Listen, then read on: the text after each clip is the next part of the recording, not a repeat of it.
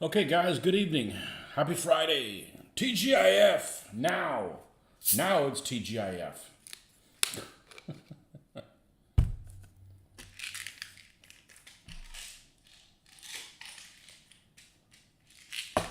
Let the weekend of painting commence.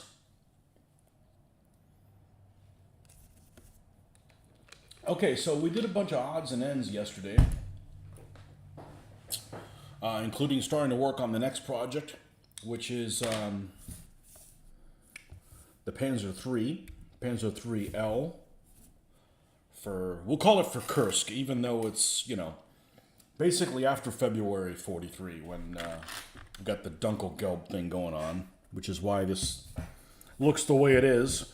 Don't be discouraged. I have painted one and it turns out fine.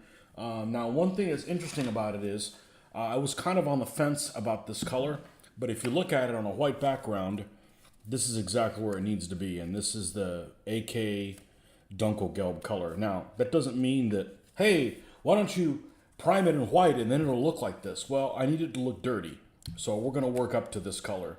But yeah, I don't prime in white. That's a nightmare to have white stuff all the way back there. So anyways, we're going to come back to this because we've got some trucks to finish up. That's where we left off yesterday, including a tire that wanted to fall apart, but we fixed that this morning. So much so that I don't know which one it is, but we're going to go ahead and finish doing these. We finished painting these black so we can add some tarp color. Two of these will have tarps on them and the other one will not. And then the Opel Blitz trucks will be done. Now, I actually have a fair amount of trucks because this is all I had. And then from the estate sale, I picked up 2 or 3 Malteers, an ambulance, and I think another truck already pre-made. So the Wehrmacht has got plenty of trucks in their inventory.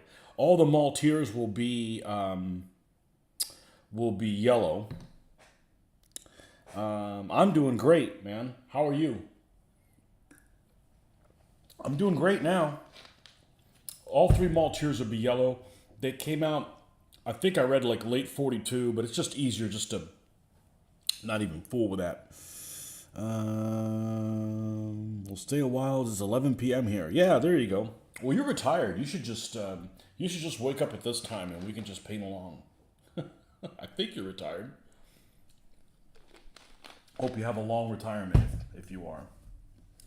I can't wait to retire. But anyhow, yeah, so that's where we're at right now. So let's paint.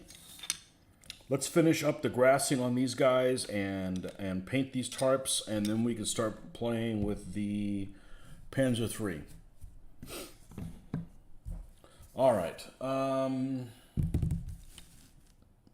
yes, the Panzer III will be camouflaged. But we're going to get it all the way up to the yellow coat. Then we'll put on the camouflage lightly. It'll be kind of watered down because, it'll be spray-ish looking. But I don't do airbrushing stuff. I don't feel like spending the money on one and the frustration. And it's really the frustration. I had somebody that I know. I was talking about 3D printing the other day. And they said, "Hey, I could 3D print some stuff for you." I don't need the frustration. I will buy, if I need something that badly, I will buy something from a reputable 3D printed stuff, because there's a lot of stuff out there that looks terrible. 3D, I'll just leave it at that. If it takes just as long to paint something that looks good as something it doesn't. So. You are retired. Certainly don't miss 50 years of the grind. There you go. Yeah, I'm not one of those people that's like, I don't have anything to do. I got plenty to do. Okay.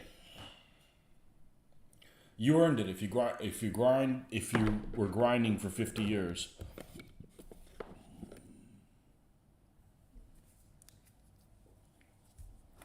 I will not work in my 80s.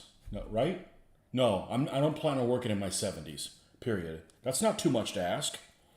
Been working since I was 16, so. I'm not working in my 70s.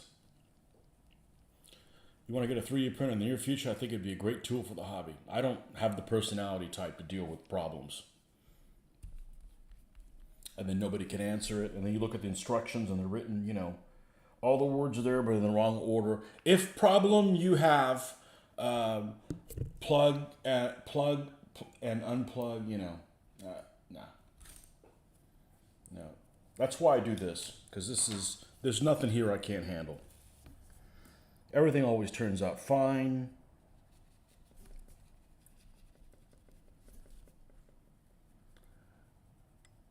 If there's a problem, I can fix it. Actually, we need a little bit of the darker color first. Let's go all the way. Let's go all the way with chocolate browns. I had to scoop up more of this material than I really wanted to. See if I could find it without my glasses. Wish me luck. Well, it didn't take long to give up.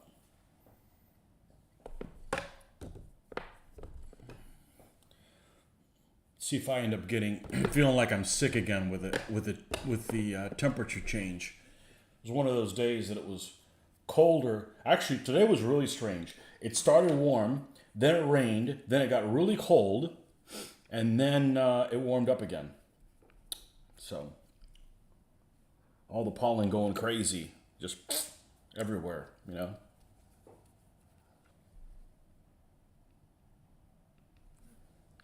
Okay, chocolate brown. Let's get in here, and I don't care if I still have some of this color in there. Let's get in there, and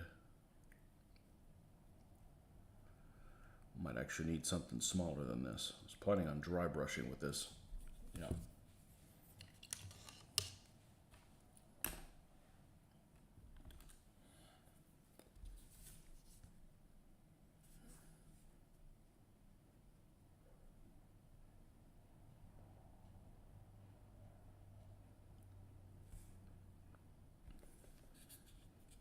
The 3D printers are pretty affordable. I just don't want those kind of frustrations.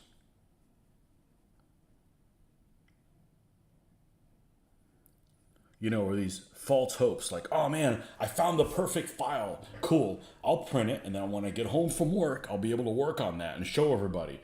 And then sometime it printed wrong in the middle of the day. And no, I don't need those problems. I don't need those problems.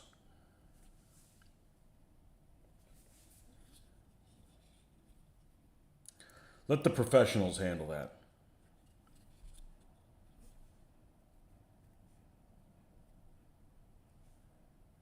It's like making my own playmats. Yeah, I could make my own. I don't want to. That's going to take time away from me painting. I can't do everything. I've got to delegate some things. And honestly, the only reason to do 3D printing for me would be like if there was something that nobody made, like there wasn't a model for, or like, you know, A13s, like, right? I got some scenario in the desert, it's got some A13s, and it's certain A13s, it's not even the ones I can get from S Model. It's the last version of them that I need. I don't need them. I'd like to have them. They're like a half dozen of them. That'd be a good purpose for a 3D printer. I'm better off just ordering them from the UK, because of course everything comes from the UK, and pay the shipping, and then paint them. Then try to order a 3D printer, find the right file size. No.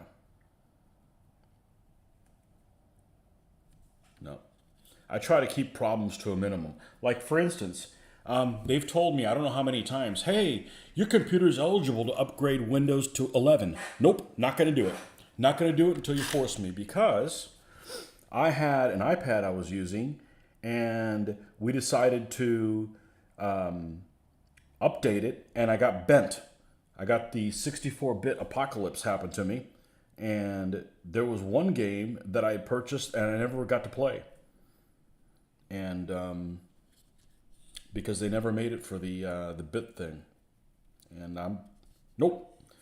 I don't want to screw up my computer, and the next thing you know, I can't do these shows anymore, and I can't get anything painting. So.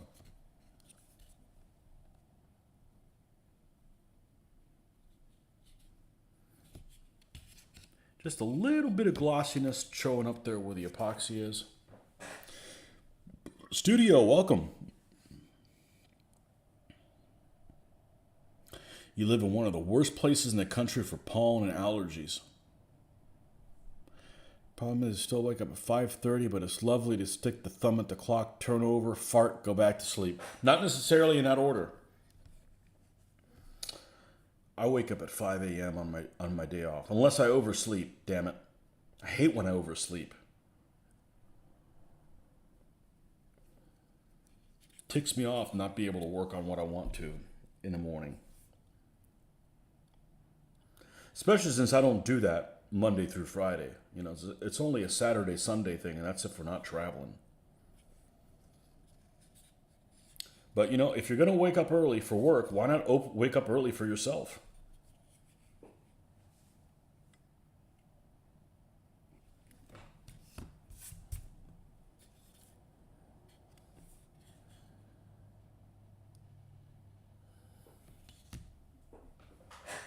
You'd rather be beholden to no one in the hobby and risk the failures. Well, I have too many frustrations at work that I'm paid for, and it's still not worth it sometimes, so I certainly don't want frustrations for free.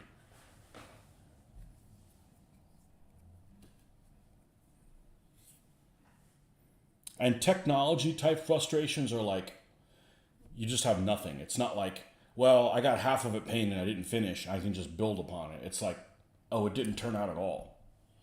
And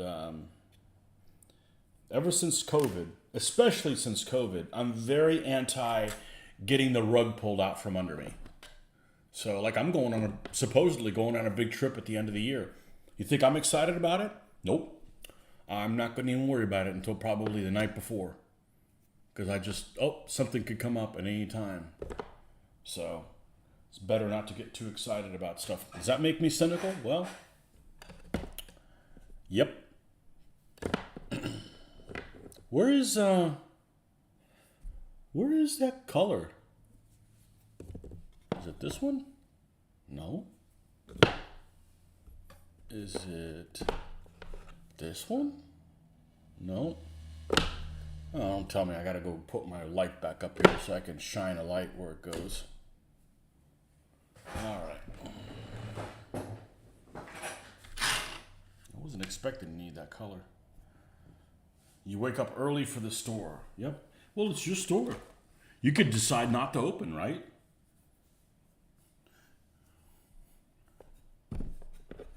We could all make bad decisions. Like I could decide, I'm just not going to go to work on Monday.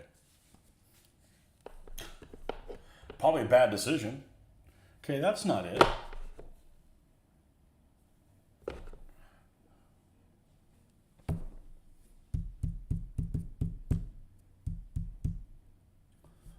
Well, that's not good. I mean, it's here. It's just I can't see it relevantly. Here it is. You dumb bastard. Why are you in the wrong place?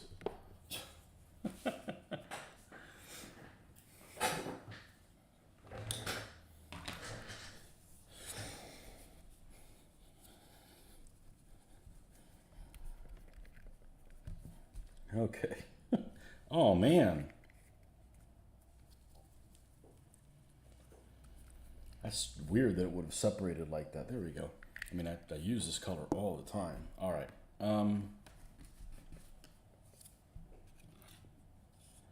All right, let's do the dry brushy thing that we were gonna do with this guy right here.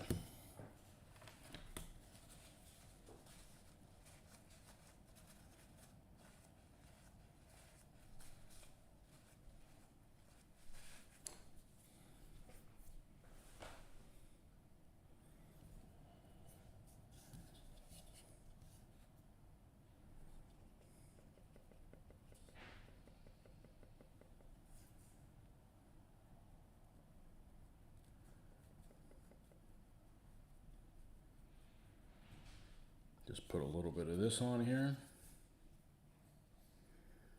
It's just to clean up the areas that had the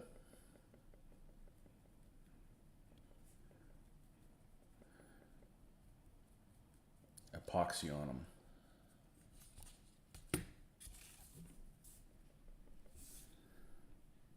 Incidentally, this is probably the color I'm going to use for the tarp on the top of these trucks.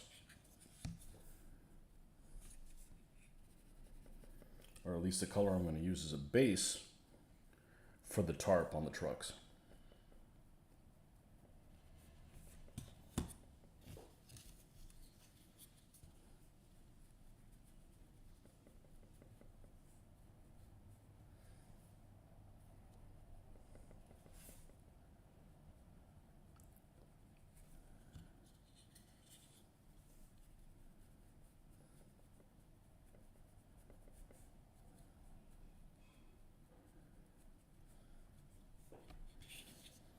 All right, now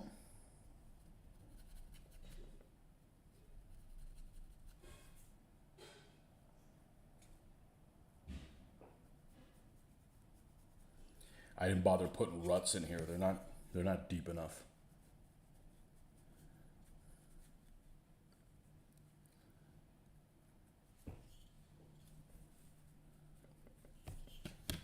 And then of course we can put grasses in there that'll cover some of that stuff as well. There's all kind of stuff like that, but everybody does. There's other people aren't willing to show you. I don't care. I came across a post actually on a Facebook group I'm not a member of, and I don't even remember what the hell it's called. And there was this explosion.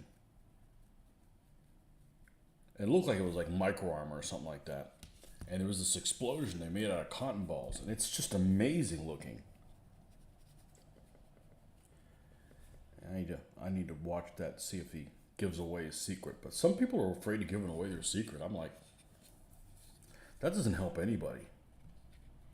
I don't have a problem with giving away, how I do stuff. What are you gonna do? Take it to the grave?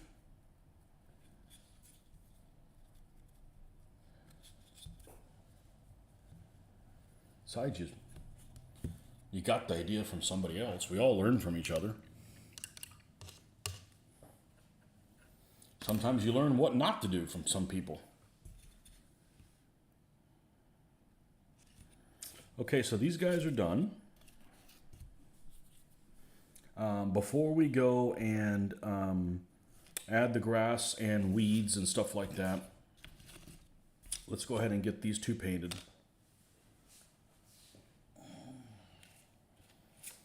So take a swig of some motivational liquid.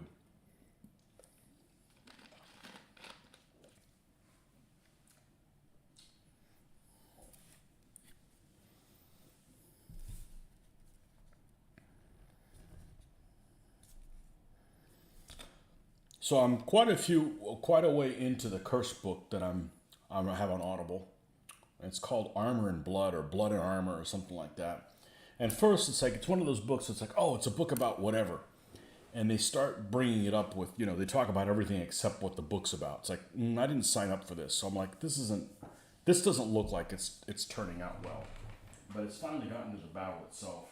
And it's actually really good because it's fairly comprehensive, but it gives you all kinds of little scenarios. Certain parts of the battles that it has distinct features of it that I wasn't really aware of. There's a lot of like dug in tanks, like where Grossdeutschland was trying to fight across. A lot of dug in T-34s, so it could be interesting for a scenario. I mean, if you're playing the Germans, if you're playing the Russians, like, what do you do? Just sit there. Oh, okay. So that's kind of a distinct feature of that. And what I didn't realize is that there was certain panzer divisions that they had, and I'm not talking about the big ones. I'm not talking about Grossdeutschland, and I'm not talking about the 3 SS divisions that had intrinsic Tigers in them. But the other ones had Tigers split upon, they had a company of Tigers in each, according to this, in each one of the divisions spearheading them. I doubt that they would have had markings for that division, but you never know. But like even, like the 11th and the 6th and the stuff that was on the other flank, on the opposite flank, of the SS Panzer Corps from Grossdeutschland had Tigers that were assigned to them, a company's worth. I did not know that.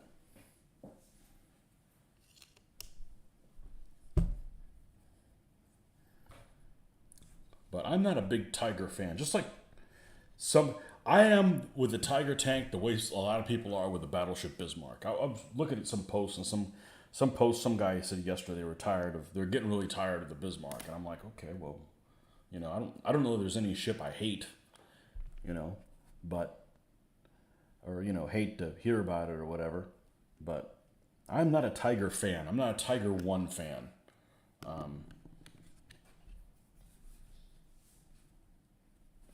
Doesn't mean I don't think that they're not worth a damn. I'm just not a fanboy of them.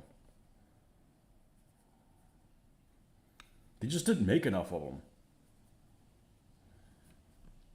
Which I guess ultimately is a good thing, but not from a wargamer standpoint,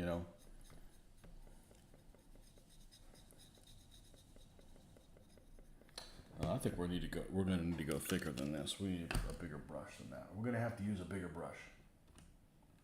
Let's just go whole hog here. You wanted to ask me last night, what about my Grossdeutschland makes you your favorite? Because it has unique things that other ones don't. I like their symbol.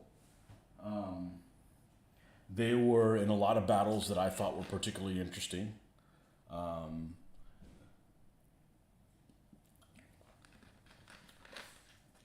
It was the only unit that had, well, I thought it was the only unit that had intrinsic Tiger 1s in it, other than the SS units. I'm not a fan of SS units. I don't know, and you get plentiful decals about them. I just always liked them. I don't mind Panzerlehr, but Panzerlehr didn't exist before Normandy. So if you want to do something in 43 or 42, they're not an option.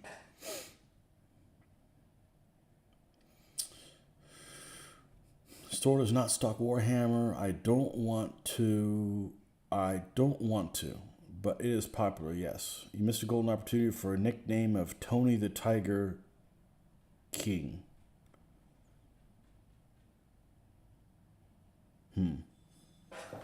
I saw an article the other day, speaking of nicknames, I saw an article the other day about it was a Flames of War article, honestly. I don't like Flames of War, but they have good articles. Not all of them, but this one happened to be one. This was this guy that was painting all of his tanks, for some tournament or something like that. And he had he had a British North Africa force, and it was a bunch of Mark 6s. And he had them all nicknamed, and it was awesome. And he's, because they were nicknamed based on their squadron, right? So A squadron would have A names, B squadron would have B names, and so forth. So you're not going to get to names that start with an S that way, because there's not that many squadrons, right? But he came up with names that were, I think he called it cutesy names. This is an old article. This is an article from 2017 or something like that. But hey, I'm just seeing it for the first time. But I'm like, oh man, I can't wait to do some Brits and do that with them. Some Brits for the desert. Because the German tanks had nicknames too, but it wasn't anything consistent. They usually were named after girls and stuff like that, like Erica or something like that. You don't like Flames of War. It feels like Warhammer World War II. Yeah. Did a little research last night and think an appeal for Grossdeutschland was that the unit was damn near destroyed like half a dozen times. I'm thinking of making it my parent unit for Ostfront.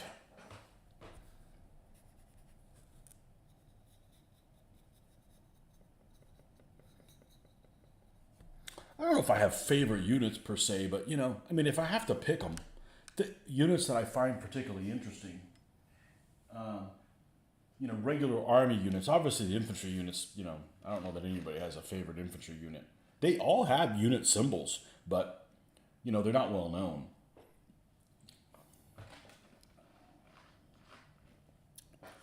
Tony's always been DBA man. Yeah.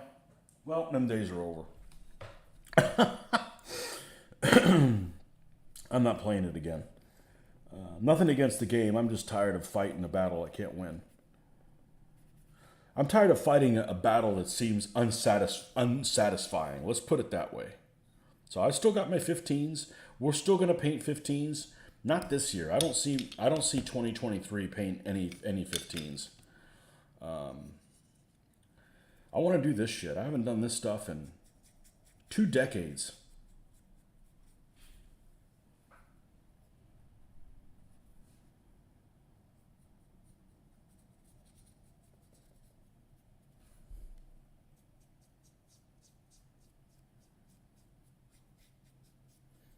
And I don't want to play rules anymore that are for tournaments. And because they're for tournaments, you're forced to have to play the rules exactly the way they're written, even though everyone you're playing with disagrees with how they should be. I'm tired of that, you know? And you're doing all that just what? So you can run stuff at shows that nobody shows up for? Well, the local people show up at the local shows, but the big shows, nobody shows up for whatever reason, you know. It's fine. Let somebody else do that now.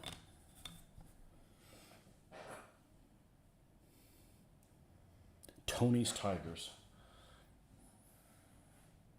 You know, if I did some, you know that the Tiger ones that they used in 42, which there was a handful of them at Leningrad, and there was some near Stalingrad, because I have a game. Leningrad was 501st, and the Stalingrad I want to say are 500 and I don't know which ones they are, because remember one of them went to North Africa, so it's not that one.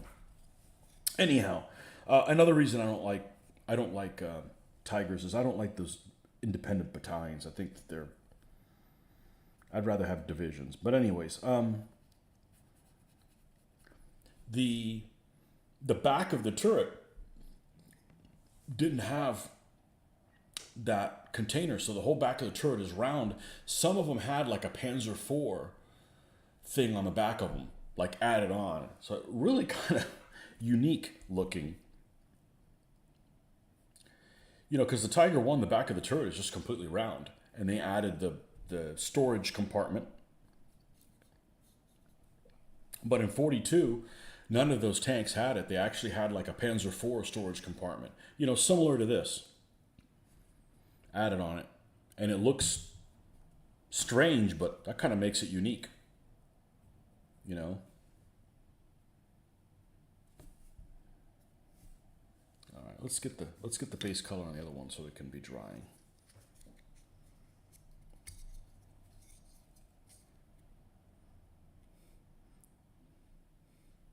Hey, Patriot, I didn't see you there. Sorry, your color was the same as somebody else's. Welcome back. Yep.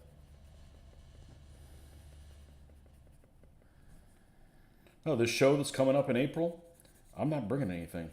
I'm gonna go. I'm not bringing mats or scorecards or none of that stuff.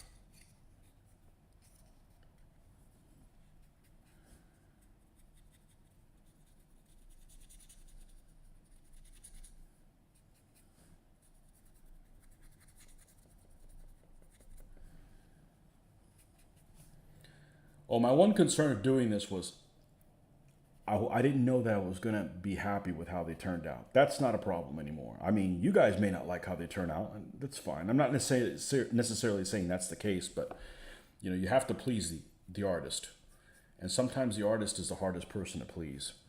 And if you don't please the artist, that's bad because he'll quit.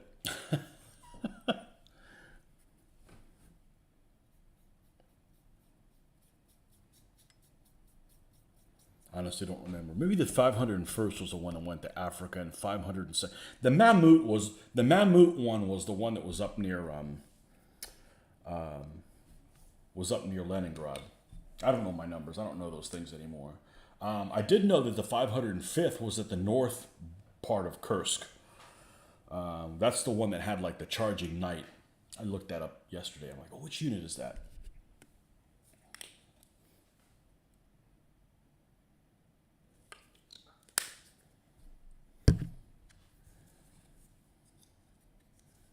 But I prefer my Germans in gray.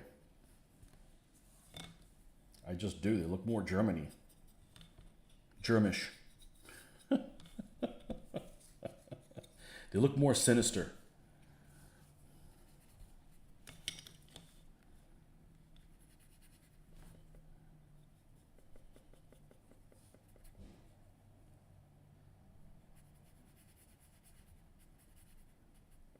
So I printed up some crooked spider flags, I like to call them.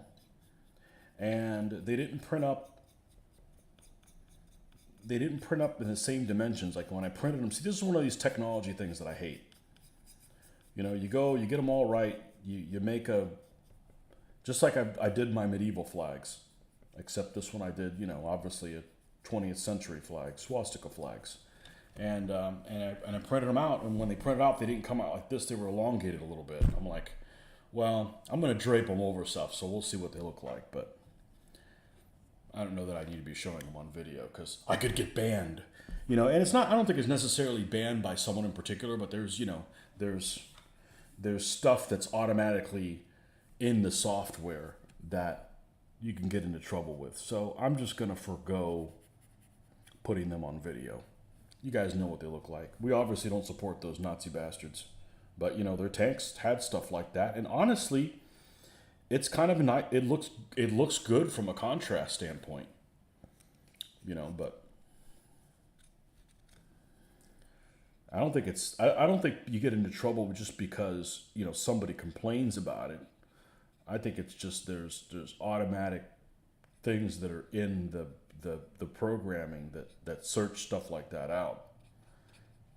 And like I said before, my real problem with it isn't necessarily that it shouldn't be banned. I'm fine with it being banned. I'm not fine with the communist stuff not being banned, but the Nazi stuff is, because they're like the same side of the same coin, you know. How many DBA players on average showed up at the games you ran at conventions down there? The ones in Florida, anywhere between 4 to 10.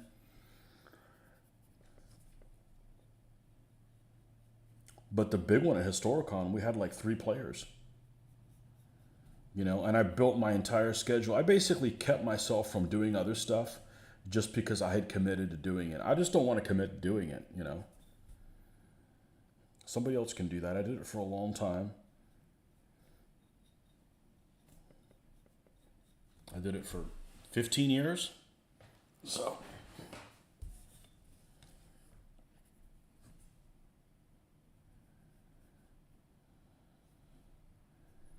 I've done enough for the game, you know.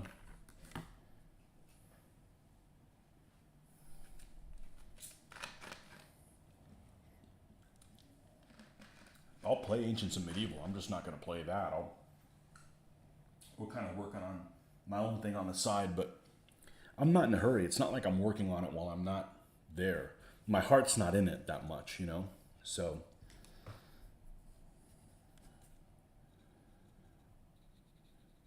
it's not necessarily for, it's more for scenarios than it is for a tournament. Because those whole, you know, arguments about like, well, this isn't a good value points wise, those things are impossible to solve. Let's actually go ahead and put this on. Which one? Make sure we put it on the right one. Yeah, this one can be, it can be on this one. And that way we have somewhere for it to sit on top of.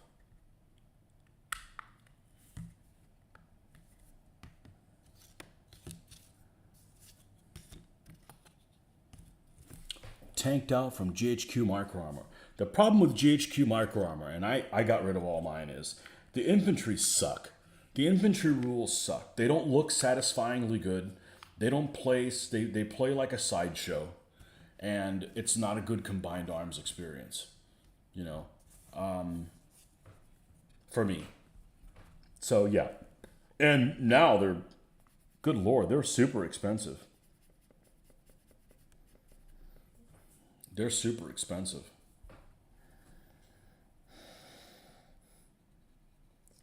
and they play really kind of, they just play it's unsatisfying. To me, anyways, the infantry.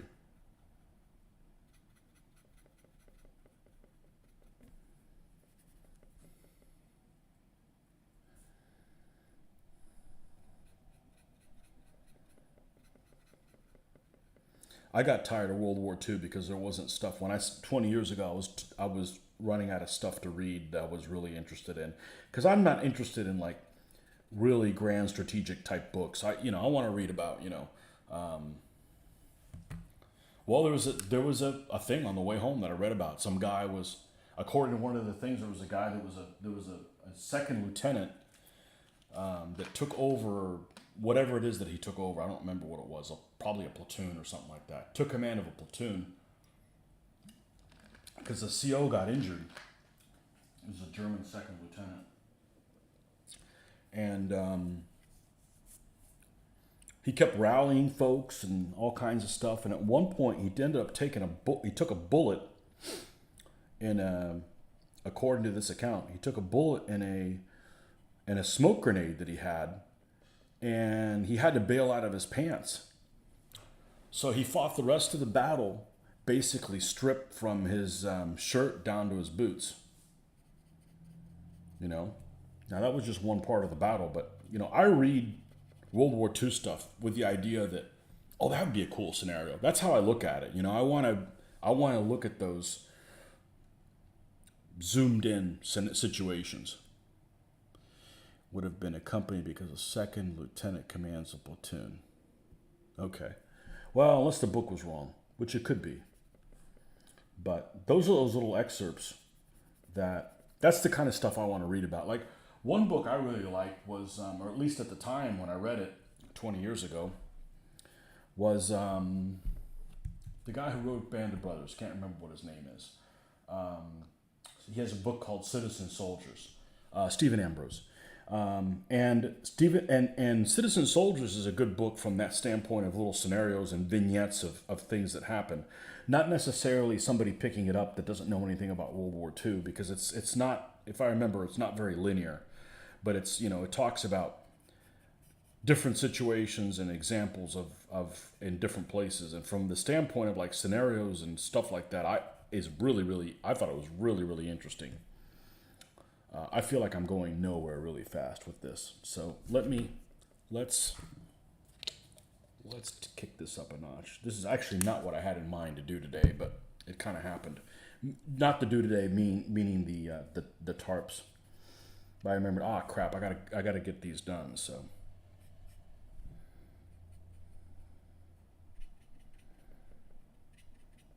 but I rather enjoyed that. But that's why I read stuff, is to get ideas for scenarios. That's the level of that I'm interested in.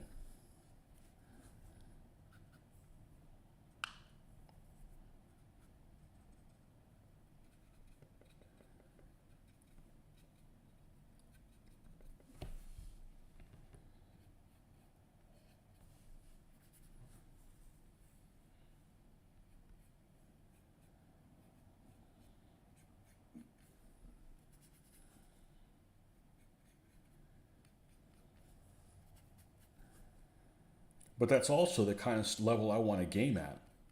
I want to game the level where stuff like that happens. Maybe not that situation specifically, but an equivalent one.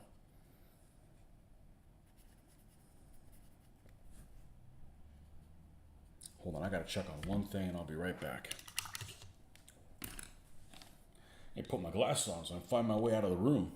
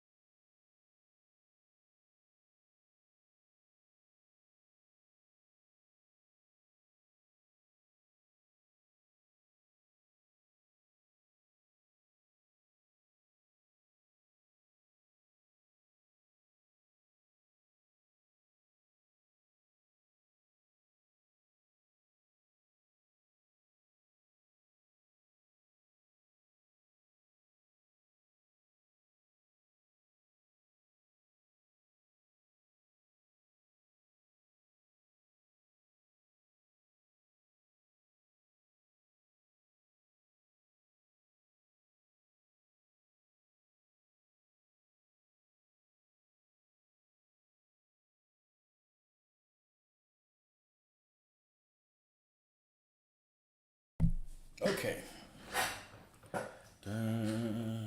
Away from keyboard. Yes, I was away from keyboard. Gonna order some World War II miniatures in a couple weeks. Still debating between 10 mil and 15. I don't know why you're considering 10, but hey, it's up to you. Why not consider 12? During the First World War, the military had a brilliant idea of creating PALs battalions you could join and serve with your mates from the same town. Unfortunately, at the Somme, whole battalions were virtually wiped out, so the town lost most of its young men in a single action. World War I was a waste. World War I was a stupid war. Arguably, all wars are stupid, but World War I was just beyond stupid.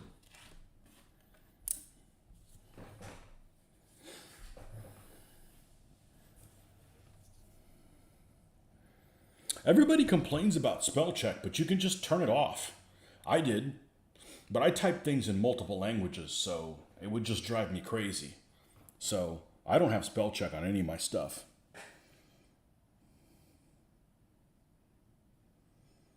18mm Napoleonics.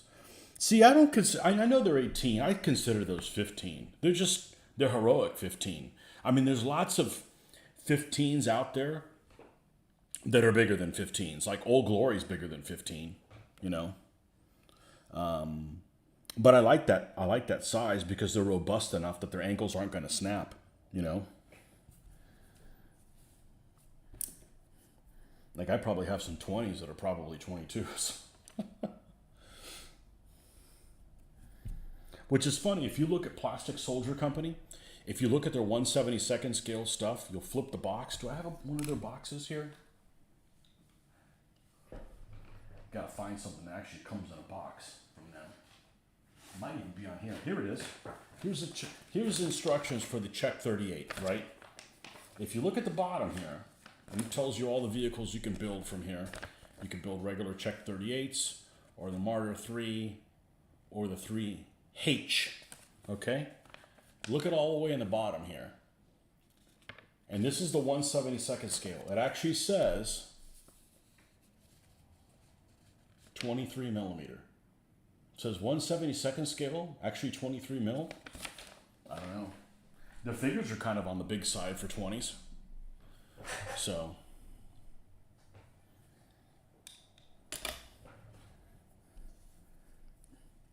I have a few of his figures in 20mm. But when I did them, he didn't make much variety. He made all the cool tank crews. That's what I have. I have some tank crews from him.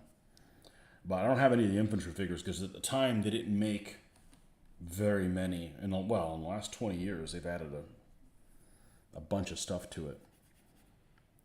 So speaking of Napoleonics, last Monday we were supposed to do A, and we ended up doing B.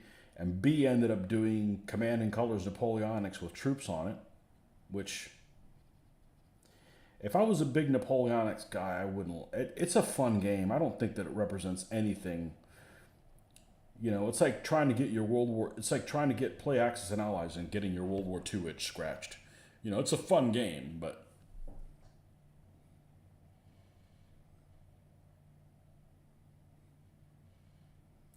Is that 23mm caliber? I don't know. I think that the 23mm is what their figures are sized at. Their crews are certainly bigger than most 20s.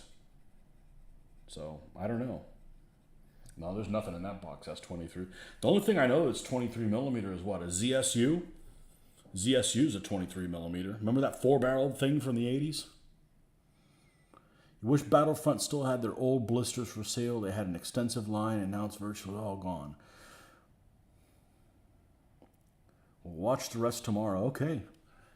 Okay, Jack. I'm not going to tell you when I'm supposed to get online because I'll probably just let you down. That really upset me. But that's why I went ahead as soon as I woke up and I texted you, and I'm like, man, I'm sorry. Because I got many faults, but telling you I'm going to do one thing and not do it is not one of them. Because I hate people that do that to me.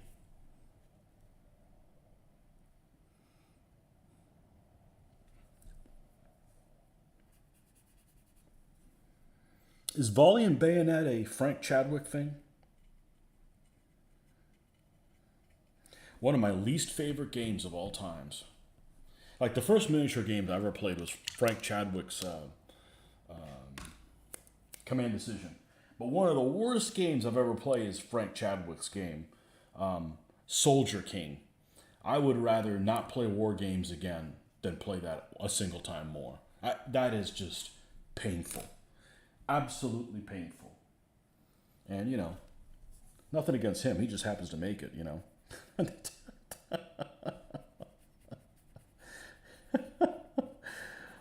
Oh, man. I played Command Decision and stuff like that many, many, many times.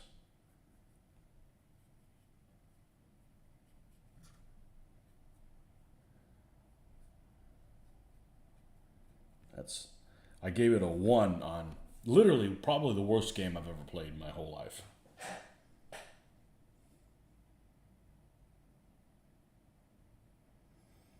Very proud game designer. Well, you know, not every no game designer probably makes something that appeals to everybody, you know. And if he likes it, you know.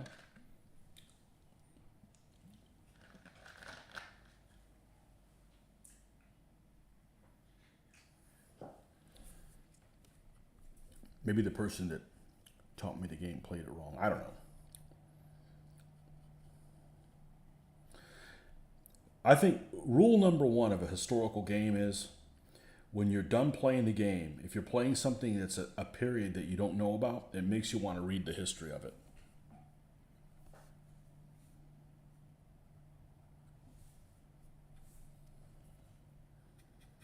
And if a historical game doesn't do that,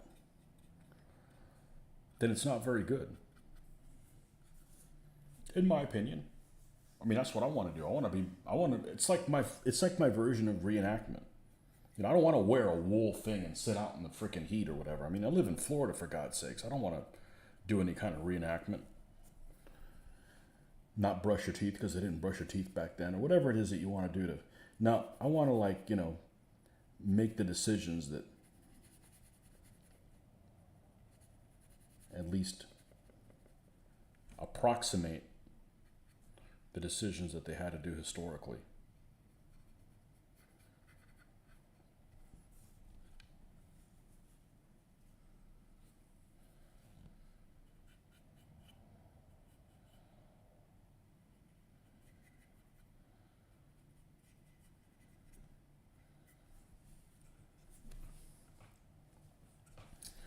I don't know that I'm going to make this very light.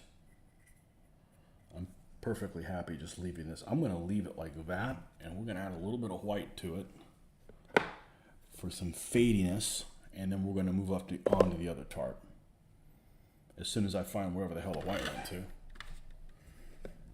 I pulled a lot of paints out of here, and it shows.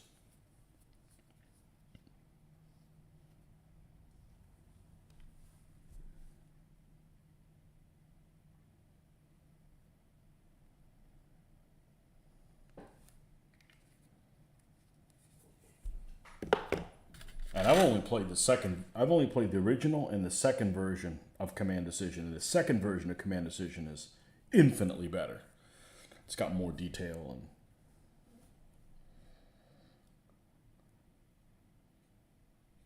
but my only gripe with his game was that, I mean, I liked the armor rules, but it just didn't make you want to play an infantry battalion. You know, there just wasn't enough different stuff you could do with them. You know, it is about combined arms, but if somebody says, hey, we're going to give you this infantry battalion, you'd be bored. You'd be bored because, you know, the ranges that game, you know, that game allows, you know, armor to shoot at really long ranges. And, you know, it's probably not realistic that most people make their boards with some kind of lines of sight that are just a long way for the infantry to get in there. So, you know, I think it's all important. And if you got one arm, so to speak, that is not going to get into action, it's not really what I want to play, you know.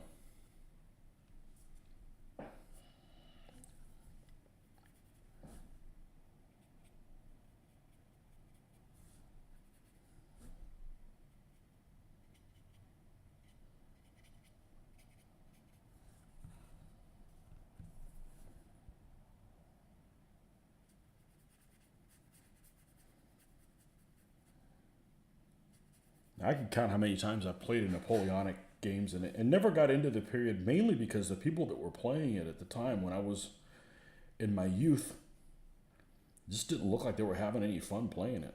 It's all about the people, you know? You get the right people playing something, and except for Soldier King, you could probably make any game fun.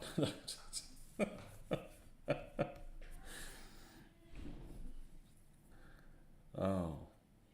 I never got to experience those games from the 70s. Like, those games that were like like, I like really detailed games, but I don't like games that involve like a shitload of like pre planning. Like, for instance, there's a game called, I was looking at World War One. There's a game called Trenchfoot. Okay, it's a World War One game that's individual guys on a board. Okay, I'm in. I like that so far. But you have to like mark, like, say they have 12 movement points. So you have this sheet. So every turn you have to mark what each guy is doing all the way through. And I'm like, that's like pre planning hell and no spontaneity, you know.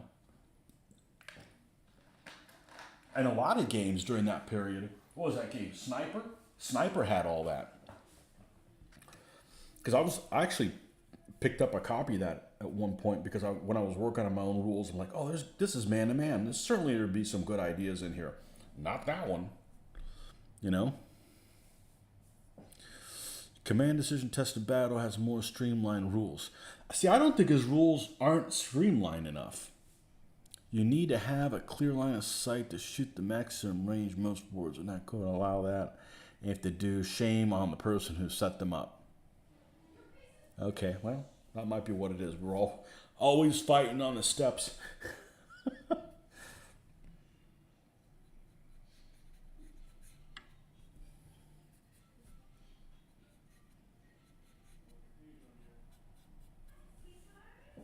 All right, let me take a look at this by standing away. Sometimes you get too close to something and you can't see where it's at. Nah, you need to fade that a little bit more. I like the color. The color's where it needs to, where I want it to be. Color's where I want it to be.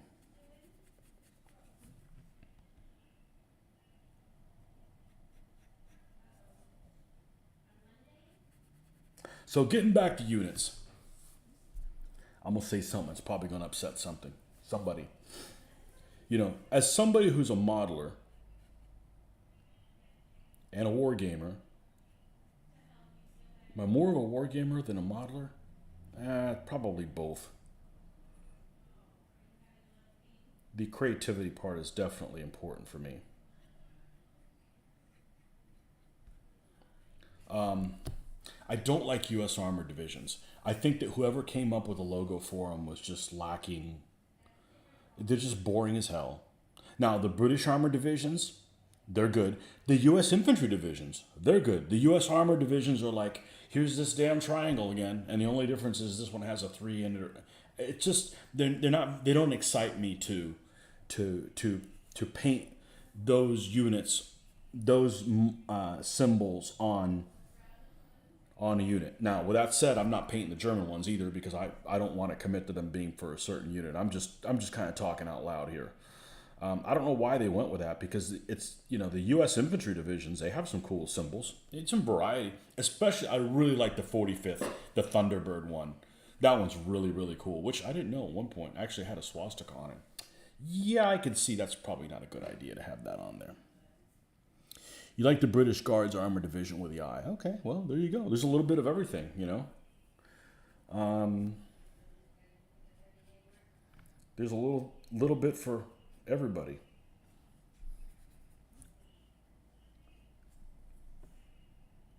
Again, it's got nothing to do anti-veterans or anything like that, you know. There's just things that I like and things that I don't like as a modeler. Like, I'm not really interested in the Pacific War. I'm not saying it wasn't important. I'm not saying that's a poo-poo to the veterans. They didn't get to choose where they get sent. You know, it just Japanese and U.S. don't interest me. You know,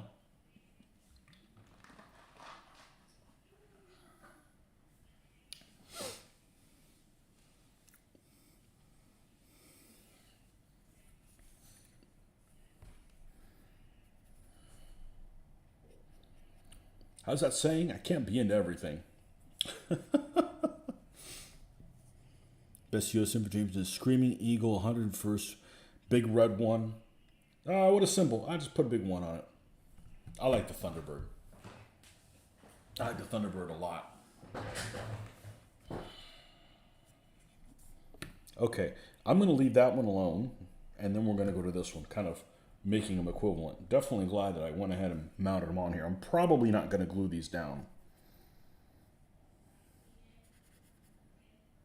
It's not like they're going to pop off in any moment.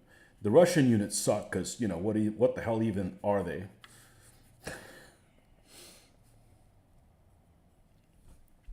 You can be into everything, but that way lies madness. I look at the rig bread one as a big red middle finger. Oh man, well, there's certainly could take that away from it. That's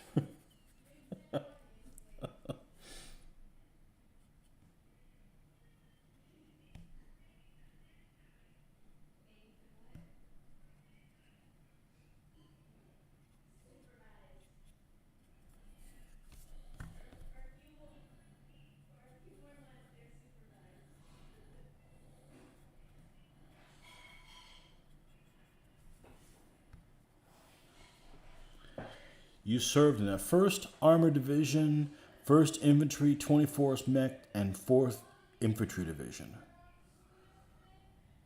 4th Infantry. I don't remember what that symbol is. Right off the bat. Yeah, they could have done much better with the Armored Division symbols. But nobody asked me.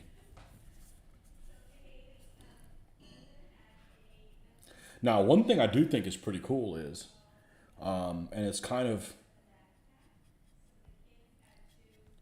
not done very often. I think the Tunisia Americans are pretty cool with the yellow stars. I think that looks pretty sweet. You looked it up. Visually, I prefer the swastika. I like anything that has birds of prey. I'm a birds of prey fan. It might have to do with, you know, my own personal heraldry. My own family heraldry has a bird of prey on it, so I'm biased in that respect. But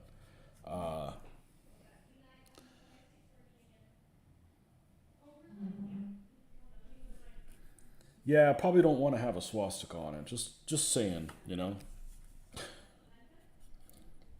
Speaking of which, I made a. I don't know if you were on here, Jared. I made a. This is why I paint early, because there aren't all these other sounds of folks moving about. Got a bunch of those crooked spider flags, but I'm not going to show them on here. I want to get into trouble. Like I said, I don't actually have a problem with them being banned, but you got to ban Stalinist stuff too, and they don't do that.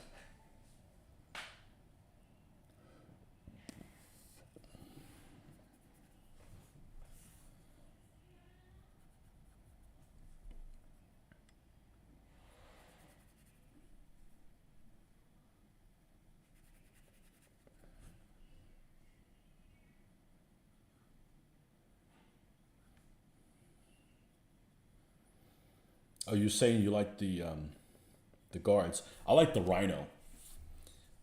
I like the what's that? The first armored has the Rhino. I like the Rhino. Rhino's cool. The mailed fist is cool too,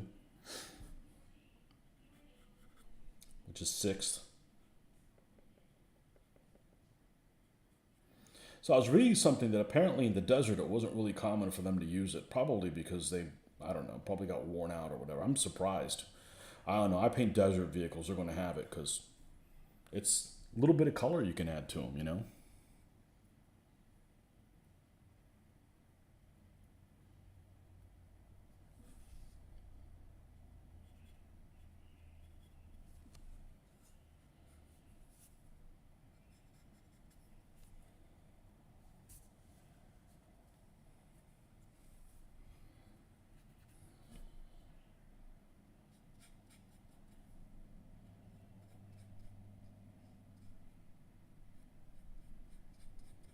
I still think if I did late war Brits, I'd do Italy.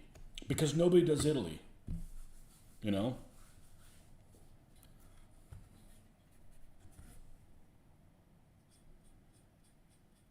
Thing about Italy is the German units that are in Italy are just like, well, it doesn't really matter. I'm not putting unit designations on them. But these things, oh, not this one, the other one. The Flampanzers were, most of them ended up going to Italy.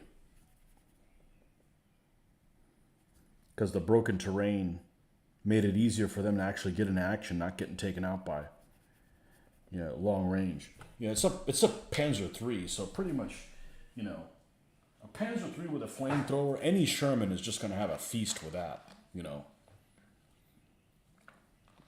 unless it's close. Sherman 75 is plenty good to go through any Panzer III. Really, any Panzer IV as well.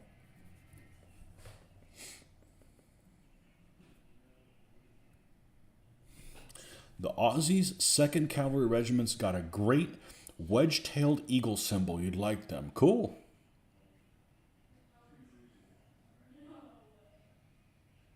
Jared, you're in the land of Oz. Are you World War II? So let me ask you this, and you'll be able to tell me, or you won't be able to tell me. If I wanted to do some Australian troops for the desert, did they? I know that it's probably a situation like the Soviets that they're supposed to wear the steel helmet, but a lot of them wear bush hats. Did they use the bush hats in combat? I know they probably weren't supposed to, but was it fairly common that, because they make troops with bush hats on them in shorts and stuff, I would probably mix them in together. Does that make sense? Or would they all just be regular steel helmeted types?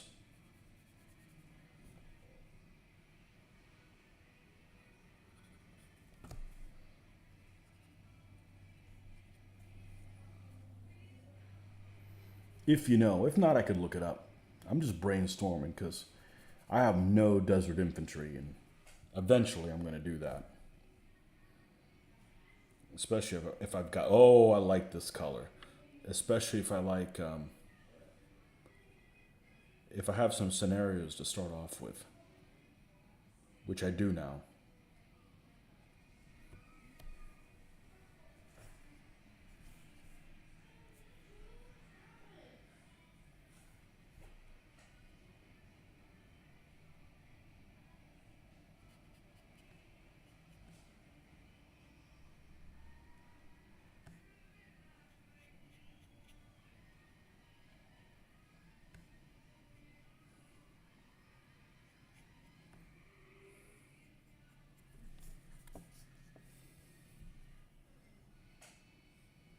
Light horse wore Stetson type hats.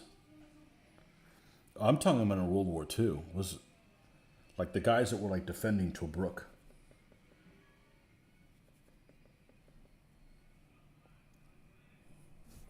I bet they were supposed to. I bet they had the other hats and not supposed to wear them in combat. But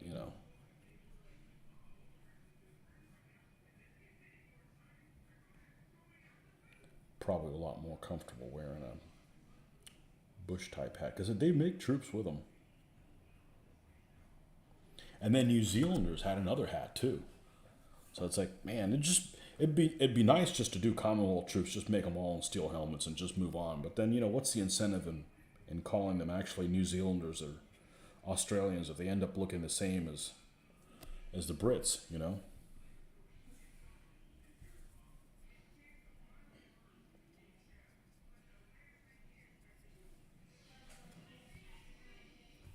How do I bet this one's even lighter? Yeah. Most steel helmet on the 8th Army, but we've always been a bit irreverent when it comes to uniforms. So the odd slouch hat, that's what we call it, would be appropriate. Okay, cool. Well, that's perfect, honestly, because that way you could have both troops, mix and match them, and when you're just doing just standard Brits, don't put the slouch hat guys on there. slouch hat. So I'll have to try to remember that. But again, it's trying to undo something that I've always done my entire life. it's there was a program I heard the other day. I watched the other day. It was talking about when you're talking about king tigers, everybody calls the Porsche turret or the Henschel turret. And that's wrong. It should be the pre-production or the production one. I'm like, okay, yeah, it's all fine and dandy, but you have to undo, however many years, 40 years or 30 something years of saying it the other way. So, wish me luck,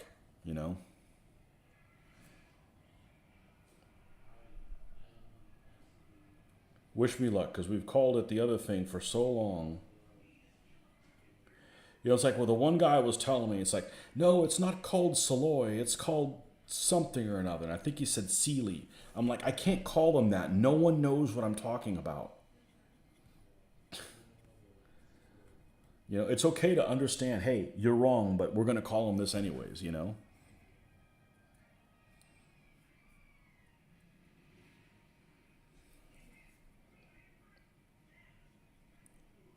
The slouch, I could imagine anything's more comfortable than that.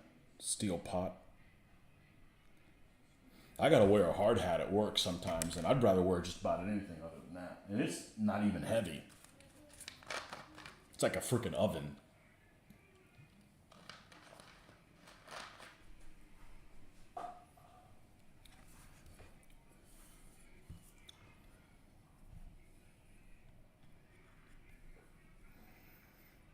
I can't wear a slouch hat. I don't want to go hunt big game.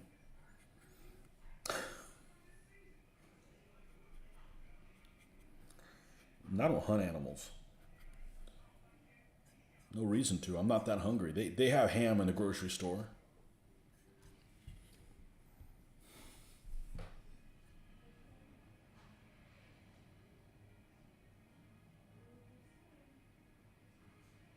For us, a bush hat is the floppy material hat like used in Vietnam. Got it. Yeah, we call those a boonie hat. Yep. Yep. I've never been into Vietnam, but if I did, it'd be kind of cool to do Australians, man. Centurions are cool. Centurion's a cool tank. Not as cool as a chieftain, but they're pretty cool. They've been around a long time.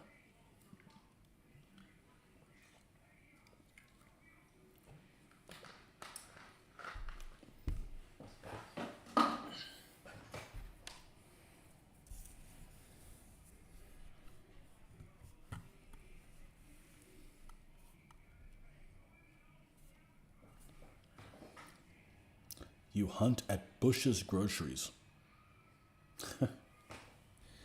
Yep. Yeah. No reason to hunt animals when there's, to hunt something useful like child molesters or something like that. Of course, I don't want to eat them, but.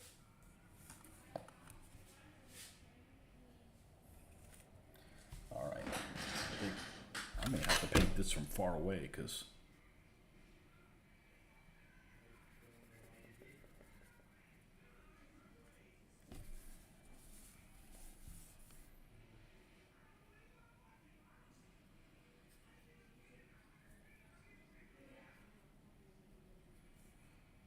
Like the fading it's done is it's got some supports that are underneath there. It causes it to fade like that. Kind of like those play mats I got from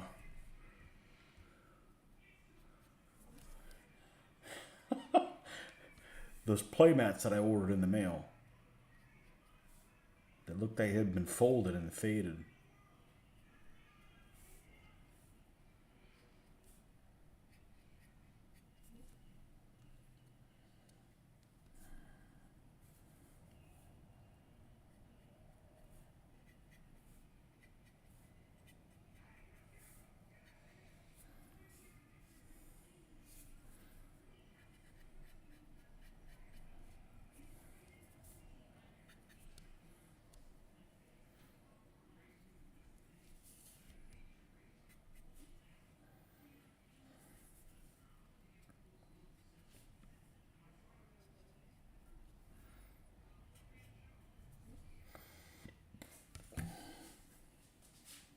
Okay, I like that. I like that.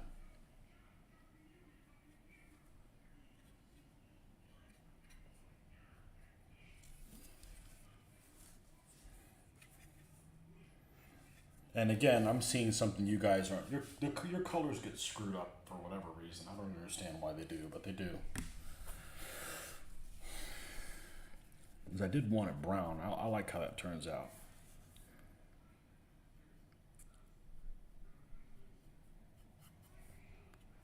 This is the first thing I've had to paint far away like this.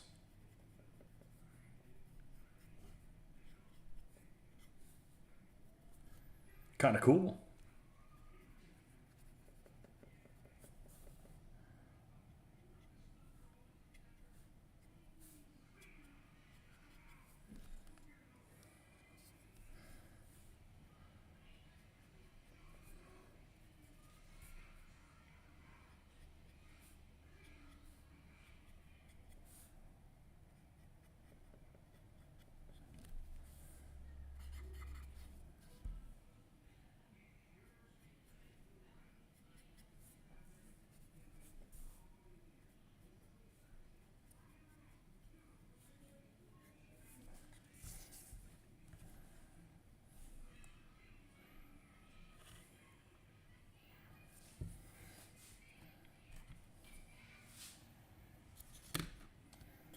Okay, so this is what these guys are going to look like.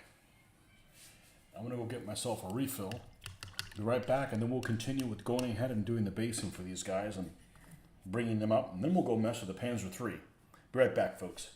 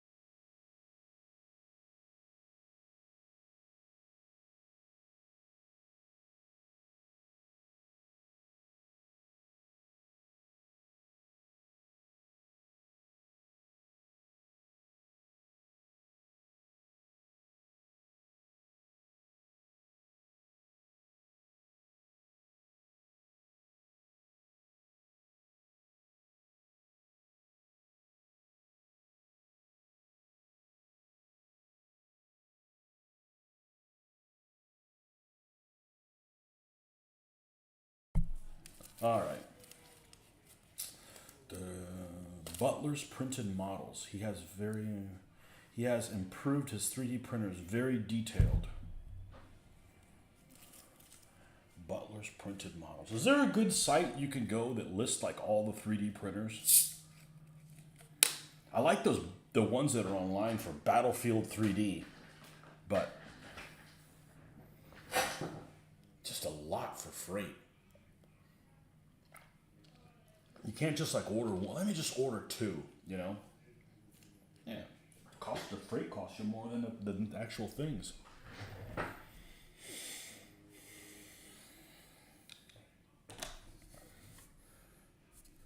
Okay. So let's go ahead and let's get some bush. Speaking of bush, let's get some bushes out. Let's get some bushes out. And unfortunately, I'm almost out of this stuff. One of these tufts, no, they're over here by themselves, as they should be. One of the things I'm going to have to do tomorrow is I'm going to have to pick this place up because I got shit strewn everywhere. Not like most war gamers. It's a hell of a lot more picked up than that. I'm just saying that there's things in more places than I'd like for them to be. I am going to... This I have a limited supply of. And I found a place I can order online, but I know that they vary color-wise a little bit, and the picture they have on there is very dull looking, not kind of bright like this one. So I believe the hobby store the next town over carries these. So I'm going to be somewhat frugal with them. I'm only going to pull out 3 of them. That's 1 for each, and we're going to split them up in little pieces. This one this is the lowland shrubs. I got a lot of that one. This is one I kind of bought on a whim, and really ended up liking it really well. So let's put this away for the time being.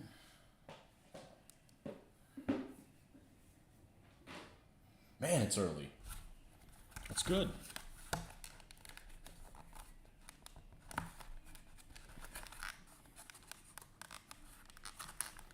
March to Hell 3D prints.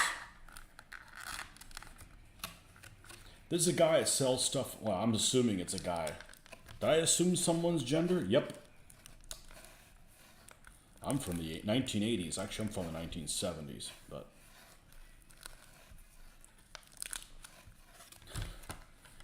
that sells on eBay.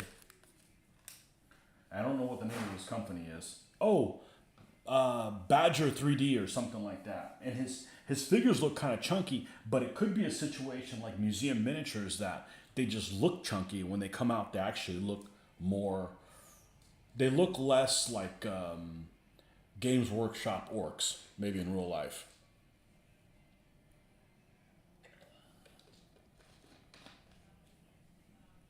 I know that's one thing I have zero interest in going into is making my own. I don't have time for that. You know, I'm spending my time doing this. This is what we're going to spend our time doing. Let the experts do that stuff.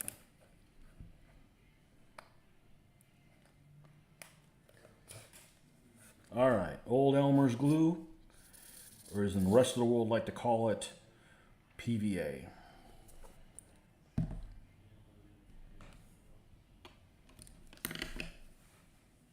No, let's not end up on the ground. I'm done. I'm not at work. I don't bend over anymore. Okay. This is where the grass is going to be.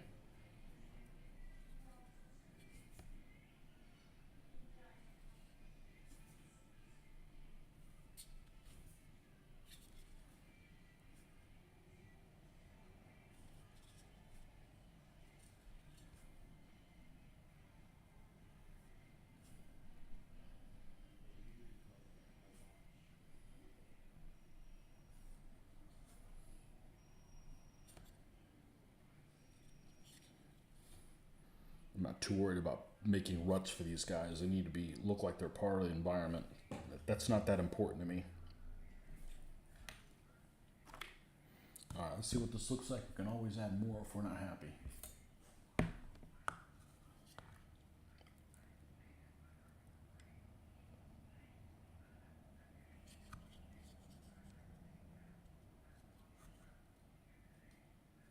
Wish I could do all 3 trucks, but I tried doing that one time, doing multiple stands, and then it ended up drying up too quick for my taste, so I opted to not do it that way.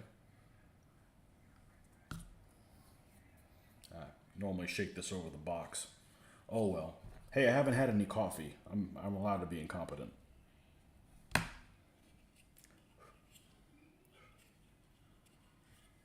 little bit more here. And then we'll go put the funny grass on.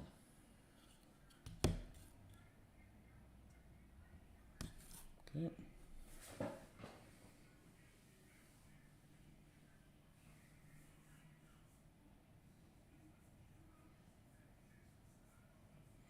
Old Glory costs too much. I don't want to burn funds for the membership right now. I'm not a big fan for paying for a discount. It's just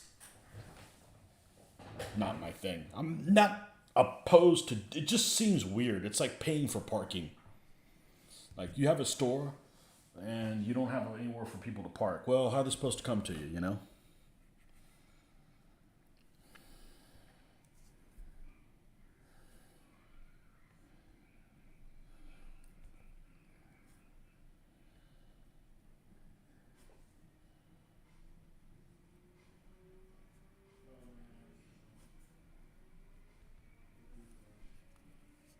Or paying for water. Water should be free. It's already included in your taxes that we pay. Sure, it doesn't come in a bottle, but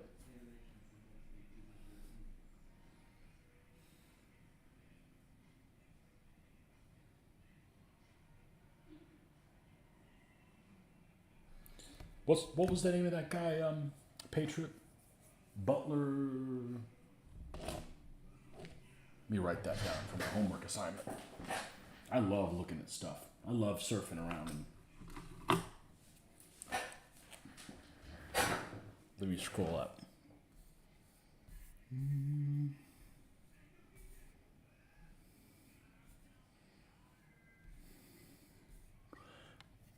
Butler's printed models.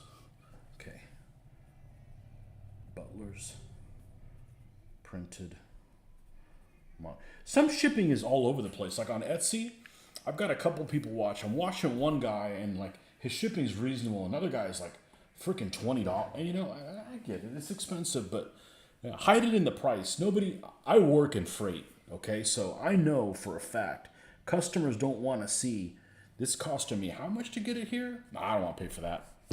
It's just human nature. Just hide it in the price somewhere, you know?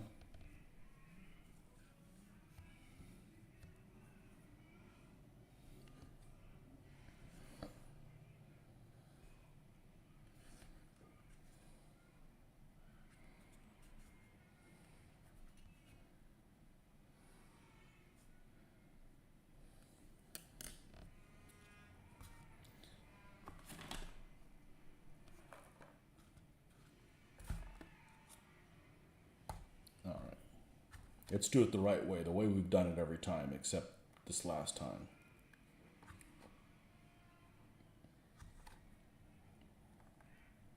There's a guy on eBay that sells 3D printed stuff, and they got some unique stuff. Like they've got like some airborne Jeeps with full crews in them, and the crews got some character to them. They sell like displaced civilians with like a donkey and stuff, like carry, you know, stuff that'd be great for scenarios, like a donkey that's carrying like supplies, baby carriages, children, you know, just good stuff for ambiance that you wouldn't, you know, most people wouldn't make. Pretty cool stuff. I mean, it appeals to me anyways.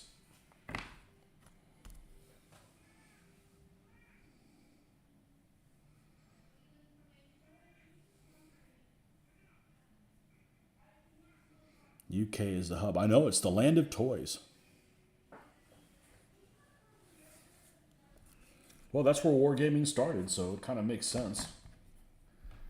I mentioned the other day, there's probably the mirror image of me is somebody in the UK that's complaining about how much GHQ costs to get to them. And I'm, of course, not interested in anything by GHQ anymore. Those days are over, but I certainly bought plenty of it back in the day, especially ship-wise. And their ships are still amazing. They're just too expensive. It doesn't matter if they were cheaper. I can't be into everything. Wise man say can't be into everything. Yeah, so that's, if I did naval again, it would be 6,000. It'd be more in the game is more in scale with the miniatures. That's the reason why, not necessarily cost. Although that never helped. That never hurts.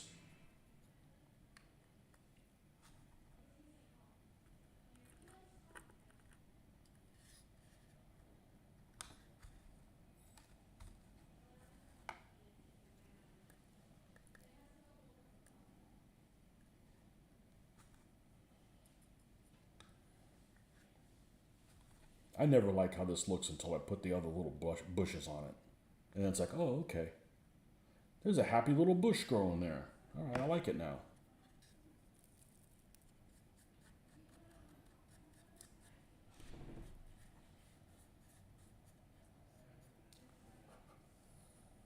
Okay. Now,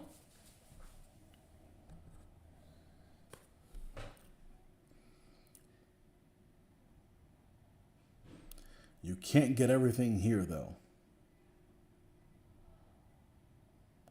Manchester Milton in UK is a supplier in UK for GHQ. Solved. They actually make, aren't they the ones that carry the 16000 stuff too?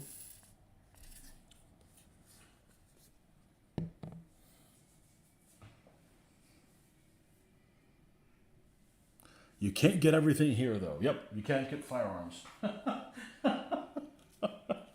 I'll trade some miniatures for some firearms.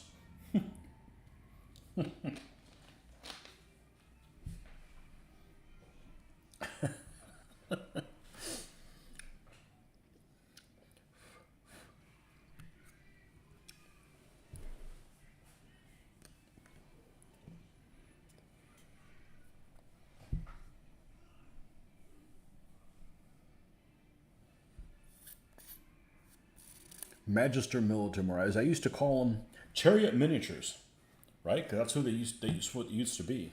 Or maybe they just bought chariot miniatures out. I don't know the history of that stuff. Some of the miniatures company history is just really complicated. One of my favorite 20 millimeter miniature companies, and I've got a lot of their stuff by, is a company that used to be called Drew's Militia, and then it became like Battlefield or Blitz, and then it was like, I just can't keep it straight, you know. And now they're something else, but I can't keep track of who's what, and I thought it was all one sculptor, and there's multiple sculptors working on it, and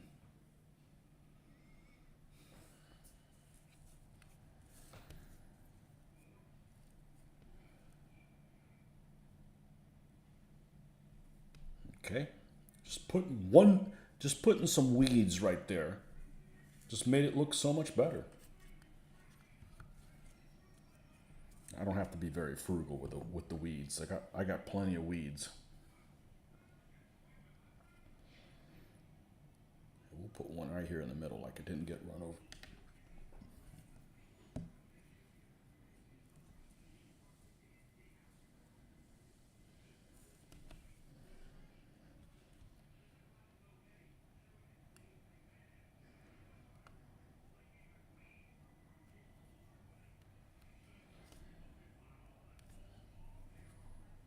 Honestly, miniatures aren't very expensive. Just end up buying what you use. If you just buy what you use and don't buy extra, they're actually pretty affordable. I did get my Vallejo basing gel exactly at the right time. Well, that's not true. This was the last of the first one, so there's a lot of consolidation happening as single family owners are retiring. Yeah, the next generation, nobody to take over. The company I work at actually is a family business, and the owner's children didn't want to continue it. So it happens everywhere. Not necessarily Wargamer. Okay, now where the hell is my X-Acto knife? There it is. It's not where I should have it. How many jars? Just one. Just one. I know I said I was going to buy multiple, but it didn't seem to make sense. This stuff's kind of expensive, but works great. I finished off the bottle. That sounds like we're talking about something else. I finished off the bottle. You guys see how much I drink. I basically don't. So.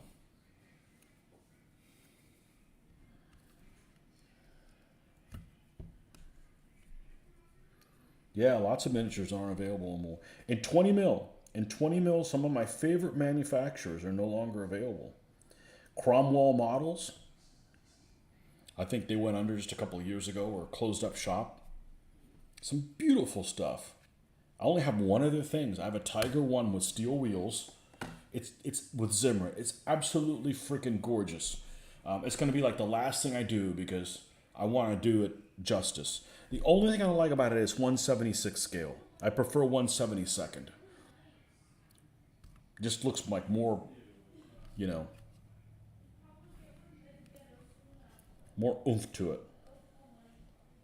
Yeah, this doesn't look bad. Nah. Looks like shit on you guys' video. Gotta remember we gotta seal the top too. Or you just have to repaint it, which, don't want to do that. All right, we got the happy green weed on that side, so we'll put it on this one, in this particular one. Try to mix it up a little bit. Naismith Roundway, that's right. That poor guy, man. I dealt with him a couple times. John Roberts. He was a nice enough guy, but he had. I don't know what I want to say he had. Well, I don't want to wish a disease on him, but it seemed like he had like arthritis or something like that. I don't think it was anything life threatening, but he was really slow to. My big problem with him is just answer the emails. That's it. Just let us know you're alive. Like I had a dealing with. I mentioned this about 2 months ago. I ordered some models from some company that I still haven't gotten the models or a response or anything from. I think they might have just gone belly under and they just like kept accepting PayPal, I guess, for stuff. I mean, I don't know what it is. I've never had that type of a thing happen ever, where you don't even have an email responded to. So something weird's there. There must have been some kind of calamity, I'm guessing. But anyhow, still haven't heard back from them. Had to contact the credit card company and said, hey, these guys are like defunct and we didn't get anything. So can you help us out here? And I've never had to do that in my whole life before.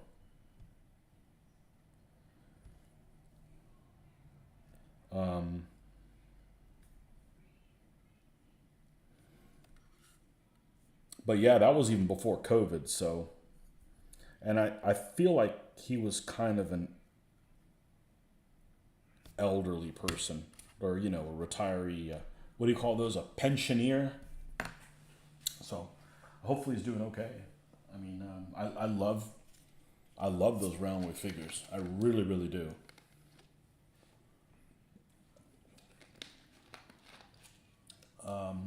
Who else went under? Cromwell, MMS went under, and they had an extremely extensive. Now I have quite a few of their kits. I've got two or three more that I got to paint. In 20 mil, they also went under, or stopped trading, however you want to look at it.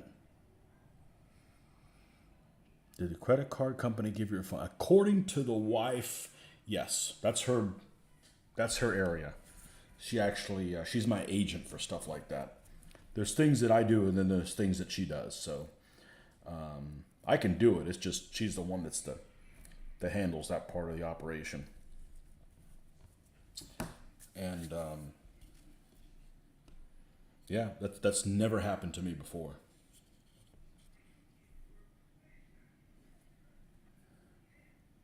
Never happened before.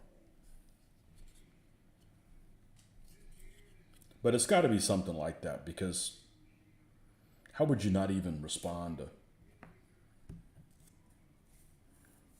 Something's weird, because when you send them an email like, hey, listen, we need to, and we send them kind of a, hey, we haven't heard from you in like a month. We're going to call our credit card company if we don't hear from you in 48 hours, and still nothing. So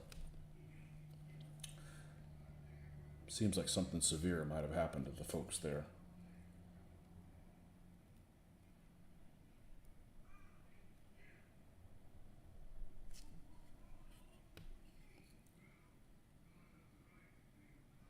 Zystone still doing 15s?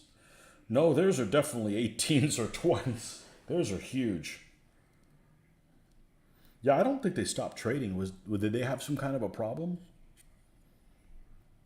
I hope not. Their stuff's pretty cool.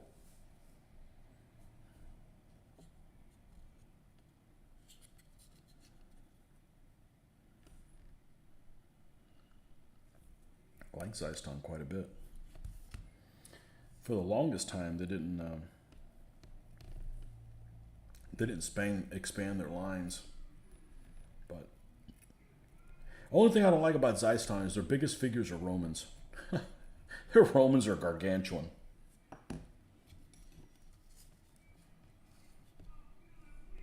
Corvus Belly did 15s and stopped now to do 28 millimeter sci-fi. Yeah, I never cared for Corvus Belly. Sorry, you know. I have some of their figures. I just don't really care for them a whole lot. But I don't wish anybody any ill. You know, I don't care for Splintered Light. I think Splintered Light are probably some of my least favorite figures out there. But you know, I don't wish them people any harm. You know, variety is good. The consumer needs options, and I feel like in the last 5 years, the consumer has been getting bent everywhere you turn. So, options are good. Competition's good. Zystone's still busy. About a few ancient galleys. We'll probably get more. Hey, Skylab, I've got some ancient galleys that I've never done anything with. And probably not going to do anything with them for a while. Actually, galleys, I got one. It's for my Athenian camp, but pretty sure I'm not going to be getting to that this year. Have a feeling.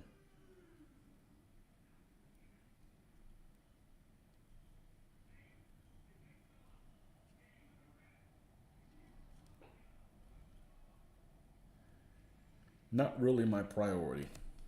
I'm enjoying the hell out of doing this. Okay. So here is the Wehrmacht trucks. 3 of them anyways.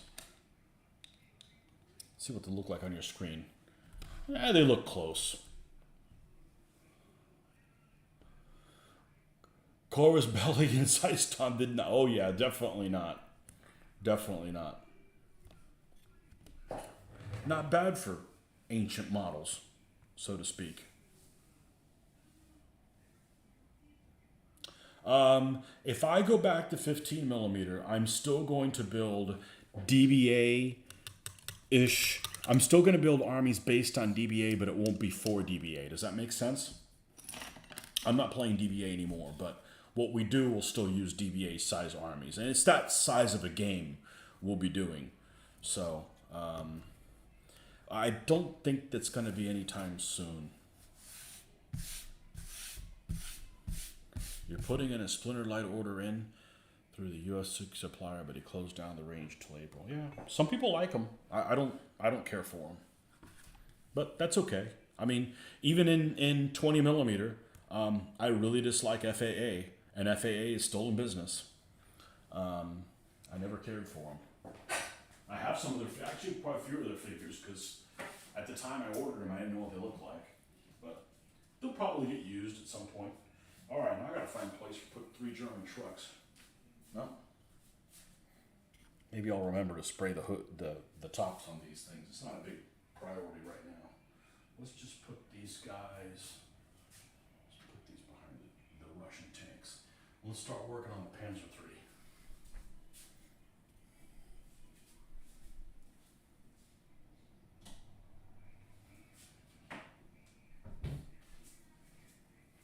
Close to 50 vehicles now since October, so I'm on a roll.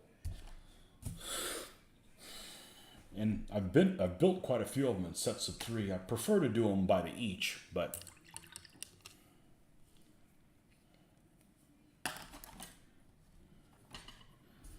okay.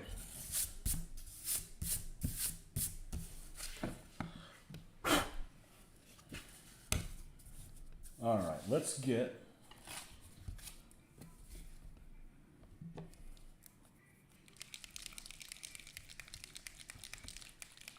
I like this paint and I don't like this paint. It's not good for my painting style. It's because I dry brush and it's pretty watery, but the colors seem to be okay.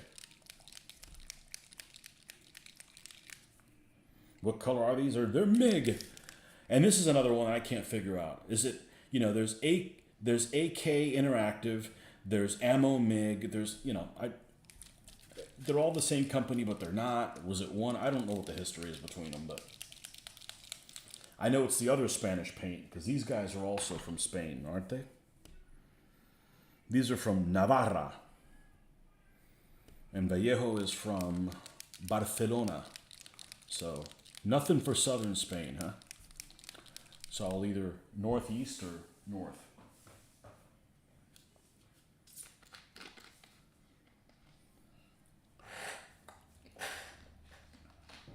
All right, let's get a paintbrush that will allow us to finish in a week.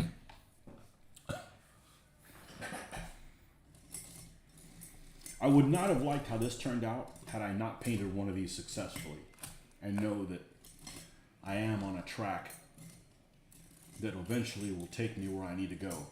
And that's where experience comes in. If you don't have any experience with something, you're like, man, this looks like shit. Or, you don't realize when you're going to start being unhappy with the results of something. I don't have any that are the right size. Let's use one of these. This one should be good. This one.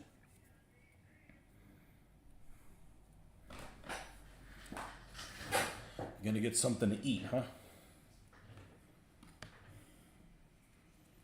I love Forged in Battle. Coruscant are all over the place because they use different sculptors.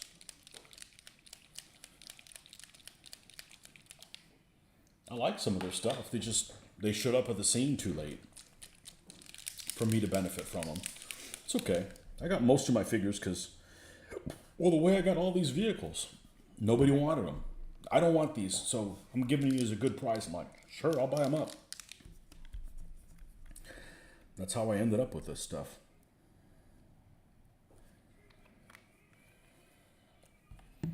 There's a supplier in Florida that sells these in Tampa. And I don't remember what their name is. But, oh yeah, Spray Gunner. That's who I got them from. And their shipping is like $3 or something. So I'll be definitely buying more stuff from them. I had really good results with them. I think they're in Tampa. They might be in a Tampa suburb. Oldsmar. They're in Oldsmar. That's what it is. Yeah, Tampa suburb.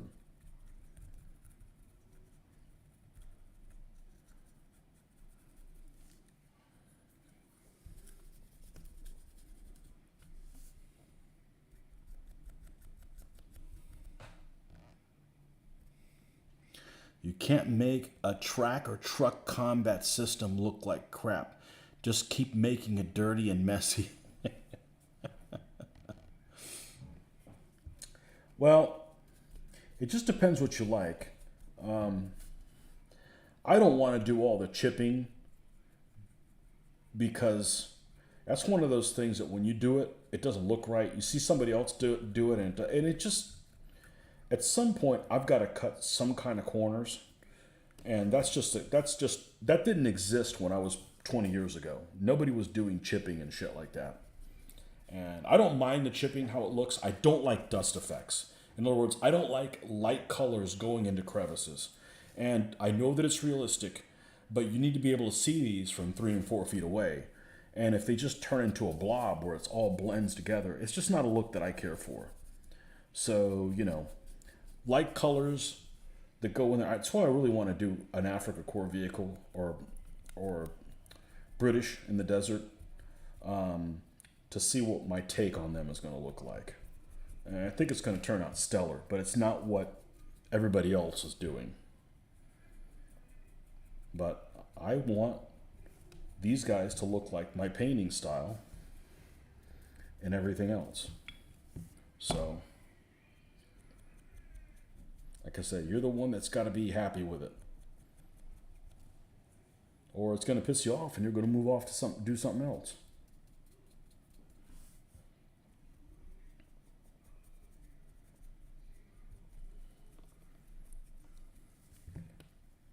I'm really pretty good, I think, at contrast. And you need to be able to see it at a distance. Or it's just going to look like all the same color, like you just spray painted it. Even though it may look realistic.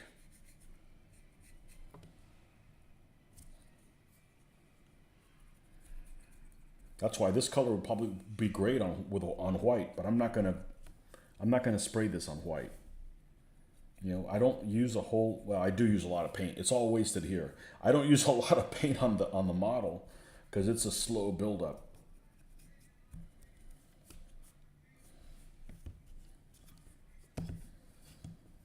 And just so you know what it looks like, it'll end up looking like this. And the lighting in here is messed up. This looks very lemony in this picture. It's not that lemony. So you have a local store that virtually sells every paint range, easier to buy online than visit. Oh, really? I'd go to the store if I could, but they just don't exist anymore. Not around here.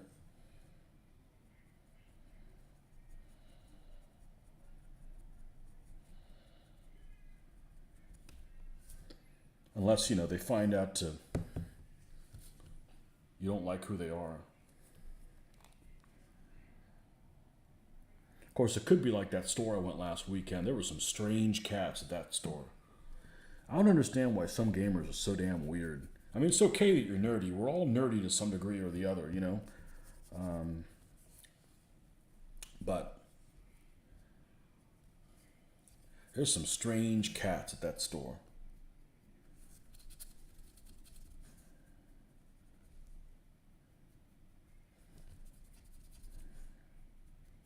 So I realized I'm really not a gamer. I'm not a gamer. First thing I do when I get home is take a shower.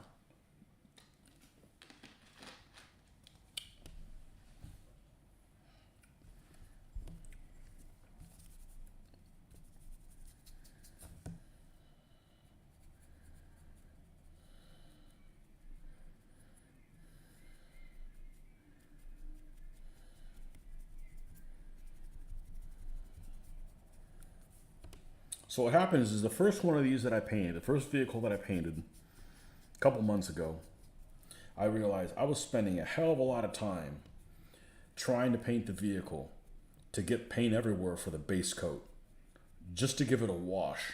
And I'm like, how about I just dry brush the base coat and you get it just about everywhere you want it anyways. And you're not getting any brush strokes because it's so thin. And it just ended up working out for me. Hoffman Samatobin. Just caught the end of that story. What happened?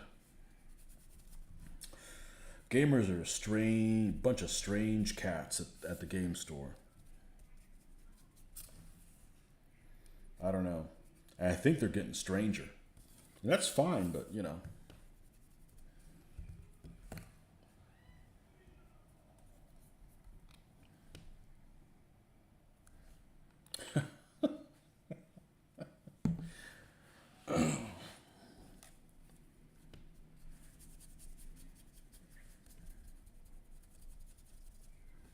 what I want is an actual hobby store.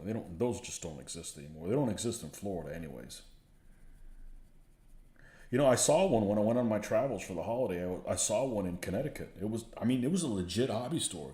The thing had, if you wanted 1/35th scale tanks, shit, they probably had 400 of them in there.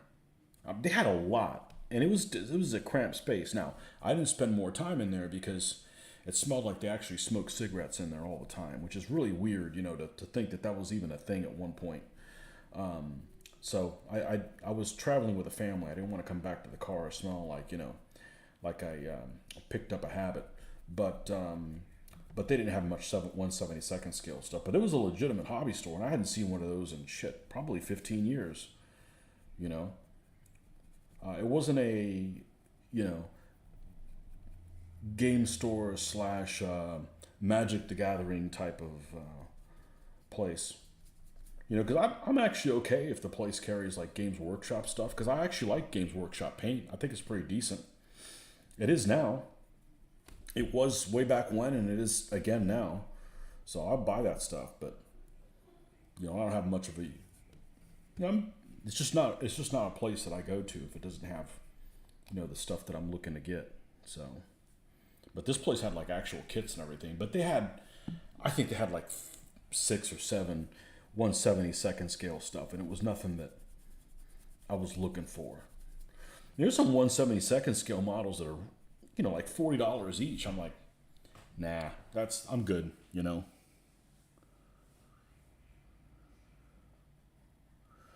That's where a game store or club is good. There are people I'd game with at the club, but I'd not invite them home to play.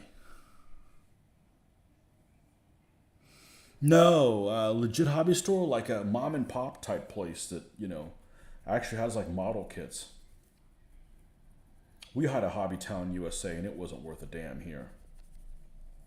But, those things have disappeared since the mid 90s, basically. Yeah, if I'm going to put on games, I want to pick who's playing in my game. You know, I'm not having just anybody off the street messing with my stuff. You know,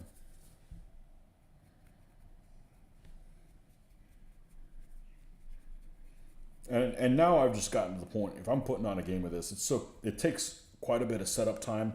I'm not traveling with this. I'm not putting this on at a show. I'm not taking this to Mitch's house. They'll have to come here and play it here. You know, if we get to that point, that's not the that's not the means to an end. Right now, I'm just painting shit. Eventually with the idea that there's a possibility that this will get played with, but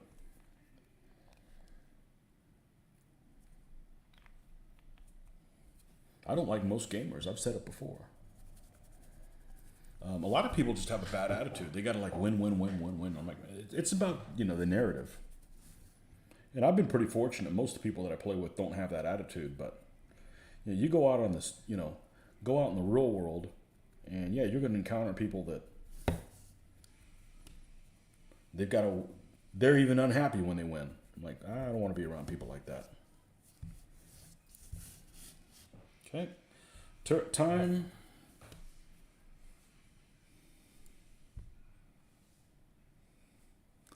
Okay, I think we have one called Dibbles here. It's a mom and pop place, been there forever. Yeah, I worked at one. I worked at one that the owner passed away, and that's what he did. And his family didn't want to continue it. They continued it for, I want to say 7 years, which is kind of a long time.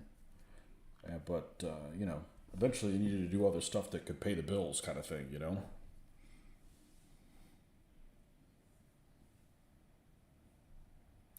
One of the best wargaming stores in the country. See, I'm more interested in actually a hobby store than the wargaming store, because if you go in a wargaming store, like, oh man, this is a great wargaming store. Well, they don't have historicals. Oh, they do. Okay. Well, what if they have them in a scale that doesn't appeal to me? That doesn't do me any good. So,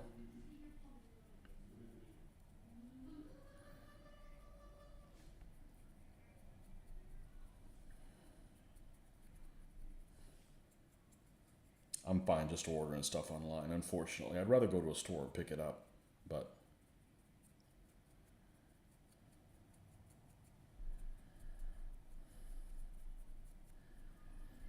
things change.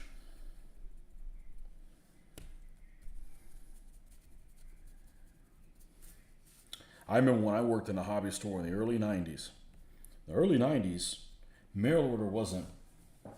You could pay for things, you could call and pay for things, and you could start working on them with a credit card. But that's it. There was no online ordering. You had to go through somebody or whatever.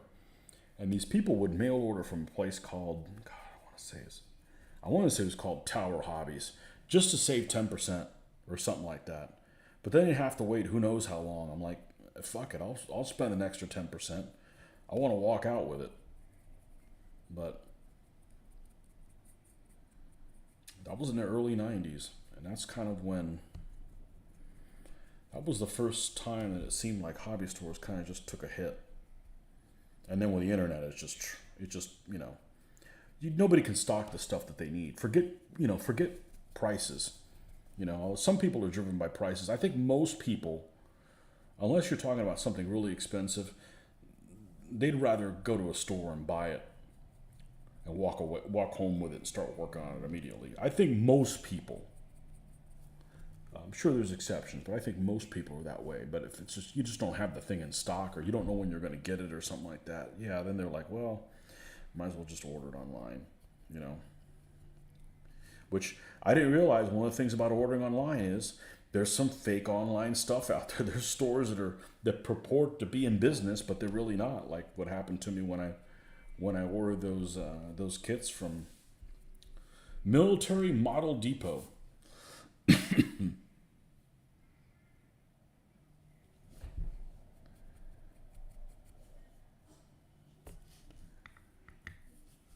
All right, let me zoom out and see what I'm looking at.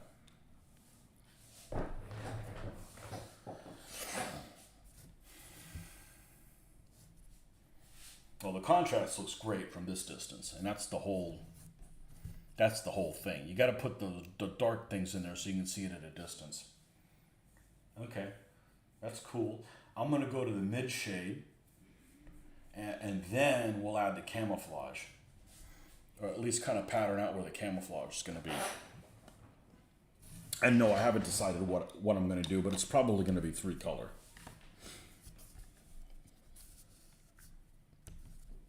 Because it's too easy to just say, I'm just going to do, red or what have you. All right, so but look at the difference, because this is on a dark background. This looks like the color you're expecting, and it ends up being very green looking. But that's just that's just par for the course. We're not done with this. We're going to keep building it up. So, okay, this is what they call the Dunkelgelb base. And then these two are lighteners, which honestly, if you look at them, they're extremely light. This one's called Dunkelgelb highlight, which in a normal world I would just add dark sand to this, and I may actually do that. Did I do that with this? Let's take a look and see how light this is, and I may end up making an in-between shade and mix some Vallejo and the AK together. Will they get along? You saw a YouTube video of a supplier having his webpage being cloned by scammers. Interesting. Well, that could have happened. I don't know if I got the money back. It's only $80. It's not like it's the end of the world. $80 luckily won't make a difference one way or the other. I don't want to give it away to scammers, but it's not like my life's going to change.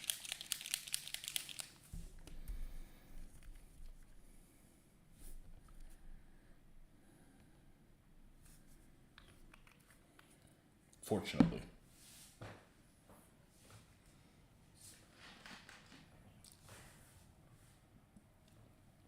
Nefarious people.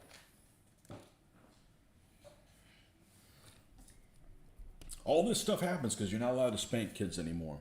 Just saying.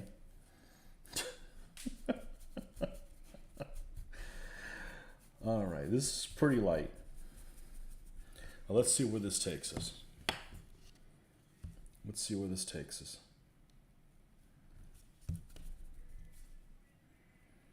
The problem is it's so damn watery. I know, it's made for airbrushing. Well, guess what? I'm not going to do any airbrushing.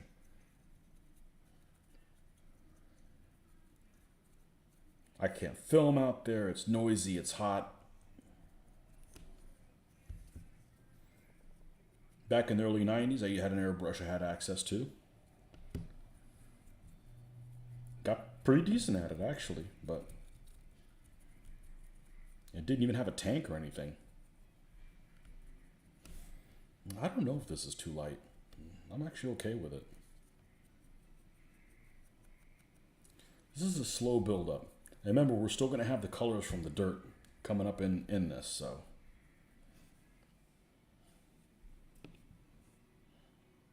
It looks equivalent.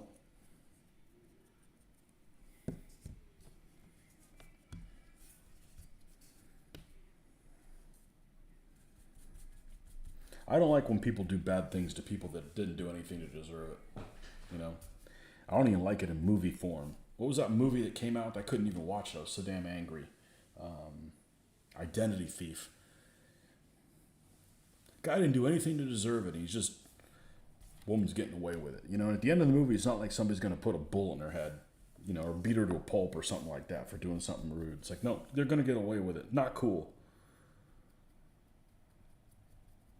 I don't like bad stuff happening to people who don't deserve it.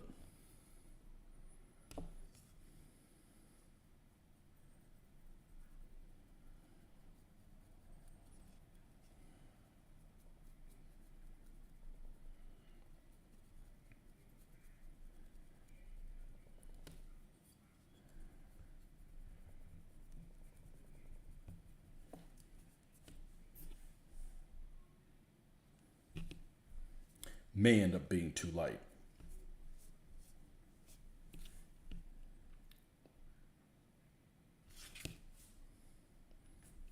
For this point, let's do an in between. Let's do an in between shade. Let's do an in between shade. I'm not doing a wet palette on purpose because that's going to keep the paint even more moist. We don't need that.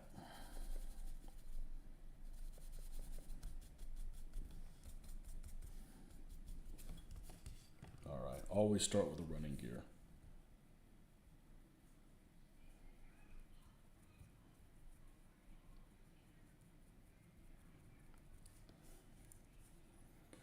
I know by the time I'm done with this, I'm going to be happy with it.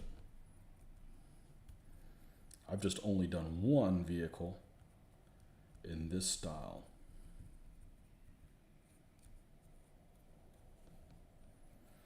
Man, I hit the nail on the head exactly where I wanted it to be with the blue, the blue tint on the German gray. That was my first attempt with it. I'm like, oh, this is exactly where I wanted it to be. So, can't really complain.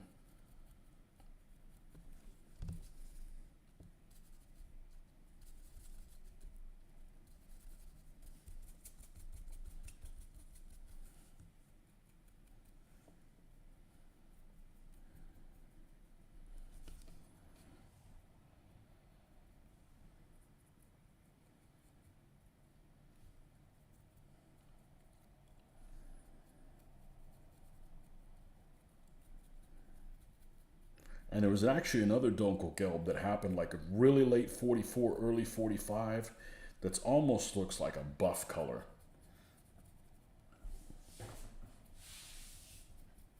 It has no yellow in it at all. Yeah, I think this is what it needed to be.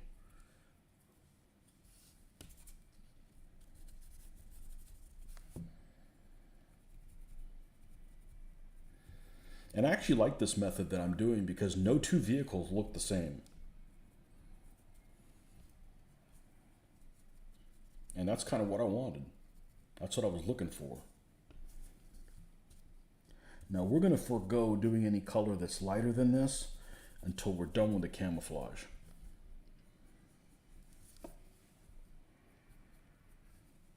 But what I'd like to do is I'd like the edging. I'll just show you when it comes to it. I have this vision of what I expect it to look like, so.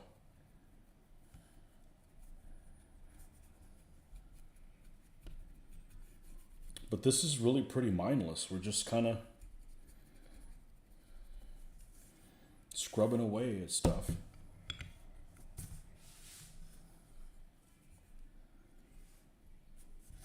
And a lot of these colors vary a lot depending on what light it's in. This light is actually, you put this in like regular sunlight, it looks completely different.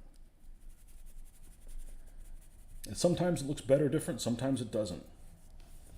It just depends on what you're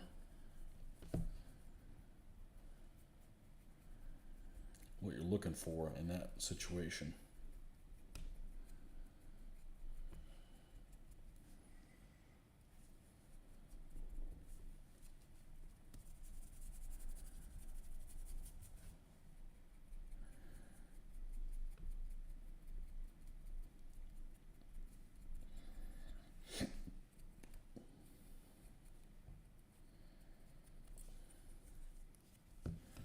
Now, one thing I like to do is I like to hold this by the barrel, which the added benefit is you end up having a barrel that's looks smoky, like it's been fired. I don't have to do anything.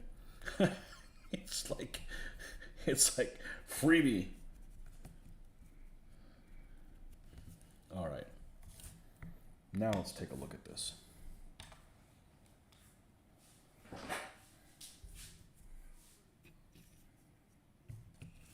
Man, the contrast on it is freaking great.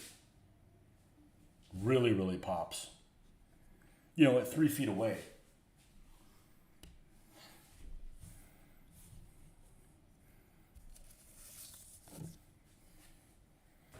I think it looks good. I think it looks good. Now, I need to spend some time to find the inspiration. Inspiration is the key word.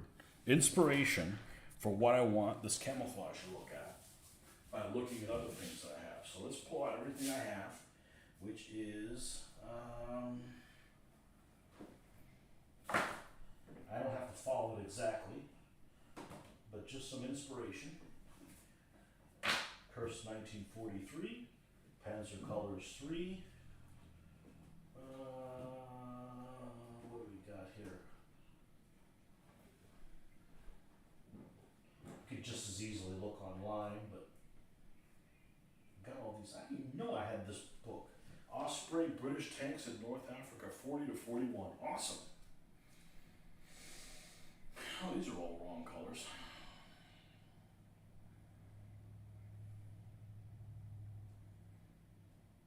An A-13 named Evelyn. Pretty cool with a 2nd Armored Division. Gotta get those 3D printed.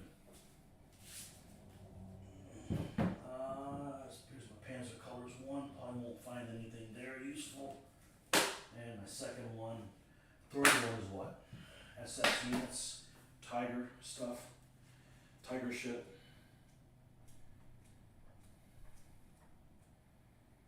No, this is units. Let's see if there's any color stuff on here for.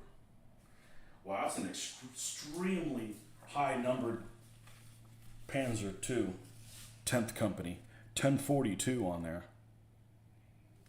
Wow. Okay, nothing in that one. All right, let's see what we got here. And if not, we'll look online. Okay. I got some stuff on Pinterest. Yeah, you look at this like, this doesn't look like the right color. And then when I put it on the white card, I'm like, yep, that's the right color. Okay, Panzer 3 in action. Let's see what we got. That was loud.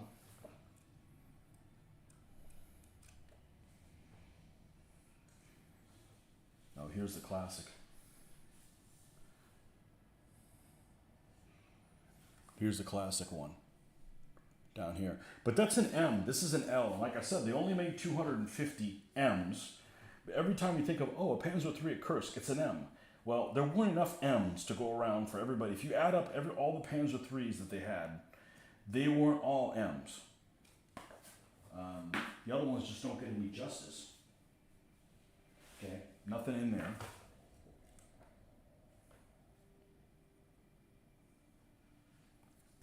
Oh, there's some. This is a good one. Which one's this one? Oh, the first one. There are all kinds of stuff in here. Let's see if we find. Oh, here's a J at Kursk. I don't know what unit this is. This isn't a J. Oh, I like this one. A gray one with yellow overall. That looks good. Maybe we can do another one that way. This was going to be 3-color. North Africa. Should be here in the back. No. Next. Panzer Colors 3. These are all the funny units, isn't it? Yeah, this is all Tiger, burning bright. SS markings at Kursk. Screw those guys.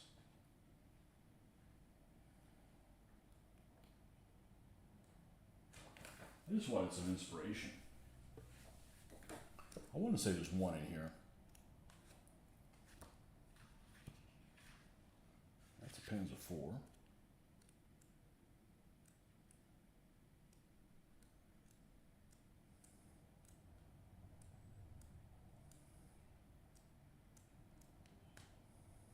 Man, I like Stukas. Stukas are cool. unless you're on the receiving end of one. Yeah, Panzer IIIs that aren't considered old. German Army.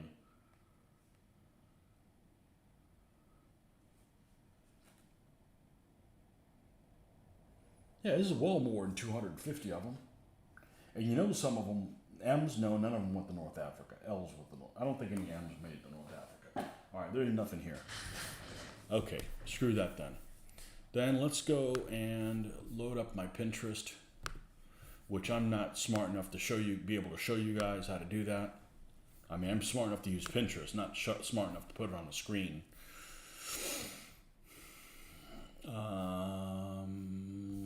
Let's see, I should have one called Panzer III.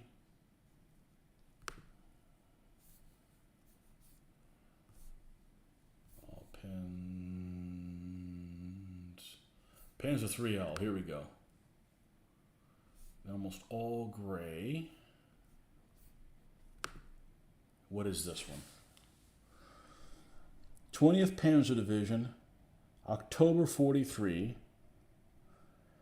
And it just has green on it, like overspray. All right, well that's what we're gonna base it on. Let's go ahead and save this image. I can bring it up on the screen. That's going to be our starting idea for it. That'll be the inspiration for that one. I have not done camouflage with this new style of painting. Okay, not that I'm worried about it. All right, what image is this? No, wrong one. Oh, that one. Okay. Yeah, that's a good one to go ahead and do. Why is this not at the end of the... All right, let's change this image to being the one we just did. The one we just downloaded.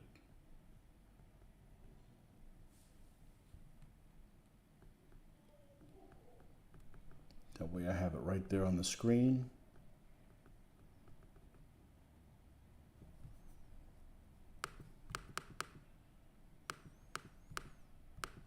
I don't like these mouse pads that come on the computers. They don't work great. Here it is. Open it and done. Now let's make it visible. All right, let's move it over here.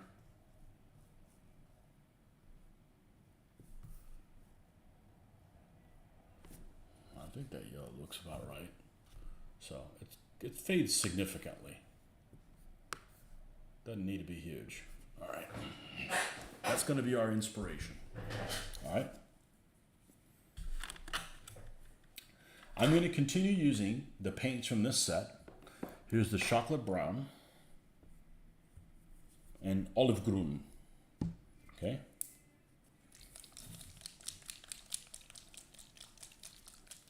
Let's take olive grün. And we're going to do some spider web stuff. Now, at this point, I am going to use my wet palette because we're going to go very light with this.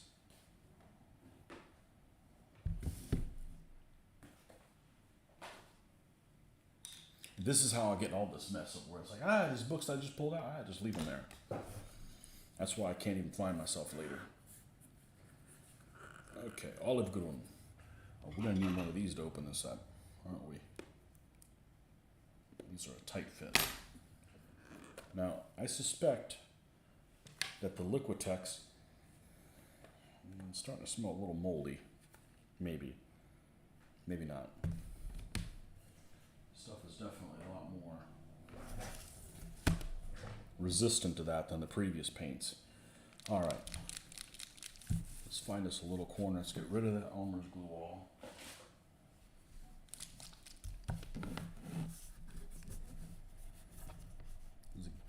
Do you have any space to work with here? Yeah, I think so. Not worried right now about what decals we're going to use or if we're going to hand paint the stuff. More likely to use decals. I got lots of German decal stuff. Olive grün.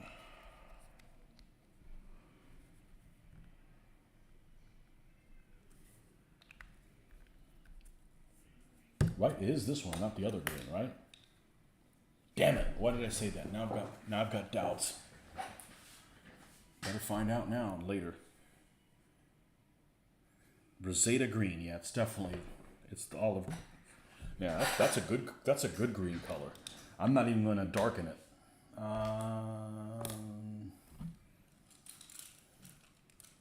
Let's get, this should be just fine.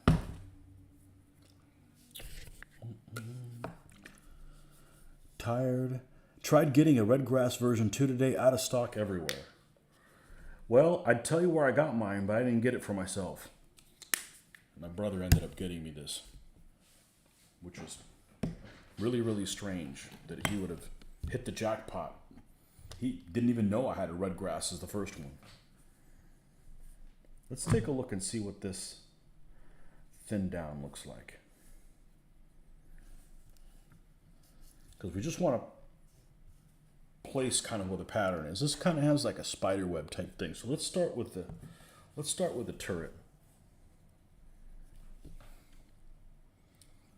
with a turret. This has got like a spot over here.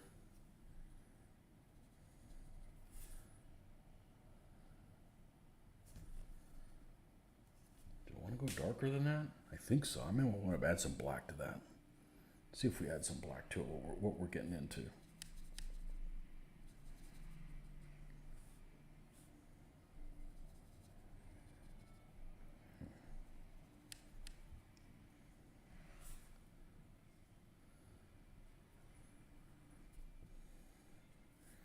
Okay, that's about the right color. I just want a little bit more watery than that.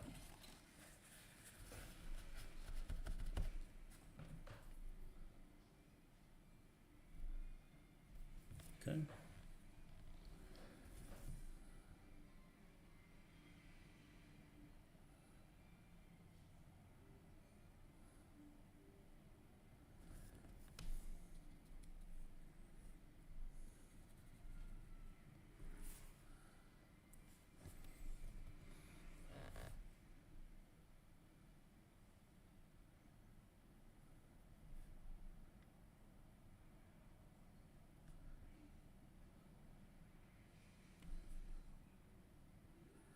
Almost like watercolors.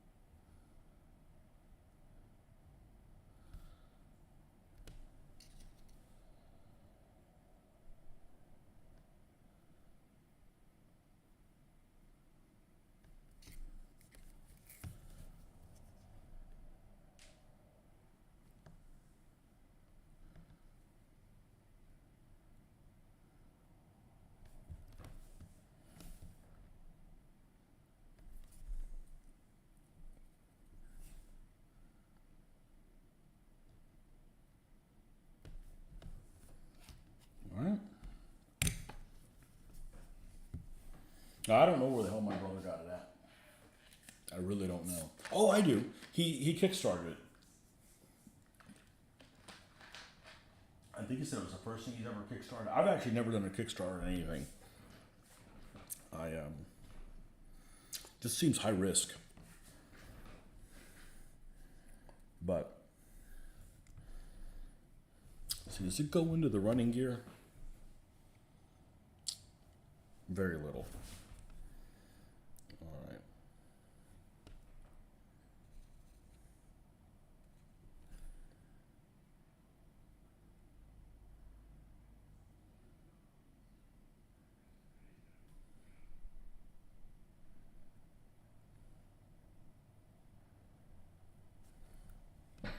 And we're gonna put other greens on there, but this is just kind of to set it in its, kind of figure out where stuff's gonna go. And we're gonna end up being shading over this, so this is gonna be very subtle looking.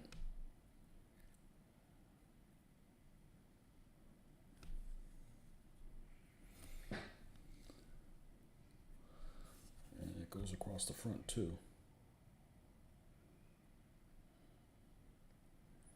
And we may end up just doing green. Let's just see where this takes us. I don't really know.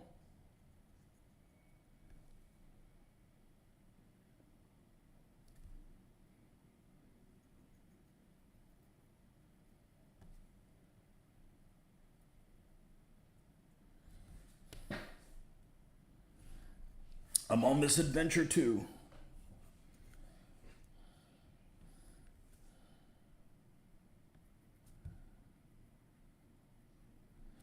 I know one thing that we discovered last weekend is I'm not afraid of painting my own German crosses. So that is liberating because I really was struggling with trying to find ones that were the right size and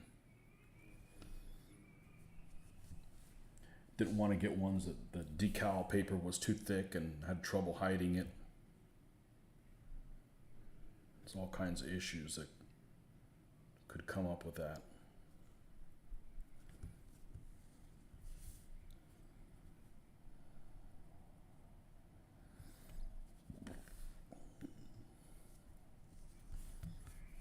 Now, let's go ahead and put the turret on here and see where this fits into stuff. Oh, look at that. It lines up like perfectly. Oh, I gotta go the other way. It lines up like perfectly. I gotta make this smaller. How about we make this a little bit smaller? It doesn't need to be that big to...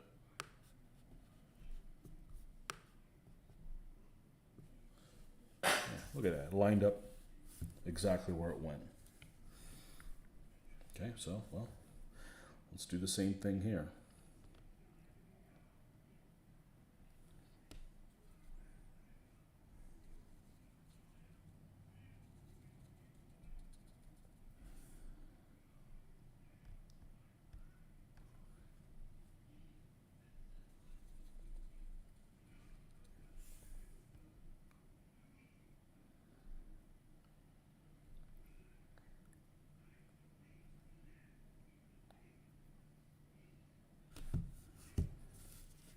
We've got one that comes across here.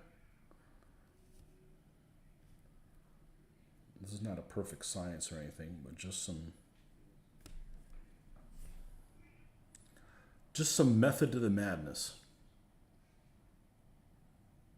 And painting this thing also this way also has the advantage that I'm not gooping up all this paint anywhere. You know, it's just kind of very forgiving. This one's going to come across here, and we'll have it tie into the line there at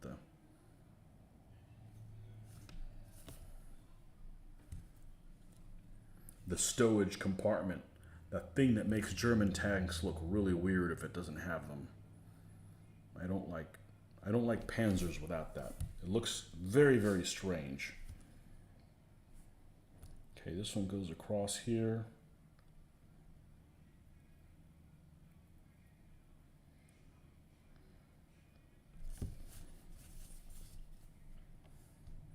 Again, I'm going very, very light on this. Because the other thing is, if these are hand sprayed,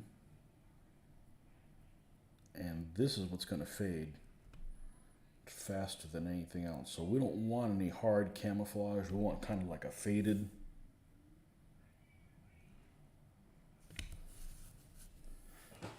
All right, now, as I like to say, let me step away from this thing. This isn't the end result. We're going to build it up with a brighter green, but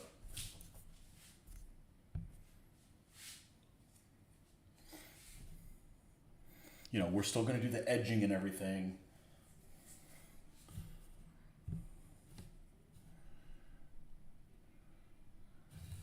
Yes, that's looking okay. That's looking okay. I've never done anything like this before, but it's not my first rodeo painting, so. I know that one thing is when you're trying to do something really complicated, you know, whether it's doing a painting a cross or something on there, you kind of have to fill in kind of the basic shape of how it's going to be. All right? I'm pretty happy with that. All right? So let's go ahead and We still want this to be watery. Let's add more green to it. Let's check it. We don't want to make sure it's not too full of color.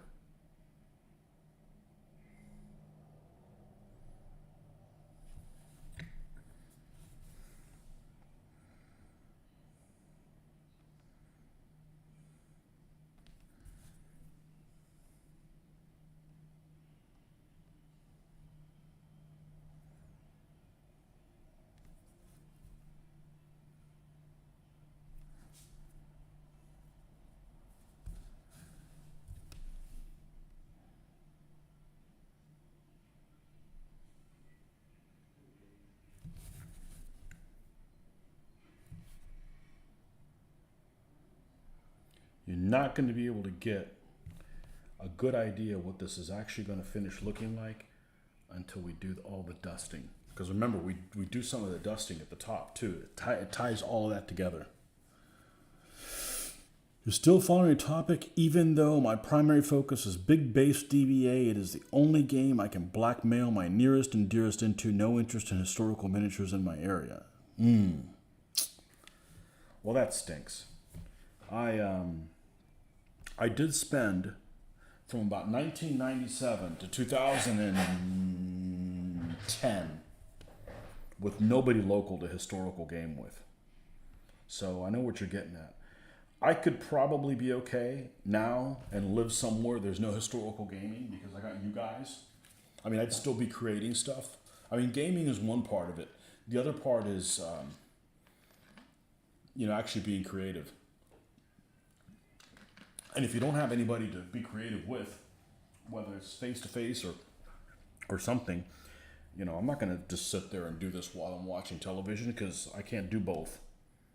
I can't watch television while doing this. So, but I think I'd be safe now. Not that I'd want to do that, but I'm just saying it's not the end of the world.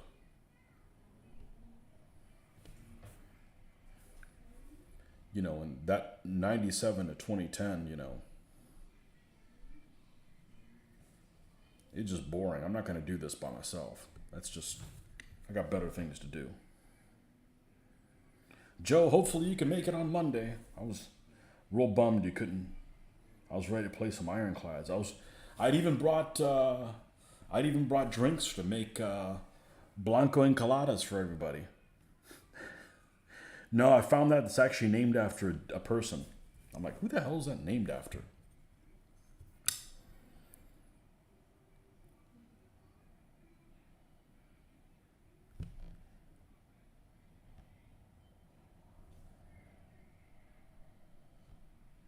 I hope I don't like it too much because they make miniatures of those ships. Tumbling dice, as I suspected. I looked it up the other day.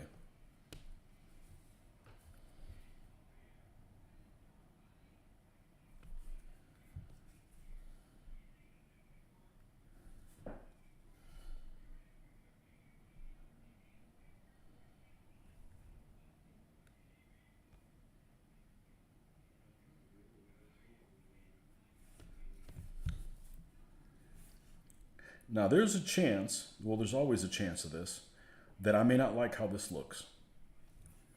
But the paint is so thin that I could repaint it and you wouldn't even know if you hadn't watched the video. So, that's definitely comforting.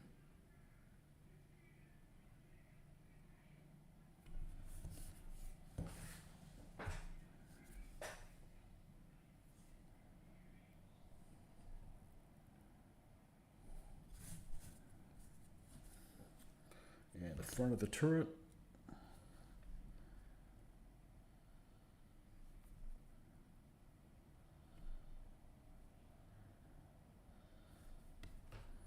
These colors varied a lot because they were mixed with old oil, gasoline. All that changed what they look like significantly.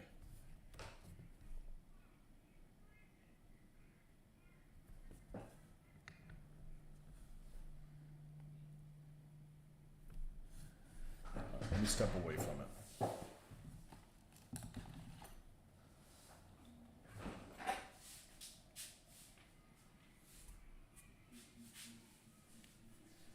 Looks freaking great.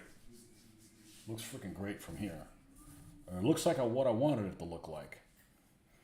All right, one more. Let's use this pure color.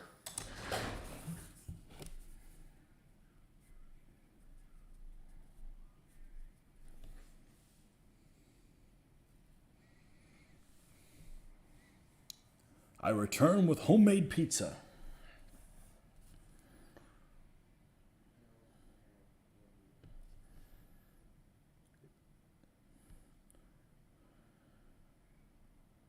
Pizza's another one of those things that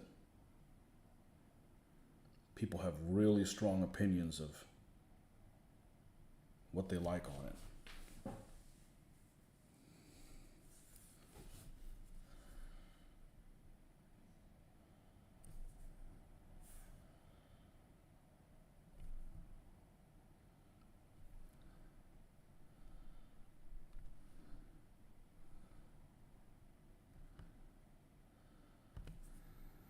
Okay, so after this, we go to the yellow highlight and highlight stuff on here that should stand out.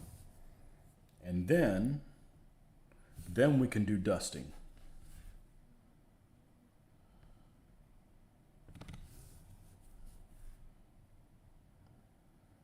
And just so you know, this is actually, you can screw this thing together, and I will screw it together better than epoxy. It doesn't really need that. I just want to be able to get to that running gear if you need to.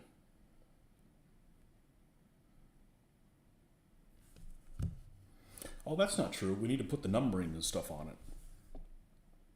Get the other color camouflage before we do the numbering.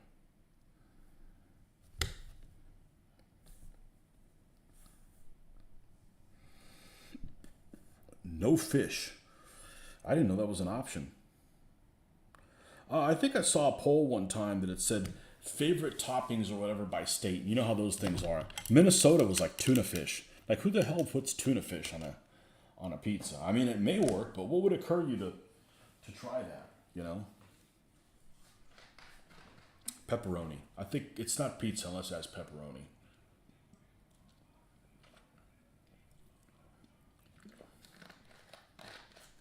I'm not a huge fan of vegetables on a pizza, only because they get too watery. You gotta broil them. You know, it just ends up turning into a sog fest.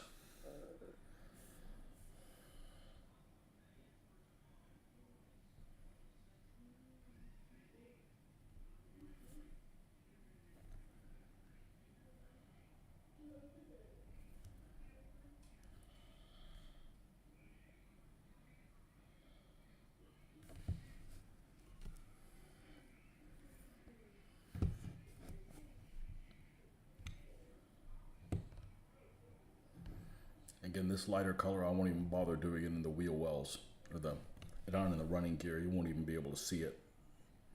Just time wasted.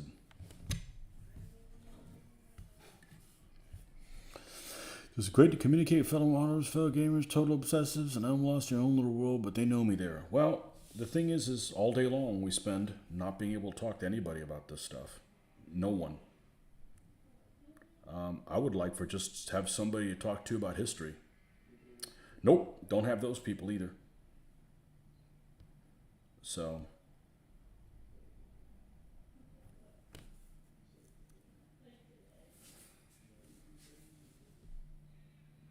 it's just not noticeable. It's not noticeable in this lighting.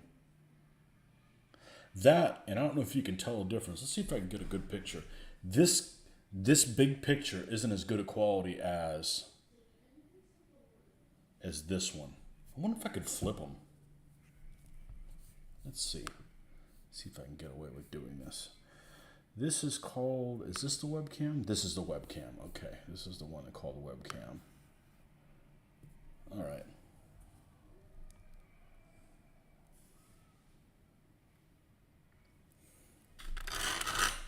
Should do them backwards. Put this as the main camera. The problem is this one's attached to the computer, so I don't have a whole lot of flexibility of what it looks like.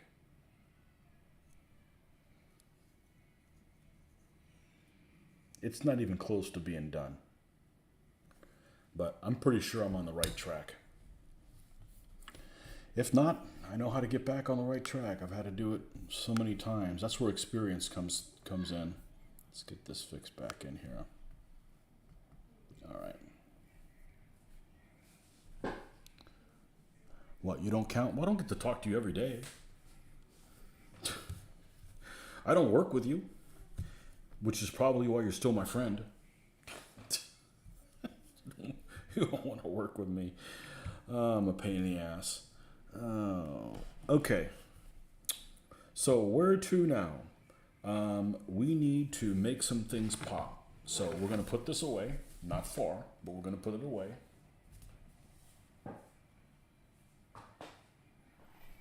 And we're going to go back to this. We're going to go back to the card. This light shade is like useless. I don't use it for anything. It's too light.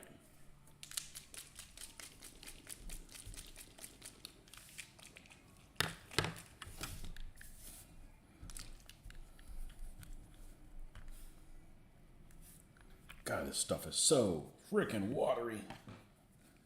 All right. Let's pick some things that are going to pop out here. Pop out at us. The jack's going to get repainted.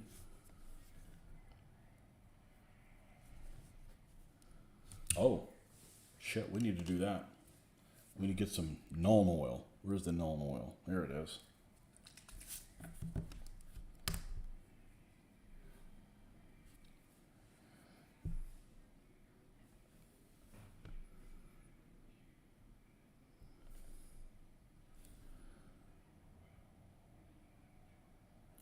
Has these spots on here that are actually really dark because it goes all the way through, but they're solid on this. See, this isn't really a miniature. Would it be a toy? A model?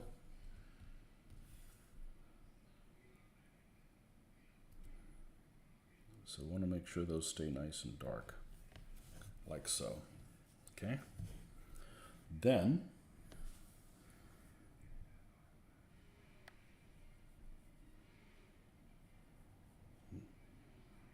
these grills, it's nice and dark.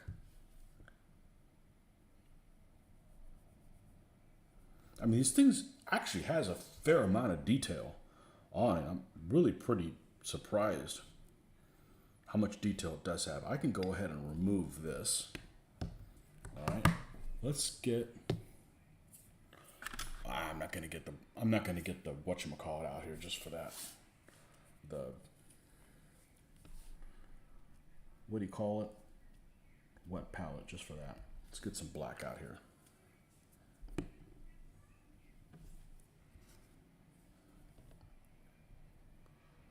Machine gun.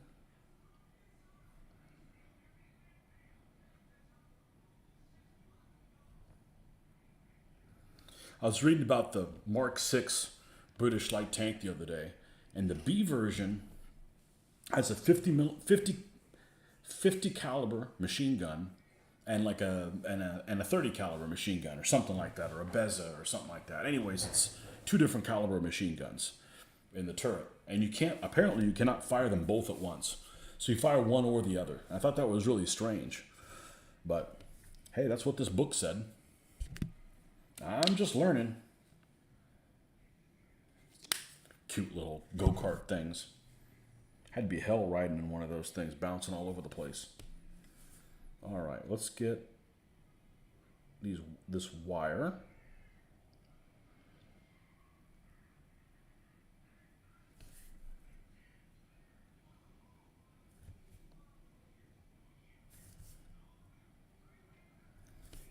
Actually, I think I'm supposed to be doing this after. That's not true, because the road wheels end up getting painted over.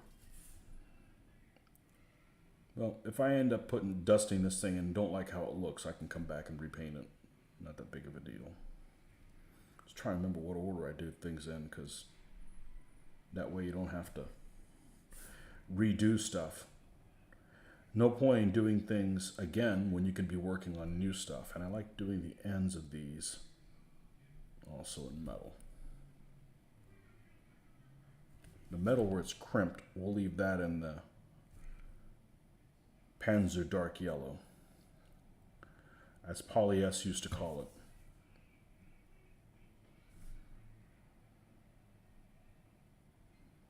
Back in the days of micro armor.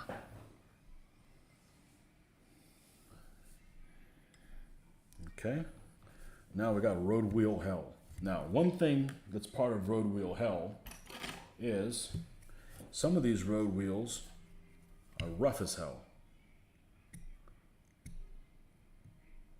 So we'll take that barb off that.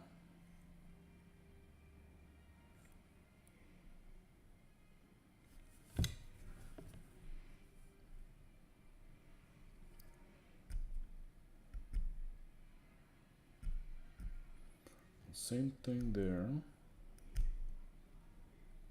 And same thing there. Does this have any? No, we're good there. All right. Just a tiny little bit of flow aid to keep this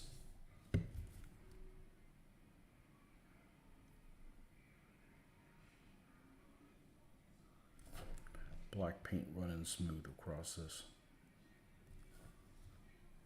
You want to paint the old Airfix 25-pound field gun, caisson, and quad tractor just to put on an individual base.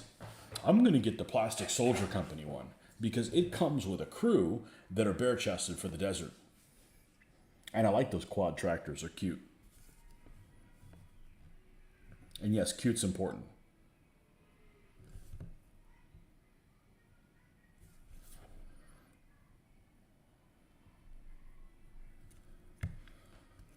I never had that Airfix one. I had the Desert Rat set and the Africa Corps set.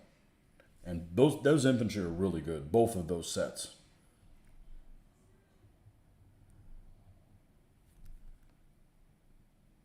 Both of those sets are particularly good.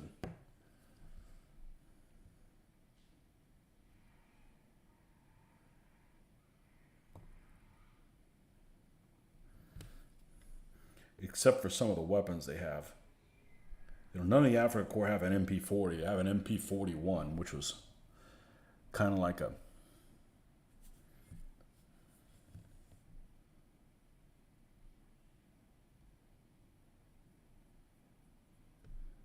not a common weapon. 6-pounder. 6-pounder's a great gun in the desert. Great gun in the desert.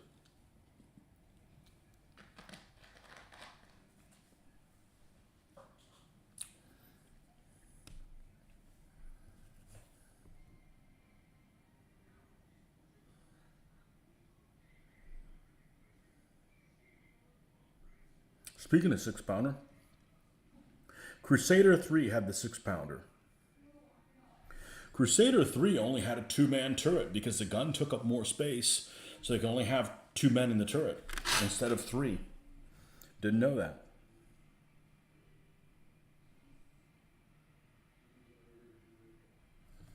Did not know that. Just strange. I don't really think of a Crusader as being a small vehicle. Maybe it's just really cramped.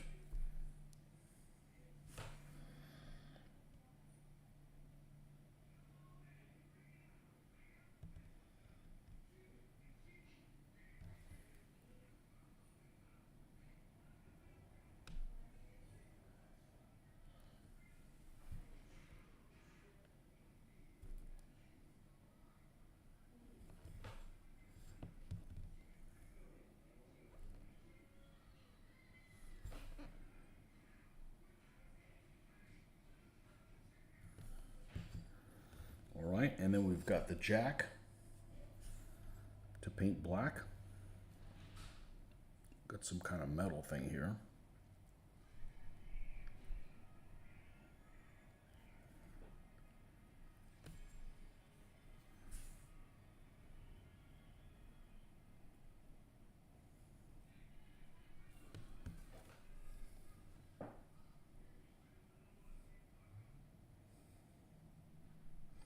Problem with the 6-pounder in the desert, didn't have HE.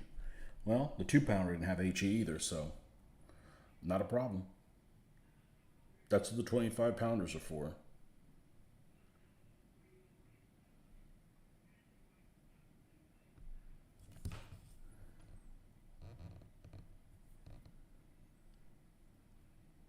And the Crusader 3 didn't have a whole machine gun either.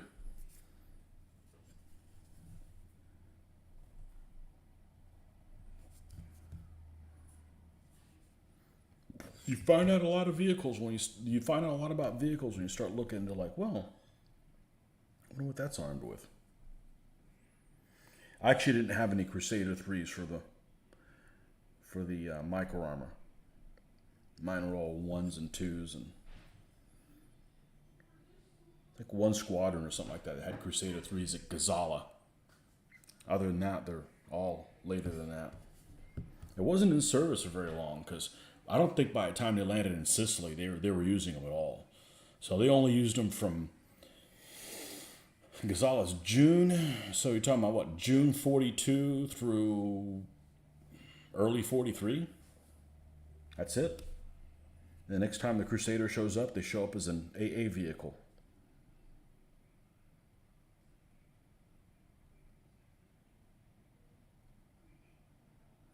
Always liked the way they looked.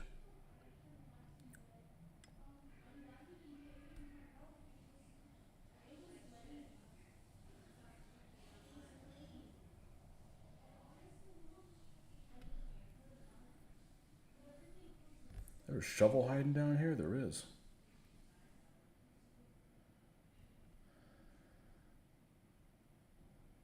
I think that's it.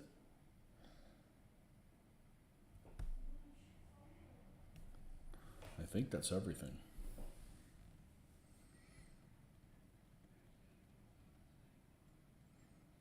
Airfix kit. The problem with Airfix kits is they have a lot of parts that are very flimsy and easy to break. Not that they lack a lot of detail or anything. Even stopped looking at Tamiya because they're almost too good. I just wish Tamiya would get rid of the band tracks and go with individual tracks. Yeah, the band tracks suck. You actually had a full Royal Horse Artillery battery complete with quad tractors and 15 for Flames of War when I ran my 8th Army.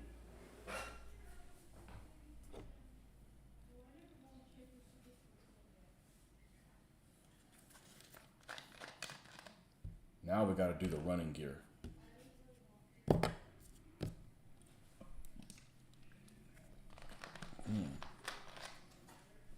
Which honestly isn't that big of a deal. You know what isn't a big deal? Grabbing this thing by the miniature instead of putting some handle on the bottom of it. That's like not worth my time. Now, these tracks are weird because they're band tracks, but somehow they're glued on there. So, oh, 1 second.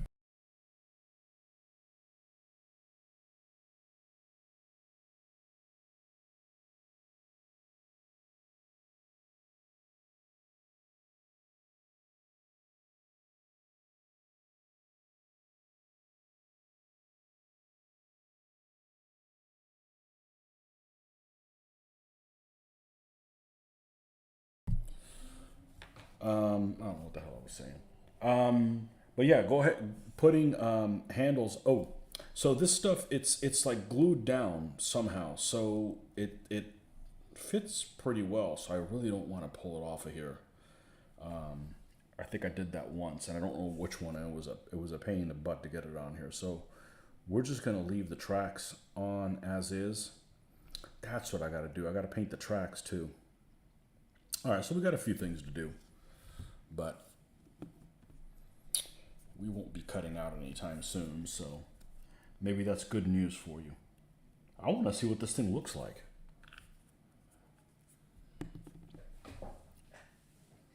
You like my list for desert? Ran 25-pounder Royal Horse Artillery battery, several batteries of 6-pounders, and a full company of infantry supporting Vickers and mortars. You didn't run tanks. Huh. I don't like the idea of those lists, not because some people would just get in this comfort zone and they only play one thing and that's all it is, and it's annoying that you don't get to experience everything. You know, I could see if you're running desert, you got these guys that are going to bring 88mm guns and they don't go anywhere unless they have them with them, and it's just too many crutches. Your list sounds pretty cool.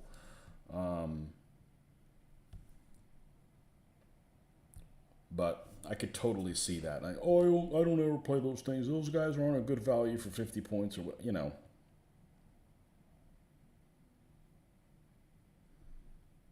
Man, 25 pounders are super important in like Operation Crusader. Super important.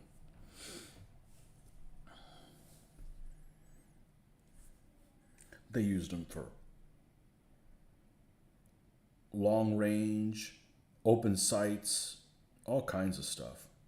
Those things were really important.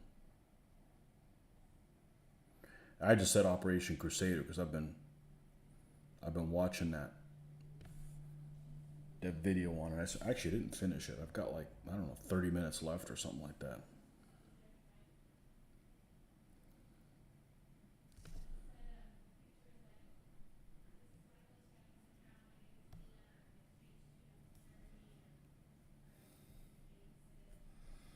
Airfix wasn't really available here when I was a kid. Revell was the big one here. I remember getting Revell 1/72nd scale. I remember Revell was just horrible. Monogram was better than Revell. The only one worse than Revell was freaking Lindbergh. Lindbergh like sucked. Revell. We always call it Revell. It's two L's, right?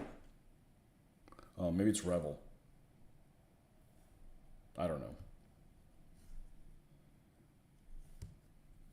Does it really matter?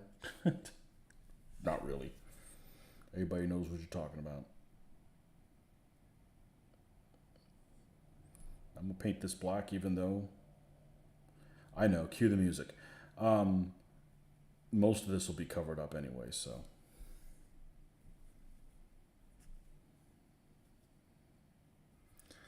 I had a hard time. I hate armor in that game. People line it up like Napoleonic infantry. It's just stupid. Stupid looking. I played the game a couple times. The game's not horrible, but I played it in scenarios. I certainly wouldn't play it in a tournament.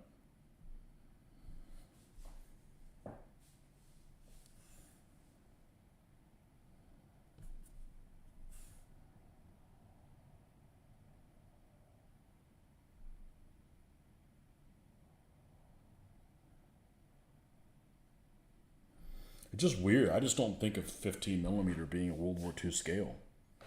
I guess that makes me old.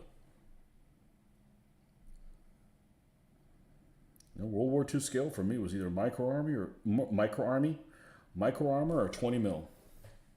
That's it.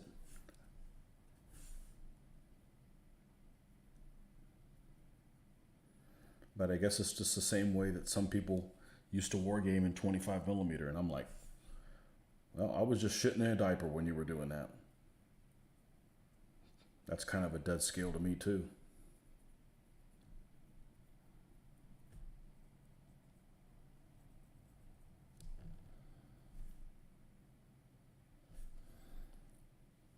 Okay, that's good enough for that side.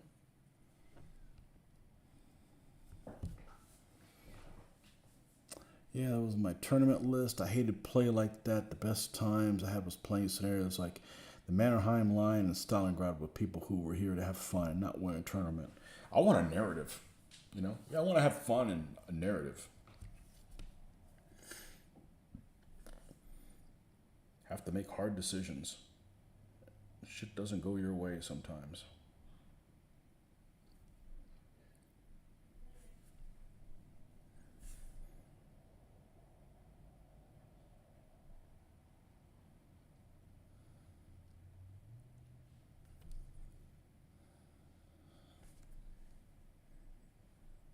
It's funny. I got no interest. I don't mind playing Finns and stuff like in ASL.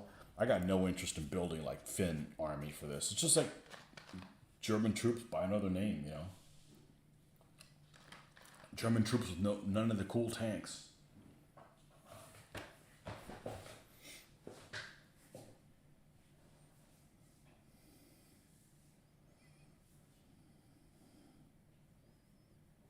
You didn't start wargaming with miniatures until 2007. As a kid, we just lined up 1/72nd and threw foil balls at the lines of troops. Yeah. Yeah, so I've been gaming 20 years more than you have, and I ain't even that old. Maybe even more than 20.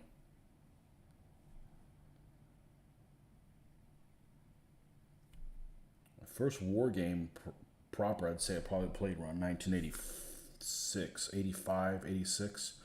One of those two.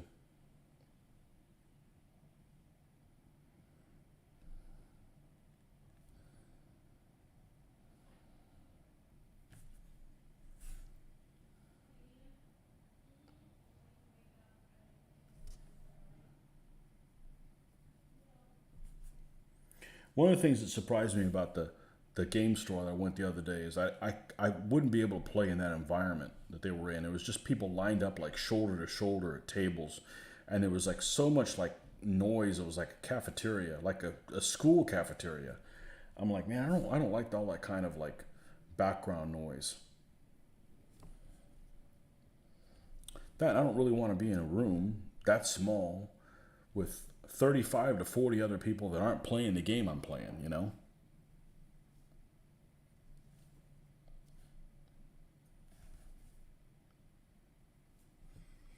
Never done 15 mil World War II before, but going the 15 route is to save on terrain and space. I didn't have anyone to war game with growing up. Best friend moved away in the mid 90s, didn't come back till stumbled into a game store to play Dungeons and Dragons. And they were running a demo for Flames of War and played in that instead and was hooked. Well, I'd much rather play Flames of War than Dungeons and Dragons. It's kind of a not much of a choice there for someone like me. I haven't played Dungeons and Dragons since 1983, 84, something like that.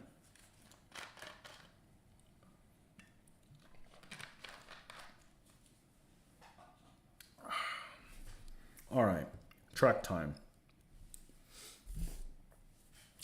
Where is that racist color known as SS Camouflage Black?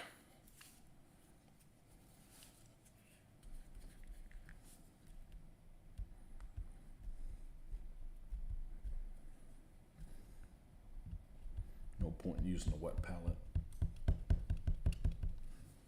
I guess by the time I use that color, it'll be nice and dry. It'll be soaked into here. Okay, this one's being a little... Where's the neon one? There we go. Nope, wrong one.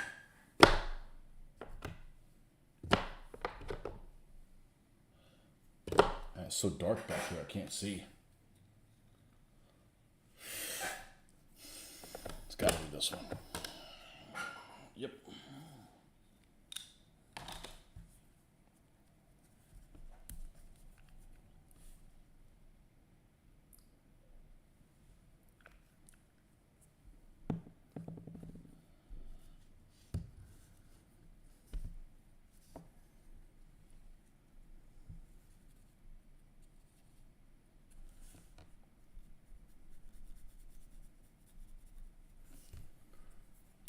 Something a little bit bigger than this so we can be done today. Could be something a little bit less refined, I think.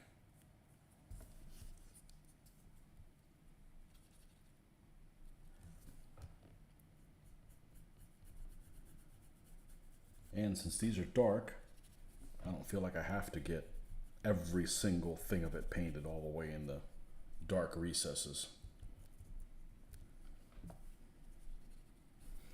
That's what I did with the other Panzer III, and it worked out just fine.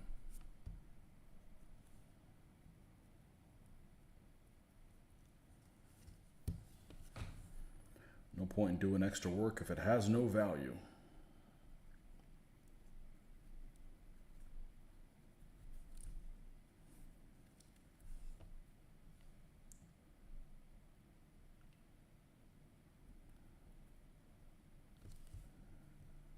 What's a game you played Nordic that you might have tried one time, like as a demo or something like that, and you're like, never again am I going to play this? Has there been something that you just like picked up, like, hey, let me try this rule set, and I'm like, I am glad I tried this before I got into it, because this just did not appeal to me.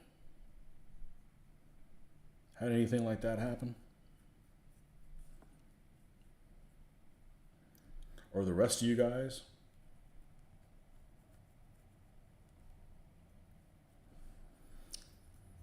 I built a sailing ship sitting up here somewhere. I spent like 20 hours painting it for a friend of mine who was coming up with his own sailing ship game.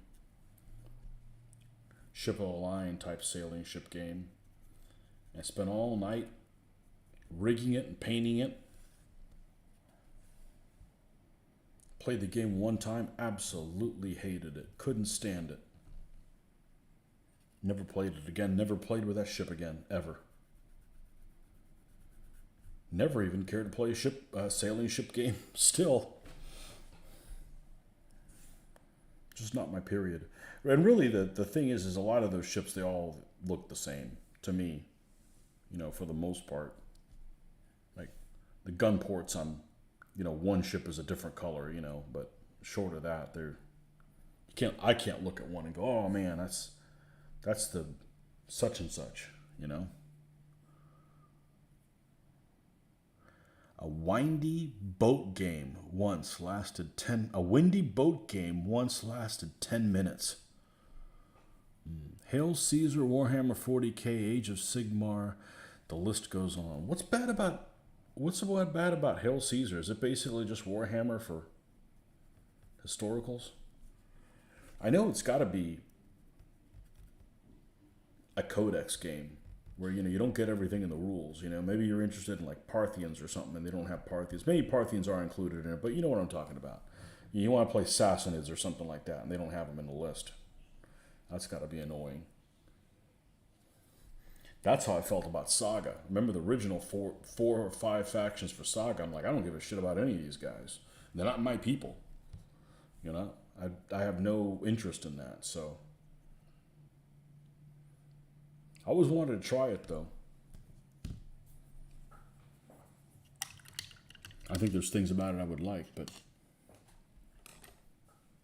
I like Lion Rampant quite a bit, actually. Hail Caesar is a generic toolbox system, does not give me the flavor I want in Sword and Shield games. Good enough reason not to play one. Yeah. It would be like if I played this game and I watched a demo of it, if I wanted to play World War II and played Rommel, I've watched demos of that game. That's not for me. What do you mean all medium tanks are the same? Bullshit. I'm not playing that. That's not for this guy. Okay, that looks a hell of a lot better. And we haven't even done the dusting yet. And it looks great from out here. Let's see if we can put it next to the other one. Yeah. Let's see how this one has all these lighter color highlights. That's what we're gonna do on this one. Just like I don't like black powder. I heard somebody's comment on something that said they like black powder for everything. I think the scale of the game they put on just doesn't work for me. Yeah. Is it like it's like a skirmish game or something? I don't know. I'm just not into that. It seems like it's trying to cover too big of a time period, honestly. Because black powder is like, what, like Lace Wars all the way to Victorian? Or just before Victorian? Well, Queen Victoria was around so long, I guess Victorian alone is a huge period of time.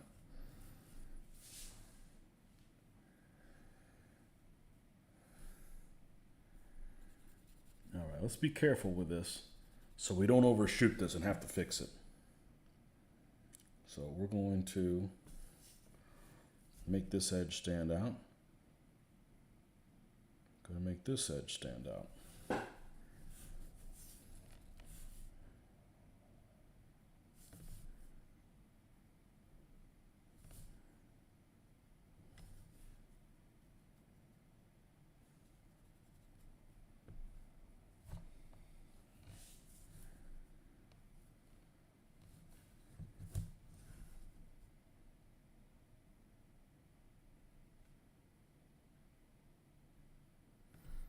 I mean, I know it's not skirmish. It's got to be something like, one figure equals 20 guys or something like that.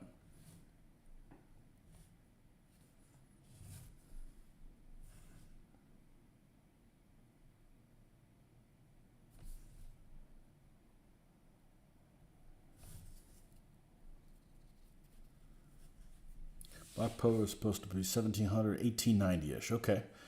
Why game one part of a battle when I can game the entire battle in volley and bayonet? Yeah. You know, the thing is if you're playing 1700 to 1890, are you making the decisions you want to make?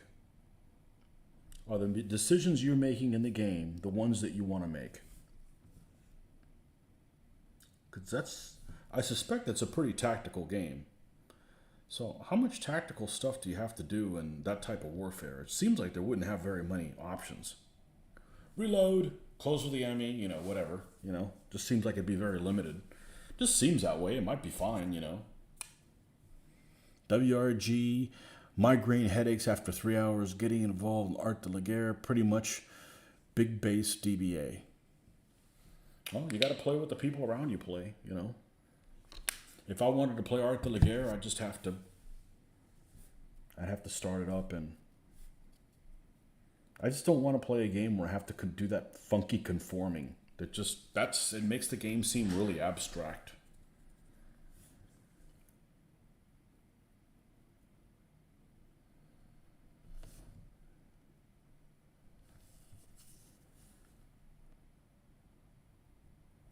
And I've kind of had it with abstract games.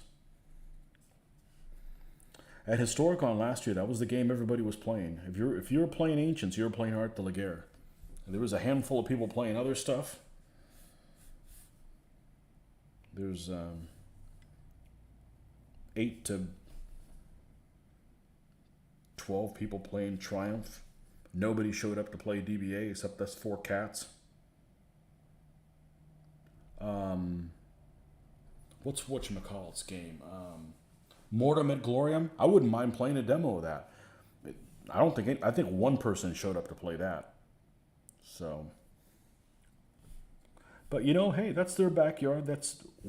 Our club isn't from that area, so we're just visiting.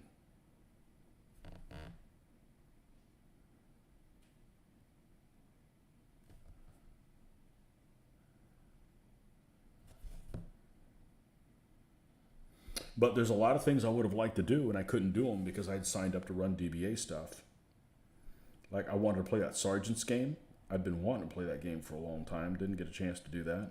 So, next time I go to Historicon, I'll be able to do all that stuff because I'm not going to have any responsibilities. Just hang out at the Irish bar all day.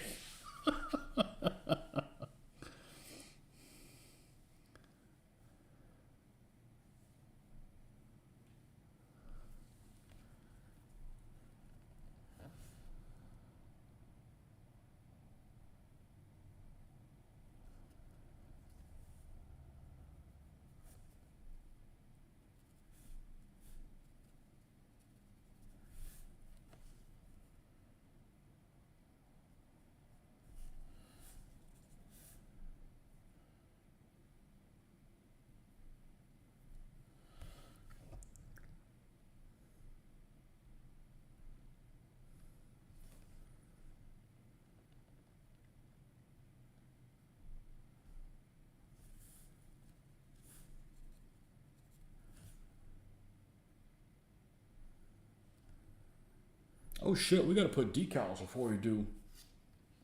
Oh, that's fun. That's fun to look at decals. Alright.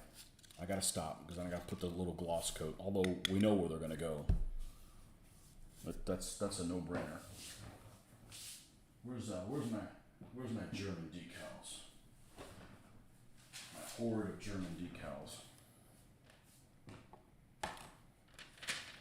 These are way too big. This is the size we want to use. If we want to use those. These are small white numbers. Nope. We need more colorful than that.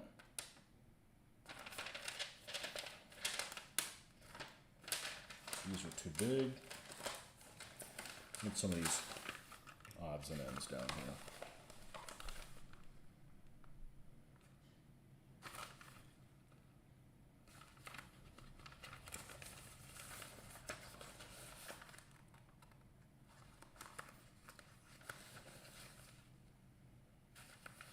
Those look super thick.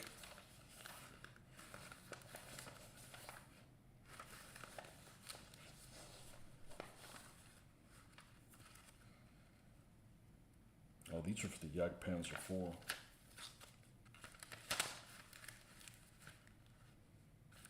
Okay.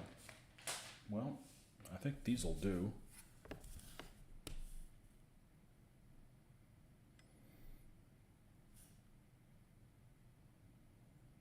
Good thing I got these 187th ones, because I seem to like those numbers a lot more. I'm not gonna do the black, the white and red ones. I've seen a lot of vehicles with the hot. Man, shit! I better take a look at this. I'm gonna regret it if I don't.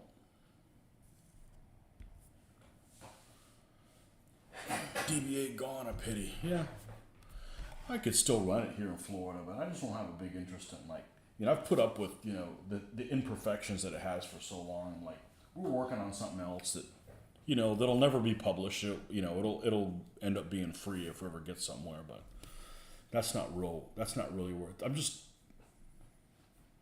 I really enjoy painting this World War II stuff right now. Let's do a search for Kursk Panzer III and see what some of the numbers are. I think a lot of them are like the unusual numbers that I would normally not use. And they have to stand out some. They can't just be like, hollow white ones. Hollow white ones are good on yellow, on gray. Oh, one too many.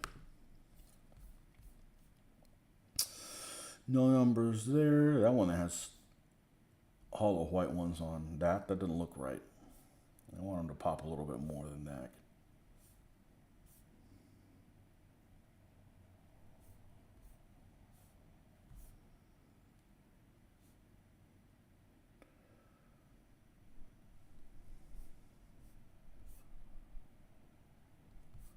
What are these? Yeah, I'm not going to do those. I want something that pops out a little bit more than that.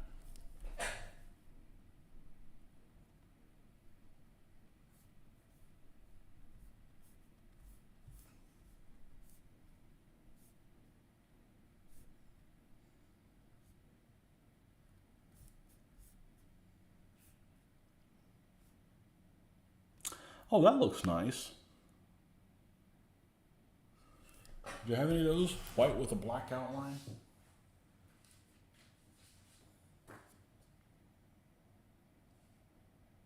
Yep.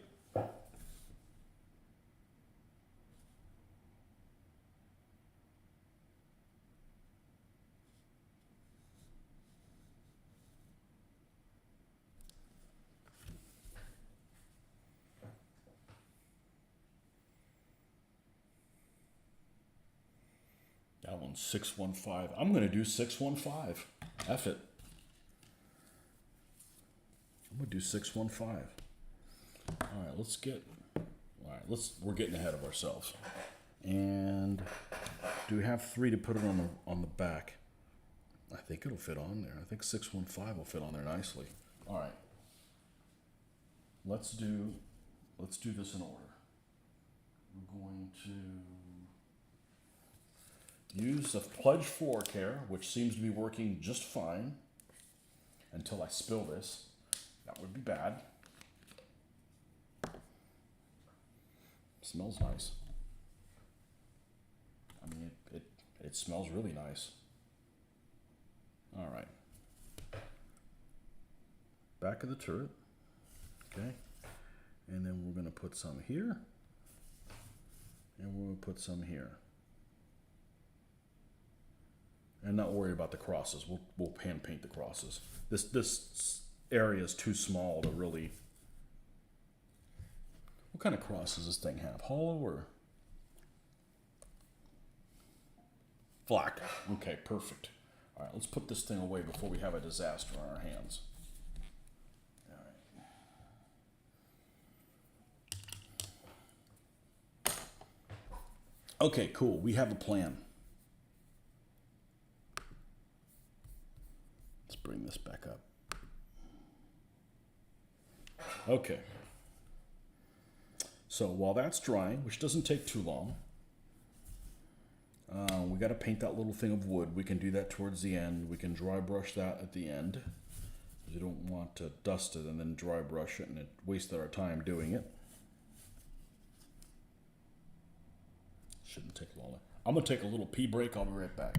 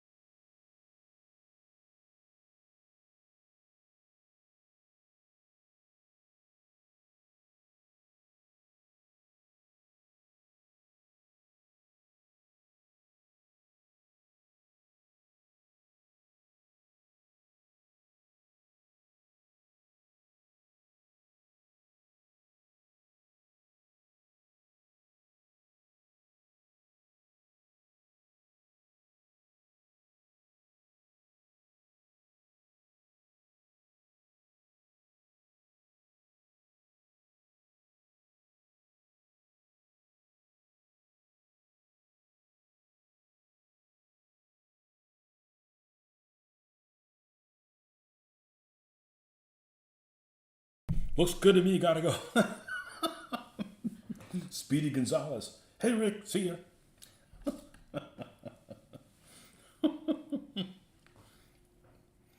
DBA is not God. I'm not gonna run. I'm not gonna play it anymore. It's too much responsibility. You know, if I were like, I'm gonna play DBA and not run it, I still feel like I have to take photos. Still feel like I've got to put photos everywhere and explain stuff, and I don't want to do it anymore. I don't want to do it anymore. And it's not just as easy as saying, well, just don't do it. I'm like, I don't want to half-ass it, you know? So, I had some good times. You know, I'm still going to use my 15 millimeter stuff and other stuff that we do, but I'm ready to move on. So. You're thinking of giving Forged in Battle World War II miniatures a shot and see how good they are. Well, the ancient and medieval ones are awesome. I don't know how the World War II ones are. I have no idea. If they're by the same sculptor, it's a win. If they're a different sculptor, who knows?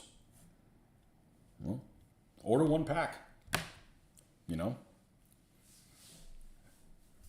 Worst case scenario, you're gonna mix them, but that's gonna be 15 mil, so, right? So that means you're committing to doing 15 mil, or not. Just, you know, like I said, just buy one pack and just see where it takes you. You know? Oh shit! I know what I forgot to do. Water. I need water for the decals here. I'm not even gonna put it on mute. Yeah, I am. Right back.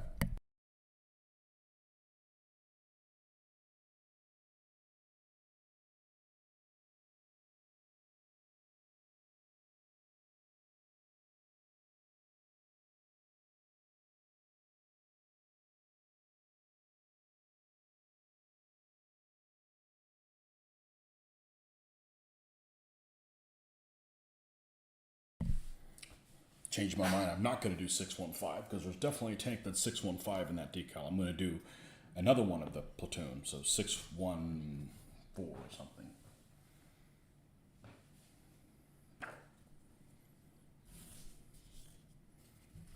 Seem to be on par price-wise with Command Decision, not discount. I don't really like the Command Decision ones.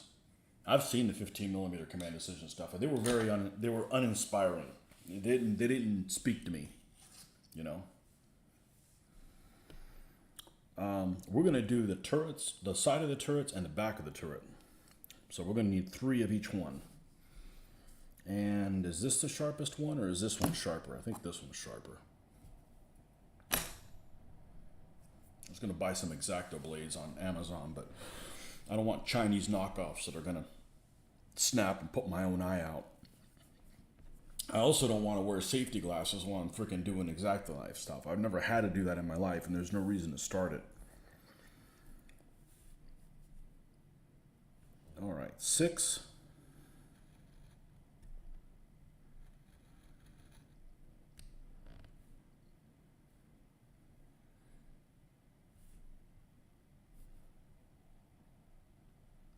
One.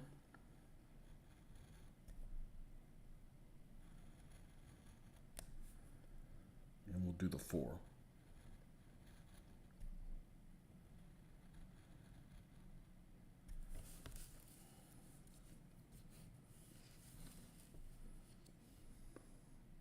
Now, F it. I said 615. I'm doing it.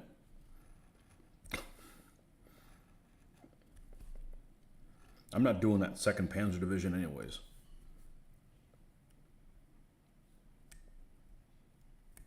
A 4 is a much more useful number than a 5. Because you can't really use a 5 as the middle number. It can be the front number, it can be the last number. It can't really be the middle number. Not a whole lot of 5 platoons in a company.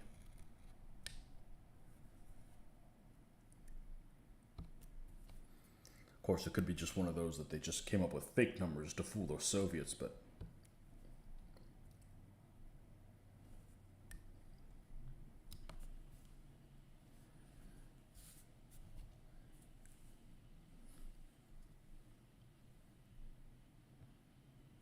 let's wait and decide if we're going to put it on the rear or not. All right.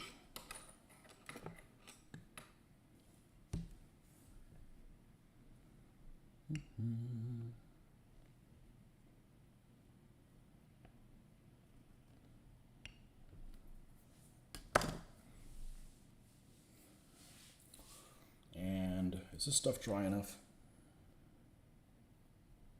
Yep. Where is the stinky stuff? Nope, microset, not microsol. Microsol is not that useful, honestly. I don't know if any of them make that much of a difference. But I have them.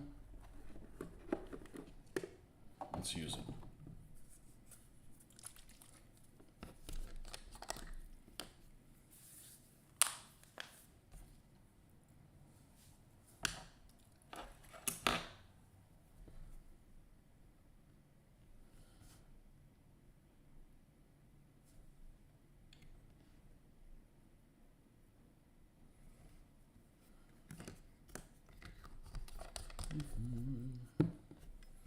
Okay, now. Yeah, my good tweezers are outside. I thought I had 2 of them. Fine tipped ones.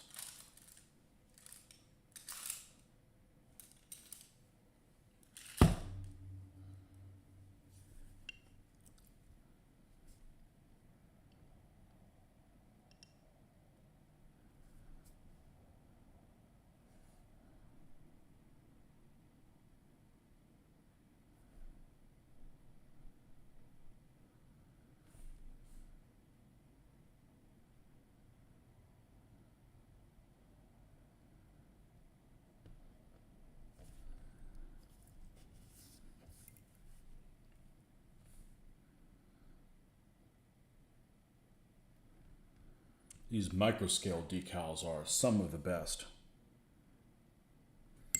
Although honestly, the ones from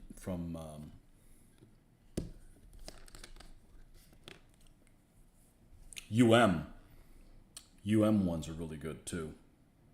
They come with their models. I'd never even heard of UM until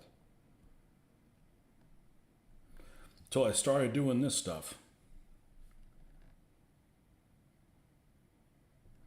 Okay, let's get the ones out.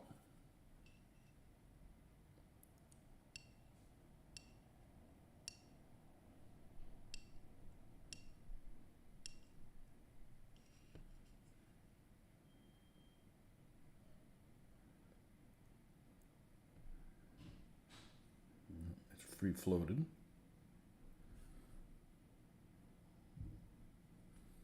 There we go.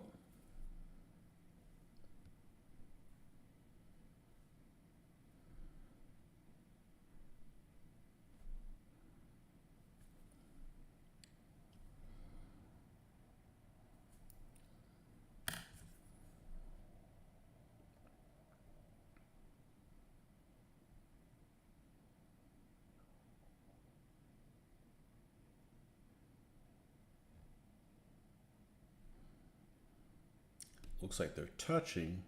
You know they're not touching, so it's probably a good thing that I didn't. I might still put them on the back. Let's just play it by ear.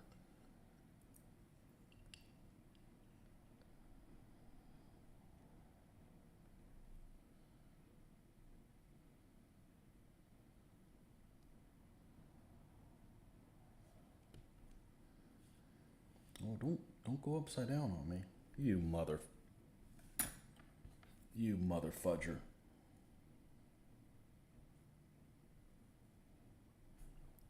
Here, just float your ass back over there.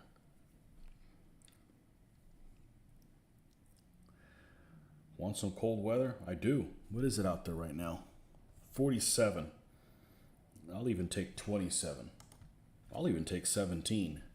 -3, I don't know what that is. You got too many Yankees for my taste. From my taste.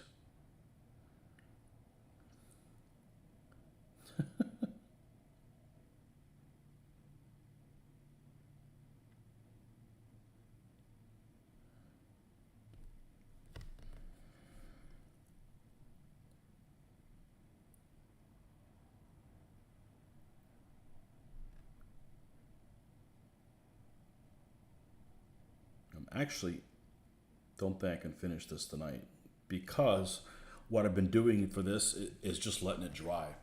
Just letting it dry on there, getting it into place.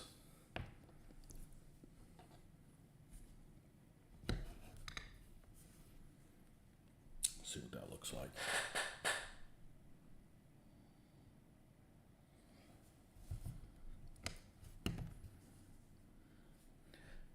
Again, we'll have to see actual photos so you can appreciate what it really looks like. You're just a little bastard, aren't you? All because I left my good tweezers outside. I have them out there because I spray in the garage, and then I pick them up by them so I don't like get the black spray paint all over my fingers. It makes the cleanup a lot easier. Okay, here's the 1, and then the 5 is free floating out here.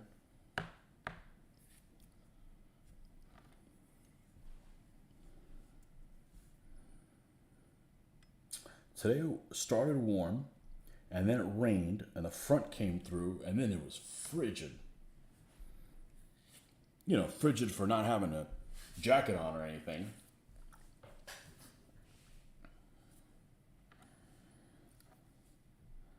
And then it warmed up a bit. All right, this thing's a little too all over the place. Just take some of that moisture off.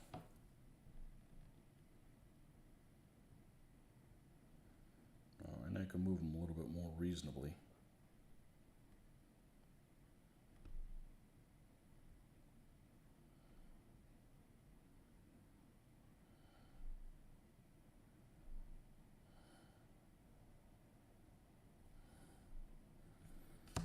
nice when they don't have those side periscopes that you just look messed up. All right, let's check the distance from that. This is a little bit further. Needs to go a little bit further this way. Or that one needs to be further. That goes to the corner there. It's pretty freaking close.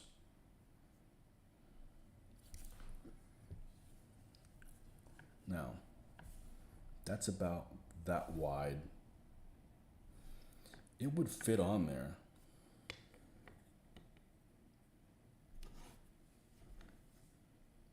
Let's not put it on there. We'll save some decals. I don't want to go hog wild and not have any left.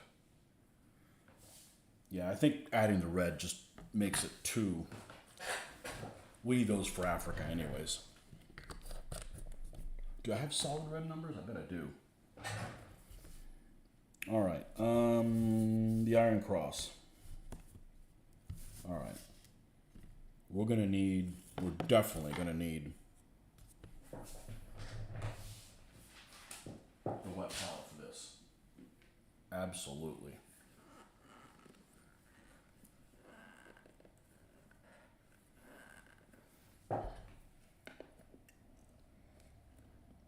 Absolutely.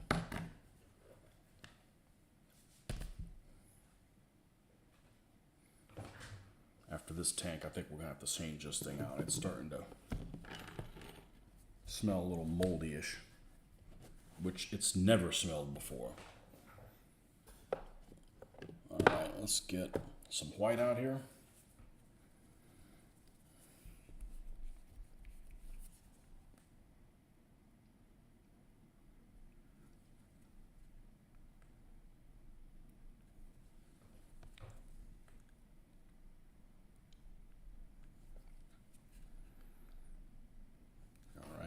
Certainly there's some black we can pull from.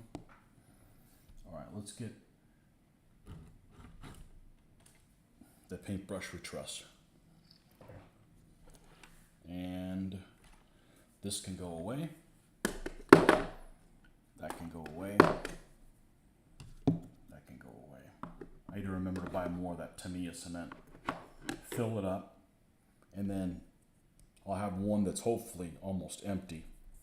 And then I can put the orange smelling one in the other one. I got one of each. Because that applicator is just stellar. That is a stellar applicator. What am I going to paint after the Panzer IIIs? Well, I got a Flammpanzer III. You can't use your good tweezers that are reserved for my counter and hex war games. I wouldn't mind getting some that were rubber tipped. But I don't want to order them online, and who knows what you get. You know, I know what you get. You get a Chinese piece of crap, but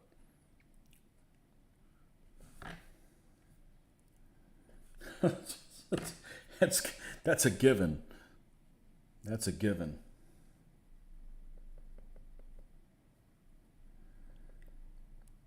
All right, so we're going to go really light with this. We plan on building this up. Just gotta find a spot where it's empty.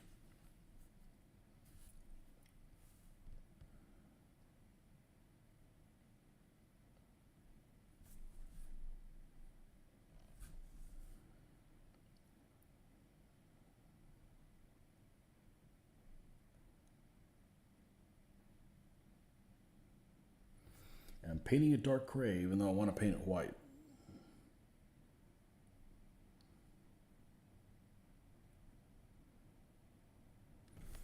And then let's do the crossbar.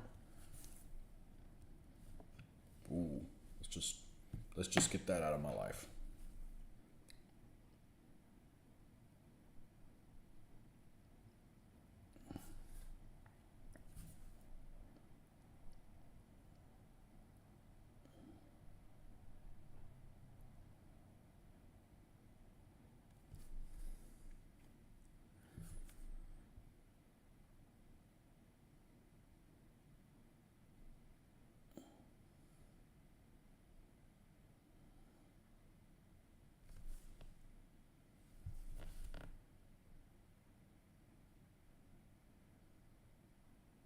Because the problem is I don't think I've got any crosses that are this small to fit in there.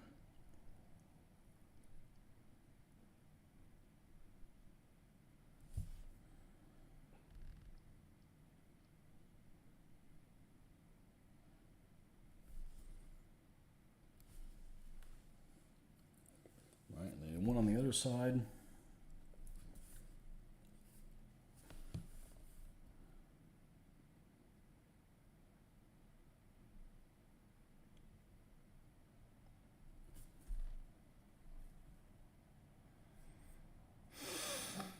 You got yours from Home Depot. What did you get? Oh, really? The tweezers? They got rubber tip tweezers at Home Depot? I should check that out then. Homer Depot.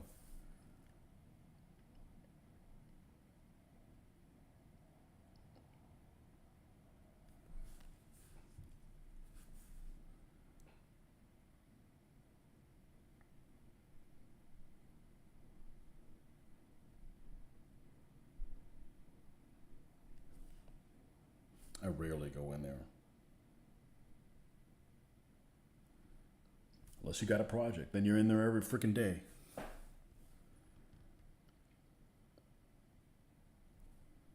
All right, we've got that one behind there. All right, so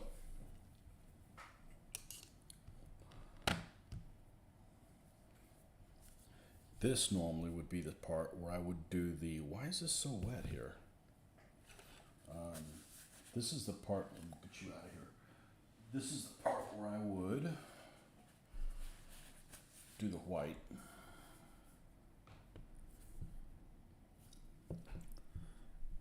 And I think I'm still going to do that.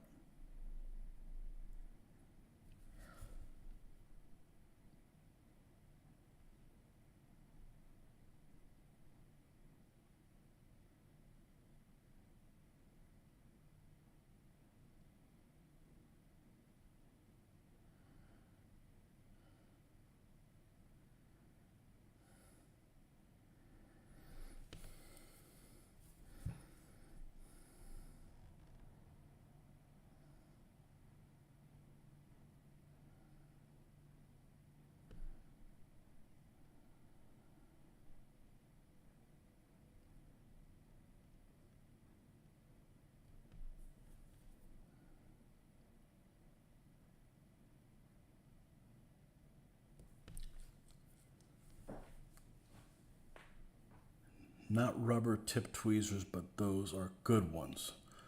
What department would that be? I don't want to ask somebody anything there. Be like, oh, I don't know. Get out of here. And I worked in retail. I didn't know either, but I'd go find shit for people. Not like, you're on your own.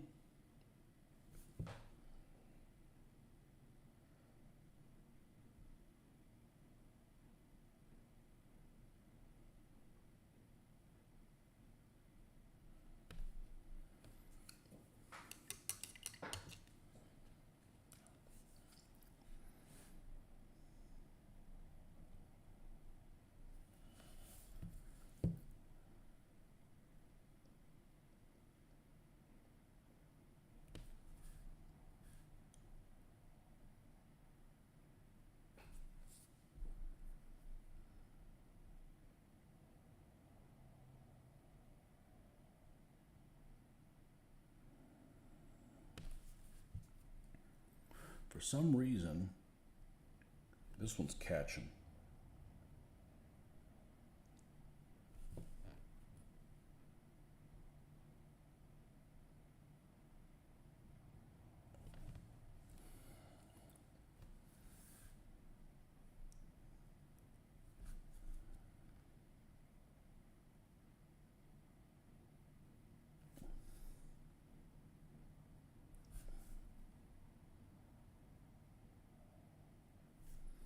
There's a really cool scenario that I downloaded from a place that used to be called MagWeb. And back in the days, either around 2000, well, I already had a computer, so it either had to been 99 or 2000 or something like that. This was a place you could like buy a subscription and like get a bunch of like magazines, and it was wargaming magazines. It was before, it was magazines that weren't super picture heavy. They have some maps and stuff like that, but there's one scenario. It wasn't necessarily for a rule set, but it was in Tunisia, and had British and American versus German, and heading off to shower then bed. You order them online, you hate finding anything. I hate walking across the store 20 times. So yeah, I'm with you. Okay, Joe, maybe we'll see you tomorrow. But this place was called MagWeb, and they had this one article that somebody did. It was an old article, probably from like the early 80s or whatever. And there's this scenario that he drew up, and it was a kind of a skirmish scenario based on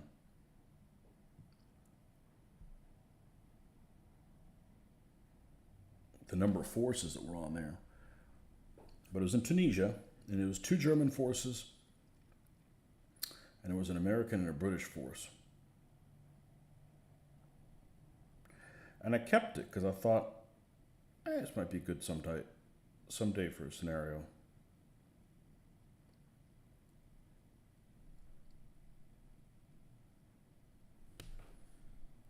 I still got it there somewhere. Actually, it should be pretty easy to find. But it was kind of cool because Americans have like a Lee tank and like a couple of Jeeps with 37mm guns and like an infantry squad or something like that. And the British have like a Ballantine, a Crusader,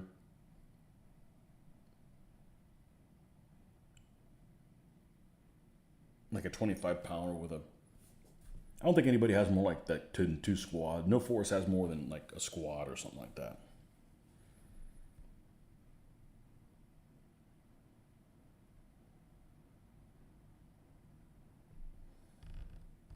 One German force has a Tiger. One.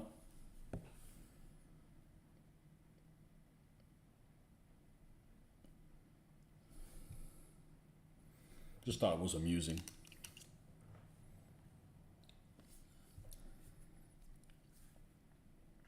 Ever feel like painting American vehicles with yellow stripes? Yellow stars.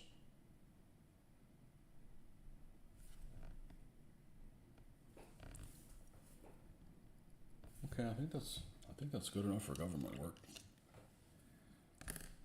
Not that I work for the government.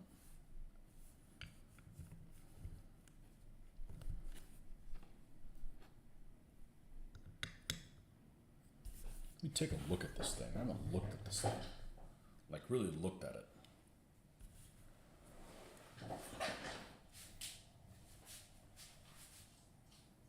It looks fabulous from here. And we're not even done with all the highlighting yet. Or the dustification.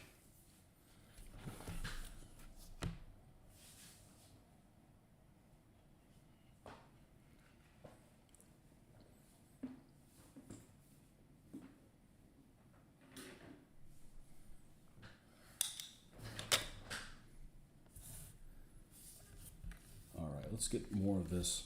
No, we're gonna do not waste the talents that brush has on anything other than the most important of things.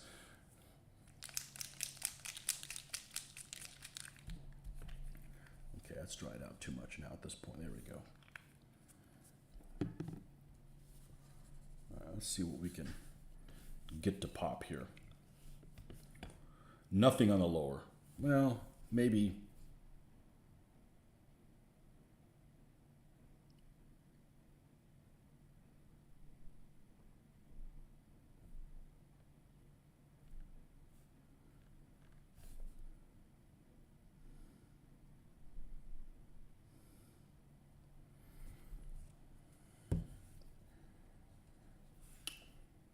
And then we'll make sure these decals are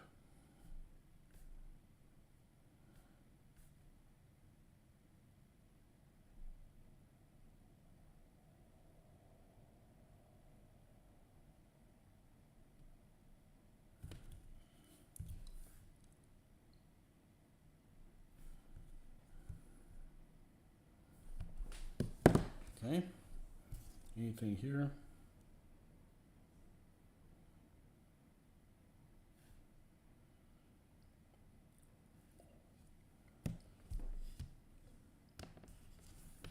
I like adding these scratches and stuff on here because they don't show up now, but they will later.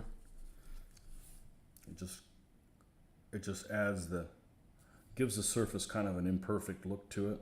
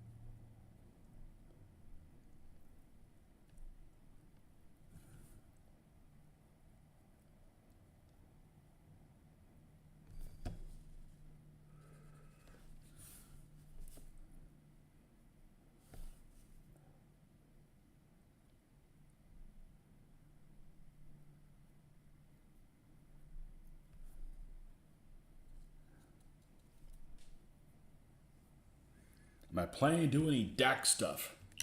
Yes. I'm not excited to do DAC stuff. I don't know why. I'm just the African core just doesn't interest me that much. Now, I'm going to have to do them because I am excited to do Brits. So, I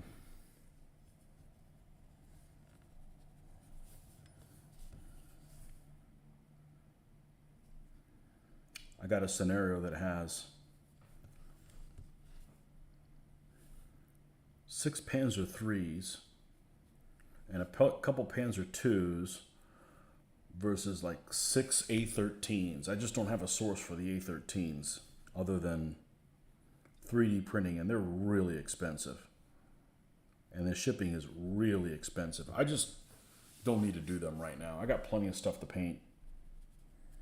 But yes, I will do Africa Core at some point.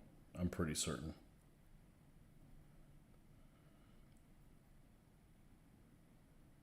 I'm not sure why I'm not interested in doing Africa Core. I know, it's a classic matchup. I just don't like German vehicles in that yellow. I don't know. I like that yellow even less than this one.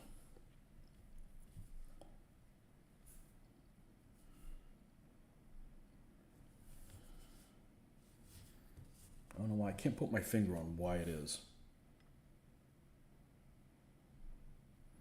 And talking about favorite units, I do not like the 21st Panzer Division. I don't like a D. I don't know, I had a D on other symbols. Although for those, I will put I will put the palm trees on them. I won't put unit insignia, but I will put the palm trees on the Africa Core guys.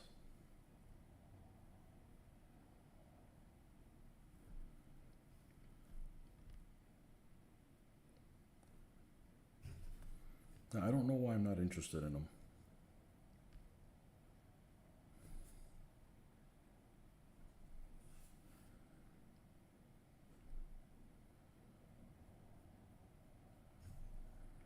Probably wouldn't mind doing some Italians.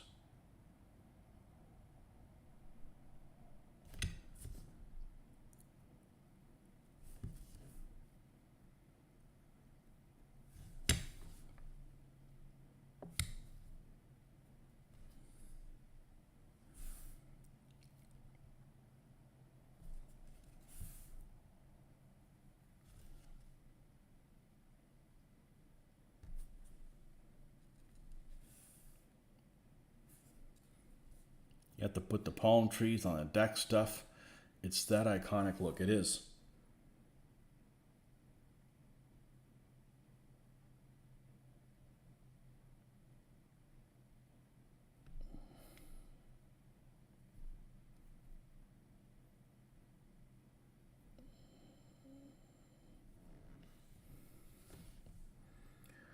palm tree with a crooked spider on it.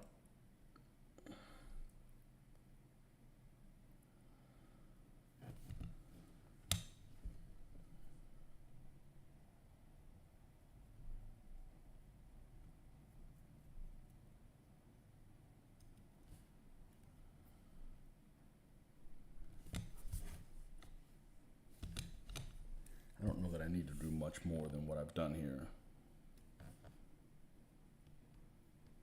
And some of these edges will get lost when I end up going over and putting the dirty color on it, but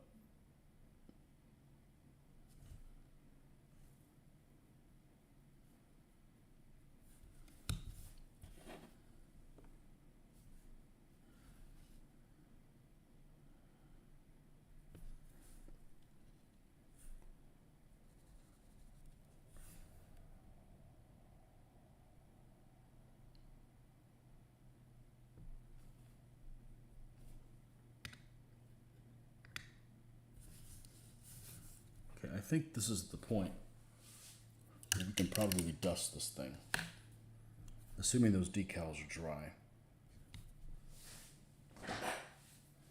which they should be dry enough. There's not going to be that much over them anyways.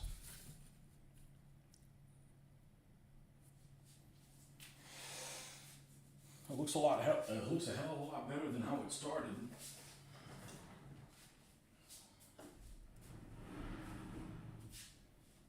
I have a ton of those.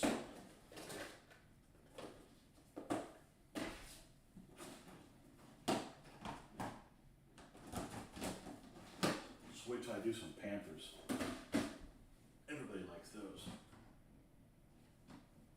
Everybody likes Panthers.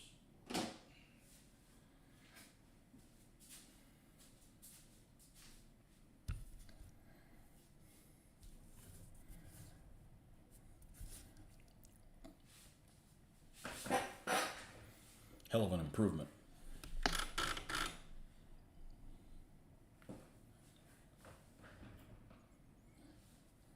We could do better than that.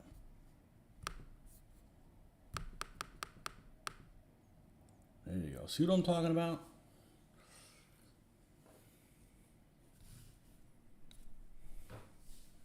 We haven't painted a little box here. We haven't dry brushed like the jack or the cables. But this looks pretty freaking good. I'm really happy with this. It's easy to do. It just takes time. You know, an evening. I mean, it's pretty satisfying to get a vehicle done in an evening. It's a lot better than working on some freaking army for like 4 months. You know? I think it turned out pretty well, and we're still not done with it. You know, all the heavy lifting's done now. Now we just get to do a hell of a lot better than this. This is like flat, has no color at all. This is like that Tunisia color. Anyhow, so let's say I wanted to paint a tank in this color. I'd probably still spray paint it black, and then I would paint it gray, I'm thinking, and then work up from there. I don't know. I'm sure I'll figure out what we're going to do the early Panzer stuff in Africa Corps before we do any later stuff.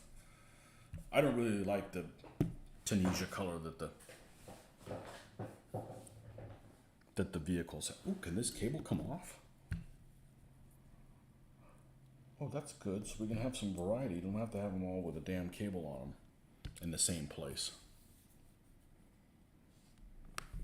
I saw a picture of this Flampanzer 3 where somebody had finished a model of it. And they had it, let's just say it was yellow overall. But the whole front, all the way up to where the barrel is, where you could tell that it had been smoldering stuff. It's like all like blackened stuff. So like everything from like the whole machine gun forward was all like blackened. So I think I'm gonna try doing like that, because that actually looks pretty cool. Looked pretty cool, and I think the way to do that would probably be give it a some Nuln oil or something like that when you're past that point. But all right, let's do some weathering on here. Let's do some weathering on this thing. All right.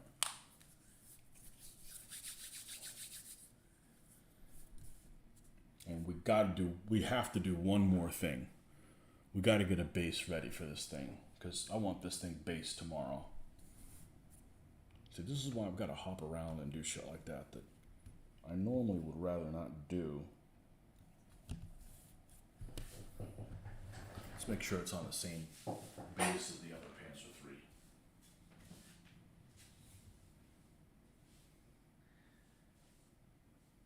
The other Panzer III with a long 50. Nope, that's not it. This one. And this one actually has the hollow numbers. Actually not black. Alright, so we're going to get another one. Man,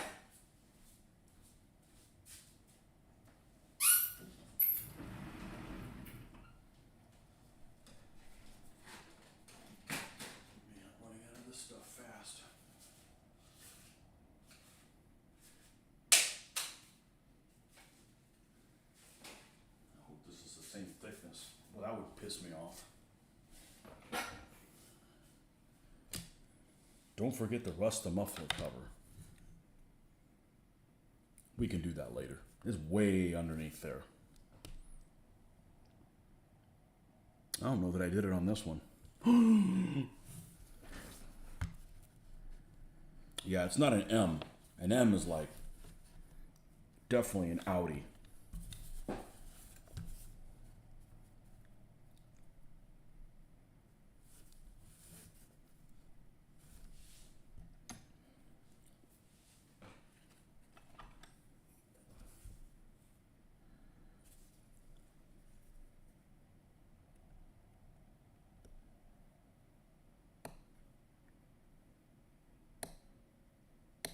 What the?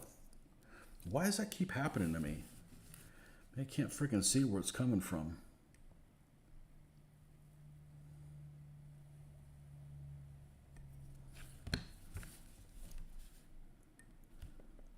Clipping the side of the other one.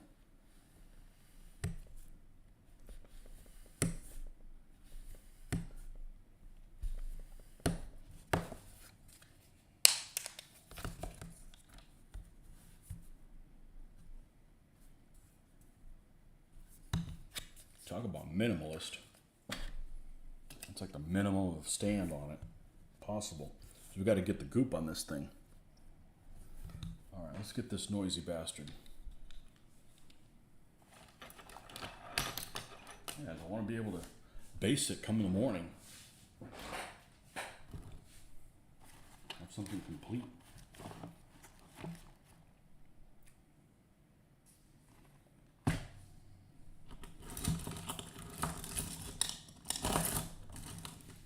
Well, should be here with it, but it's not. All right, let's get.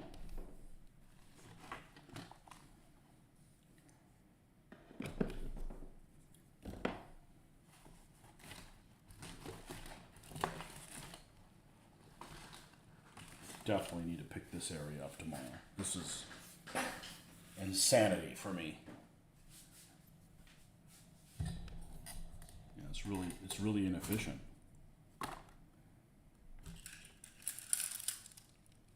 Okay, the clippers were. I had them hanging over the edge.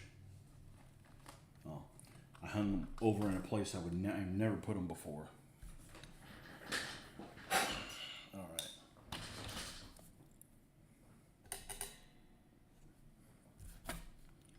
We're just going to come in here in the corner, try to do 45 degrees.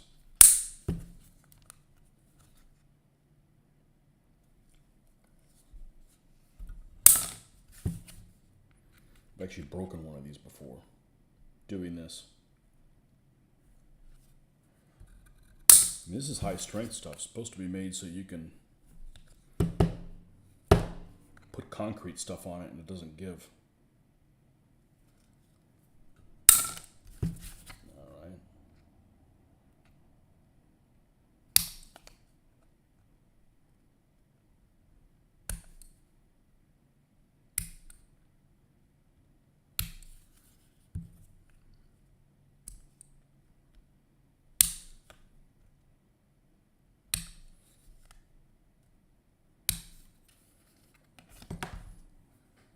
probably don't even have to sand that down, but I've been doing it, so. I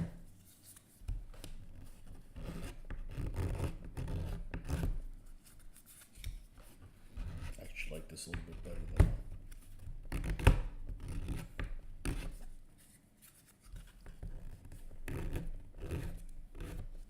Than the sandpaper.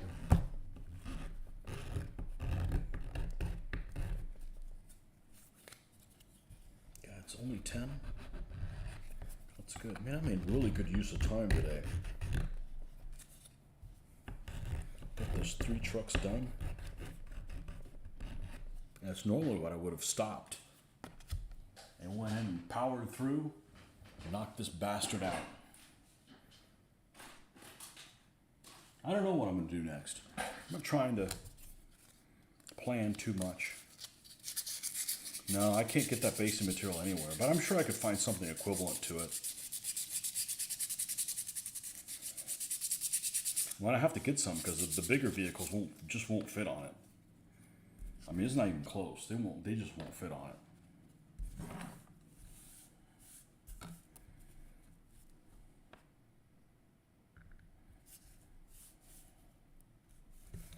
Okay, let's get the sheet. The sheet magnet should be over here. This is where I threw it last time. There it is.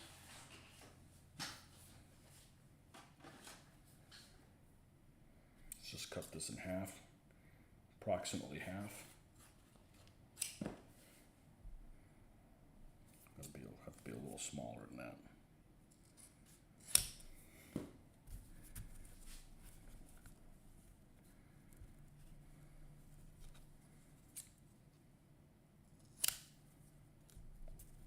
Yep, that's about right. Honestly, I don't know if this is going to be that useful because I'm probably not going to travel with these guys. I'm certainly not taking them to a show where some random person can grab them and screw with them. I don't like random people.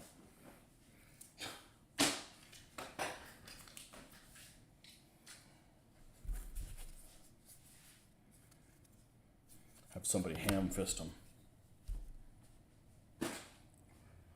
Bet you it's a great feeling knowing you're getting so much productivity just doing now DBA stuff. Yep, it seems like I'm getting more done.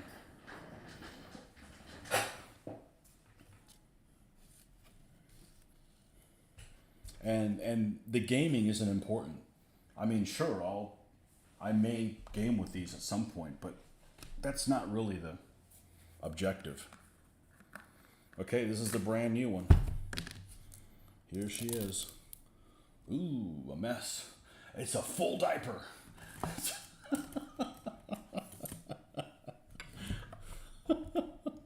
Look at this. Full diaper already all. Oh, yeah.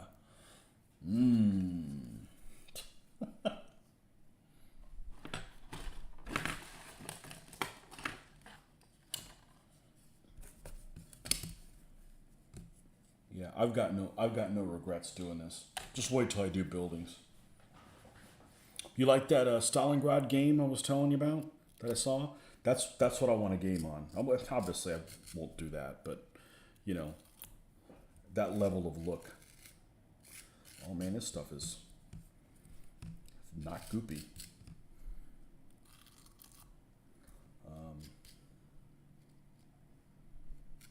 Those guys can play on a nice looking board. Why can't I?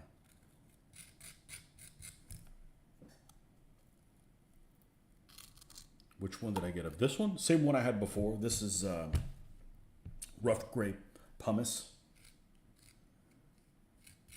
Same one I was using before. It's just new, so it's wetter. Still dries quicker than the Liquitex. The only reason I switched to Liquitex is they stopped making it because those French apologists was not a sustainable material. Yes, we're going to ruin the world because we're building these little resin things. Okay, sure.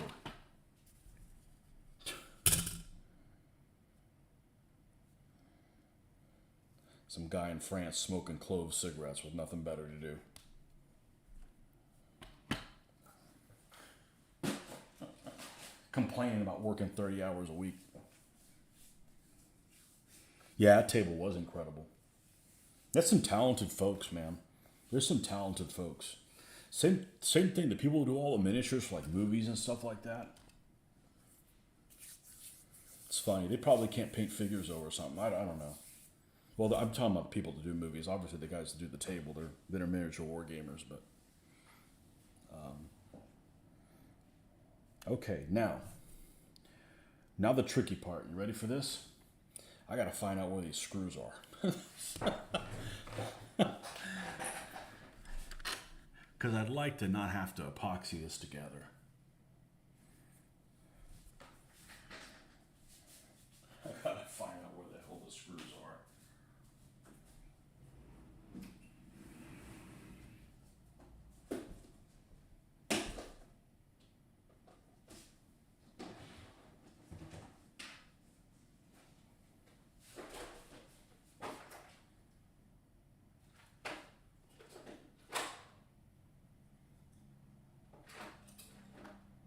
They should be in the same container. And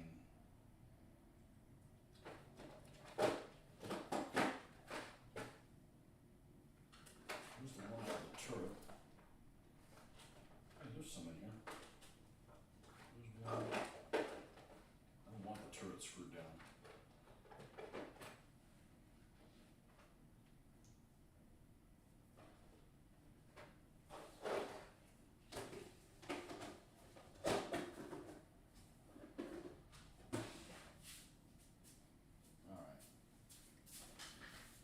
Almost certainly Phillips. Yep. All right. Never can find a Phillips screwdriver when I need one.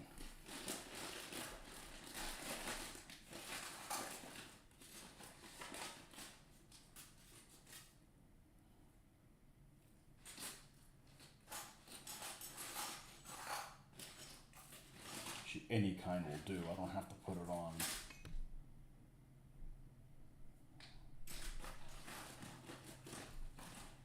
Super tight. Well, here's a Phillips one. I bet it's not small enough though. The hell do I know? Okay. Neil, welcome. Watching your progress got me painting armor again. Yes! Excellent. What are you painting? 26 on the go. Just purchased a Panzer III command tank, both 156. So I don't do 128 millimeter stuff. 28 millimeter stuff. But I've seen those Rubicon things. Those seem like they are a really good deal. You can make all kinds of versions out of them. That seems like a really good deal. I don't know how expensive they are, but I mean, you get a lot of. Seems like you get a lot of bang for the buck for those things. All right. Yeah, Rubicon.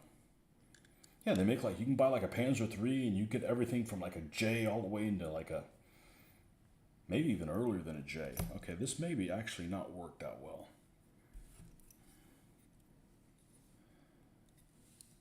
This might actually not work that well. I just didn't want to. The other one is just tightened down. All right, let's do one thing. Let's try putting this one in first.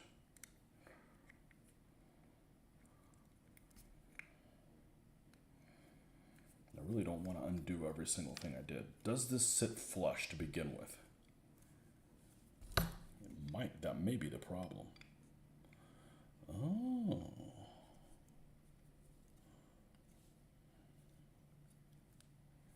Let's see what we can do here.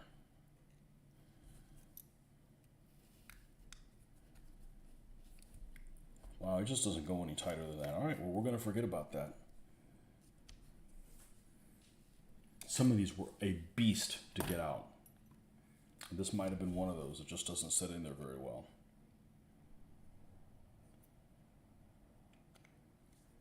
No. Okay, dusting time.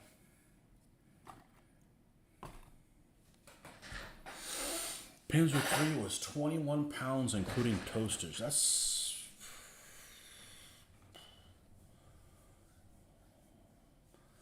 Well, I guess that's pretty expensive, but they're pretty big. Yeah, I've seen those. They give you lots of options. Options are good.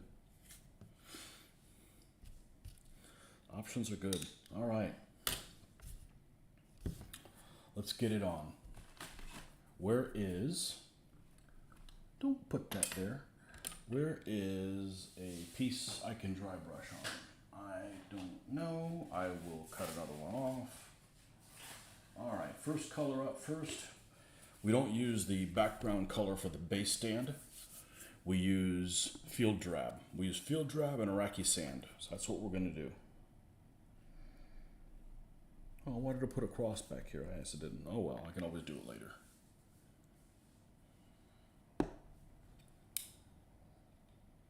Huh.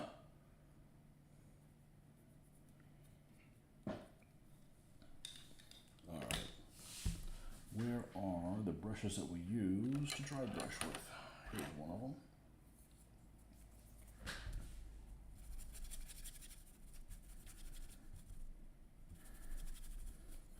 This is the part where you ruin this. This is why I don't put it together.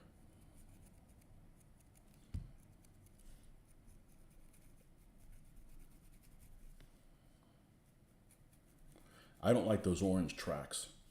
You can have too much rust. You know, even if they're that rusty, when these things go round and round, it's gonna bust out. It's gonna bust off. You're gonna get dirt and stuff in it. It's just probably just...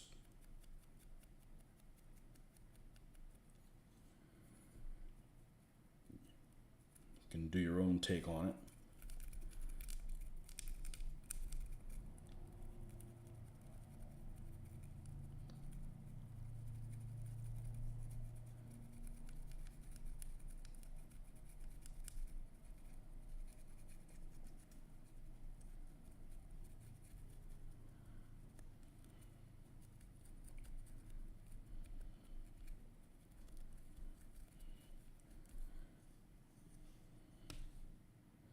So we start off like this. This is just one of the colors. We got Iraqi sand to do on top of that after this one.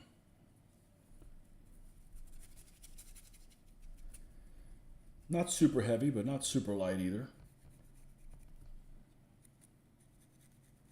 So I don't mind it having a heavy...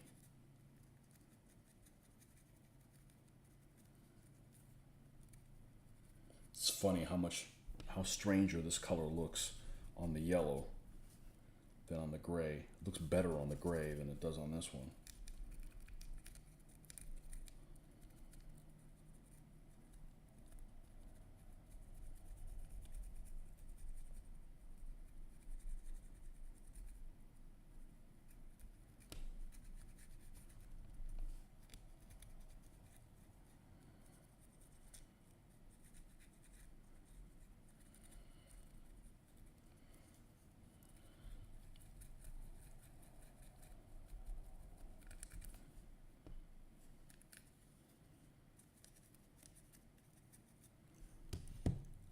And as you go up, there's less and less of this stuff on it.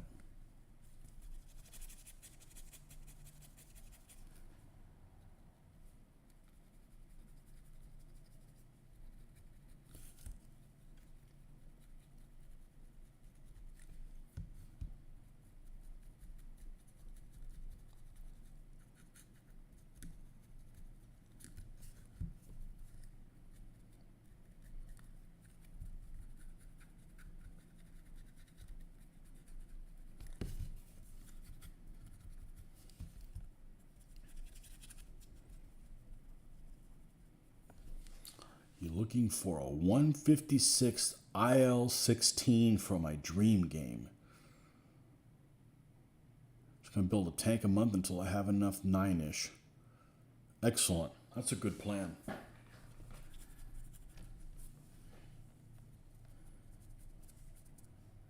don't know if I could have a dream game. I think some things are just too much on terrain. Like I was reading about Operation Crusader.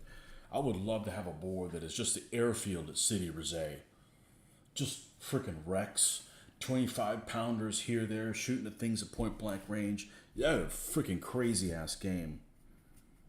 But man, that's a lot of things to create. But you know, easy does it. Just stay on it, and you'll get there eventually. You can't help but get there. Yeah, I want to get Stukas. You get some 1/72nd scale Stukas.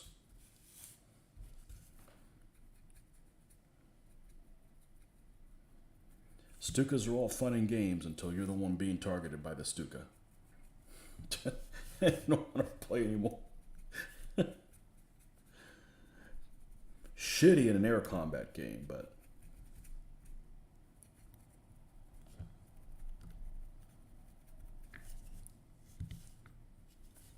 let me put my glasses on and step away from this thing so I can see what I've done.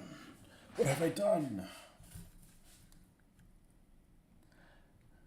Yeah, that color looks weird. That color looks weird on the yellow. But I'm used to seeing it on the gray. Yeah, here's that base color. But that's not the only color we put on there. We put Iraqi sand too, so it's Iraqi sand time.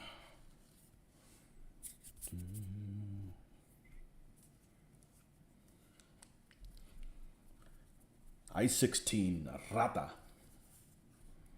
Cool plane. I don't know that it was a very good plane, but it's a very cool plane.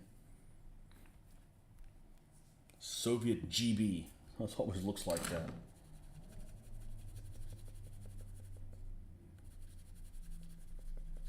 Some of those late war Soviet planes are beautiful, and a lot of it has to do with the colors that they painted them. Those Yak 9s and stuff, with the different color grays, even with some blue. Beautiful aircraft.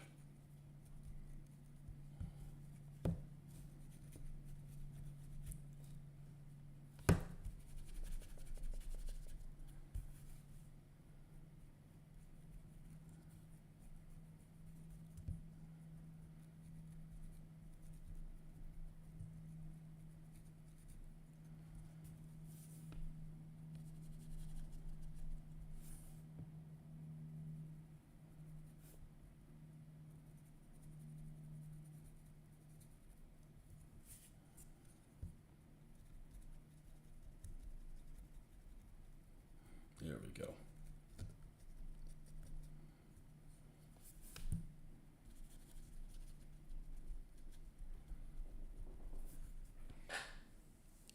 Train was rolled up, towels under a blanket with a painted builder sheet over it. Looked good. 6.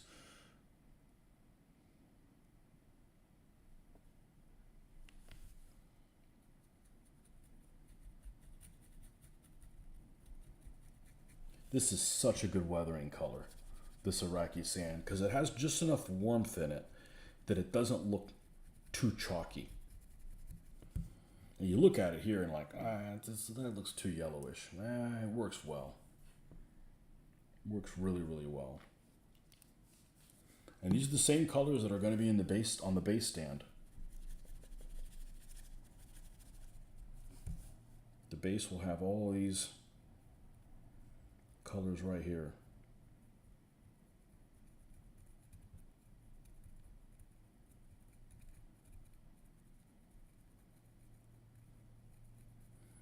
Could almost not even paint the damn road wheels, but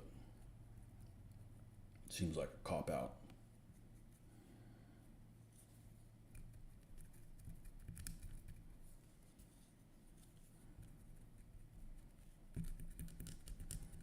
Yeah, I'll do African Coral, but I'm more interested in doing the Brits with their pendants and stuff like that.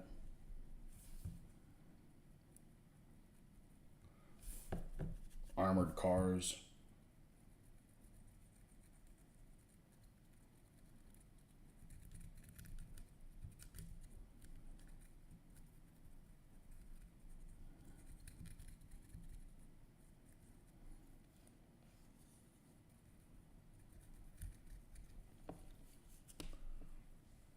You have a cool French magazine with pics of I-16s with cool red markings. I'm gonna do T34 with some red markings too. I don't want to have to resort to doing snow camouflage. Although I could probably nail it. I'm just one thing at a time. One thing at a time. And by nail it, meaning do it in such a way that I'm happy with it. Because I'm my own worst critic.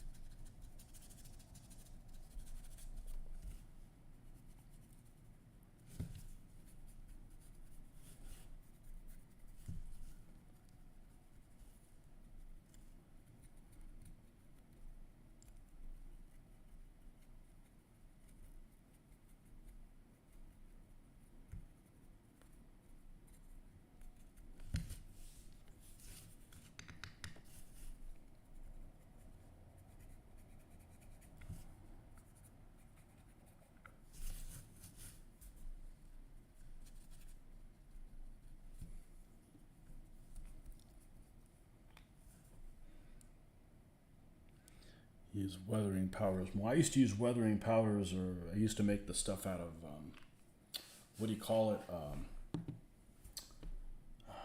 Shit, what did we call it? Pastels. We used to grind our own pastels and stuff. I just don't like the powders and crevices because it takes everything I've done to make these things pop and unpops them. But that's just me, you know. That's the look I want. I want these to look like wargaming miniatures, not uber realistic. I gotta have that contrast for things to pop for me. Some people like them.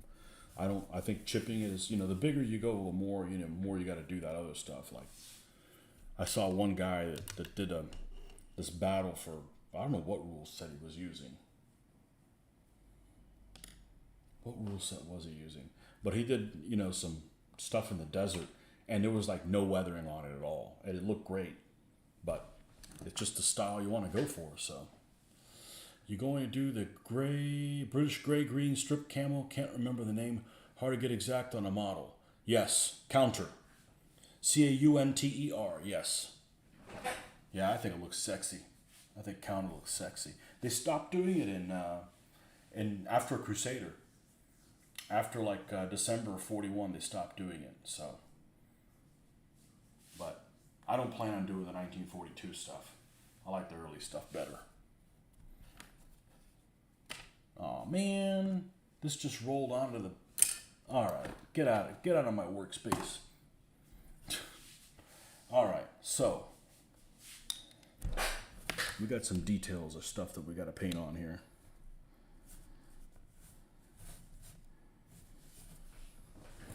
All right, let's do all the metallic stuff. Okay, so we'll get our Iron Base Warriors. Yeah, I love the counter scheme. This is sexy.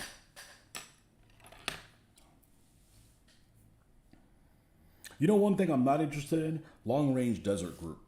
I'm just not interested. Those Chevrolet trucks and stuff they use, those are some ugly ass vehicles. And that's just a little too role playing ish. A little too small scale for my taste. I'd never seen Desert Rats growing up. It was never playing anywhere I had it. And not Desert Rats, what's it called? Rat Patrol. It's all Americans anyways. What the hell are they doing in the desert? Just trying to steal shit for the... trying to take the Brits' thunder. I actually watched an episode the other night because I didn't know they were available on YouTube. And I was sorely disappointed. I guess, those old shows, people have nostalgic thinking because, they liked it when they were a kid. But I never got to watch it because it wasn't available anywhere that, on any airplay that we had on channels. But I thought it was pretty poor, but I don't have any nostalgic stuff for that show. We used to watch Hogan's Heroes, and you know, of course, if I watched that now, I'd be like, that's stupid, you know, but nostalgic.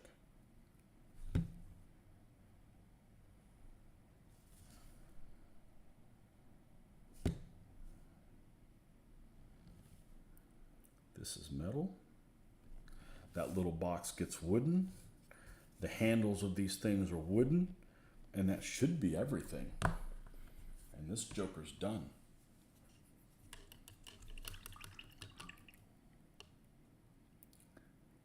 Desert Campaign I played back in the early 80s on my Spectrum. What the hell's a Spectrum? The computer?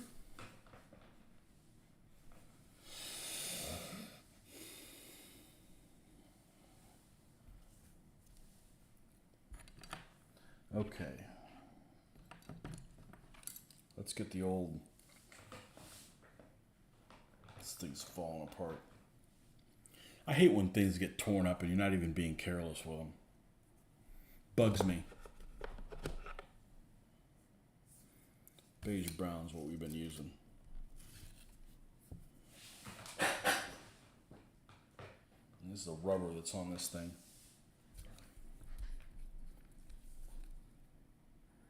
Looks like a dog chewed on it. And there's not a dog here for miles.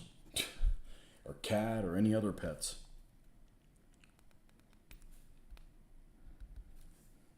Nobody here but me and my panzers.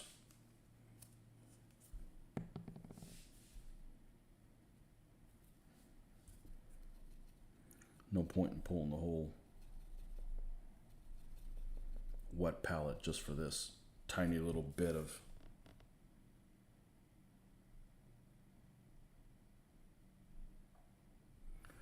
painting. That handle. We got a handle here. What else in the box? It's actually not a box. It's the piece of wood that the jack sits on.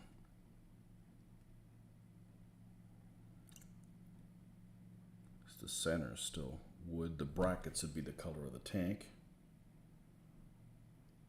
So we will leave them that way. And this is getting awfully large. So let's use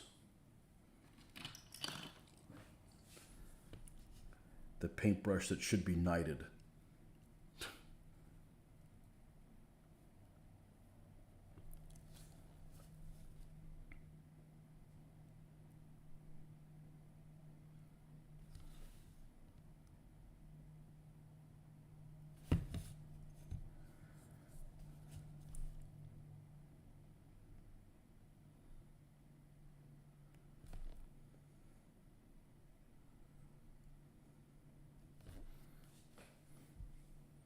Yeah, this is a hell of a lot better than working on some damn army for 4 months. Like, oh, I feel like building a, Sherman next or whatever. Just do it.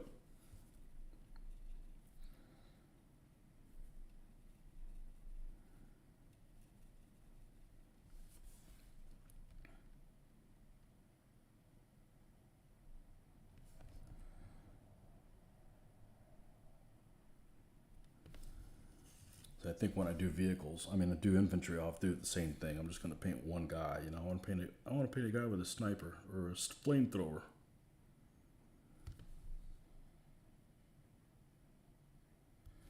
Got lots of figures I like, and I already own them. So, okay, I think we're going to call this one a wrap.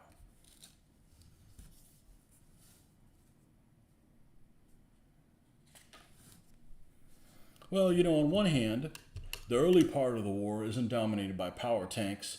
At the other end, at the late war, the infantry can do more against the tanks. They got Panzerfaust and shit like that, like bazookas. I like them both. Okay. Well, there we have it. Panzer III-L. Curse time period. We'll spray her flat tomorrow. And got the base cooking for her. And then she can hang out. We gotta put an antenna too. And she can go next to this one. So anyhow, not bad for an evening. Okay, well, there you have it, folks. We'll take some photos of her in the daylight and see how well it looks, but I'm pretty happy with it. Okay, folks, thanks for hanging out with me. Much appreciated, and we'll see you guys tomorrow.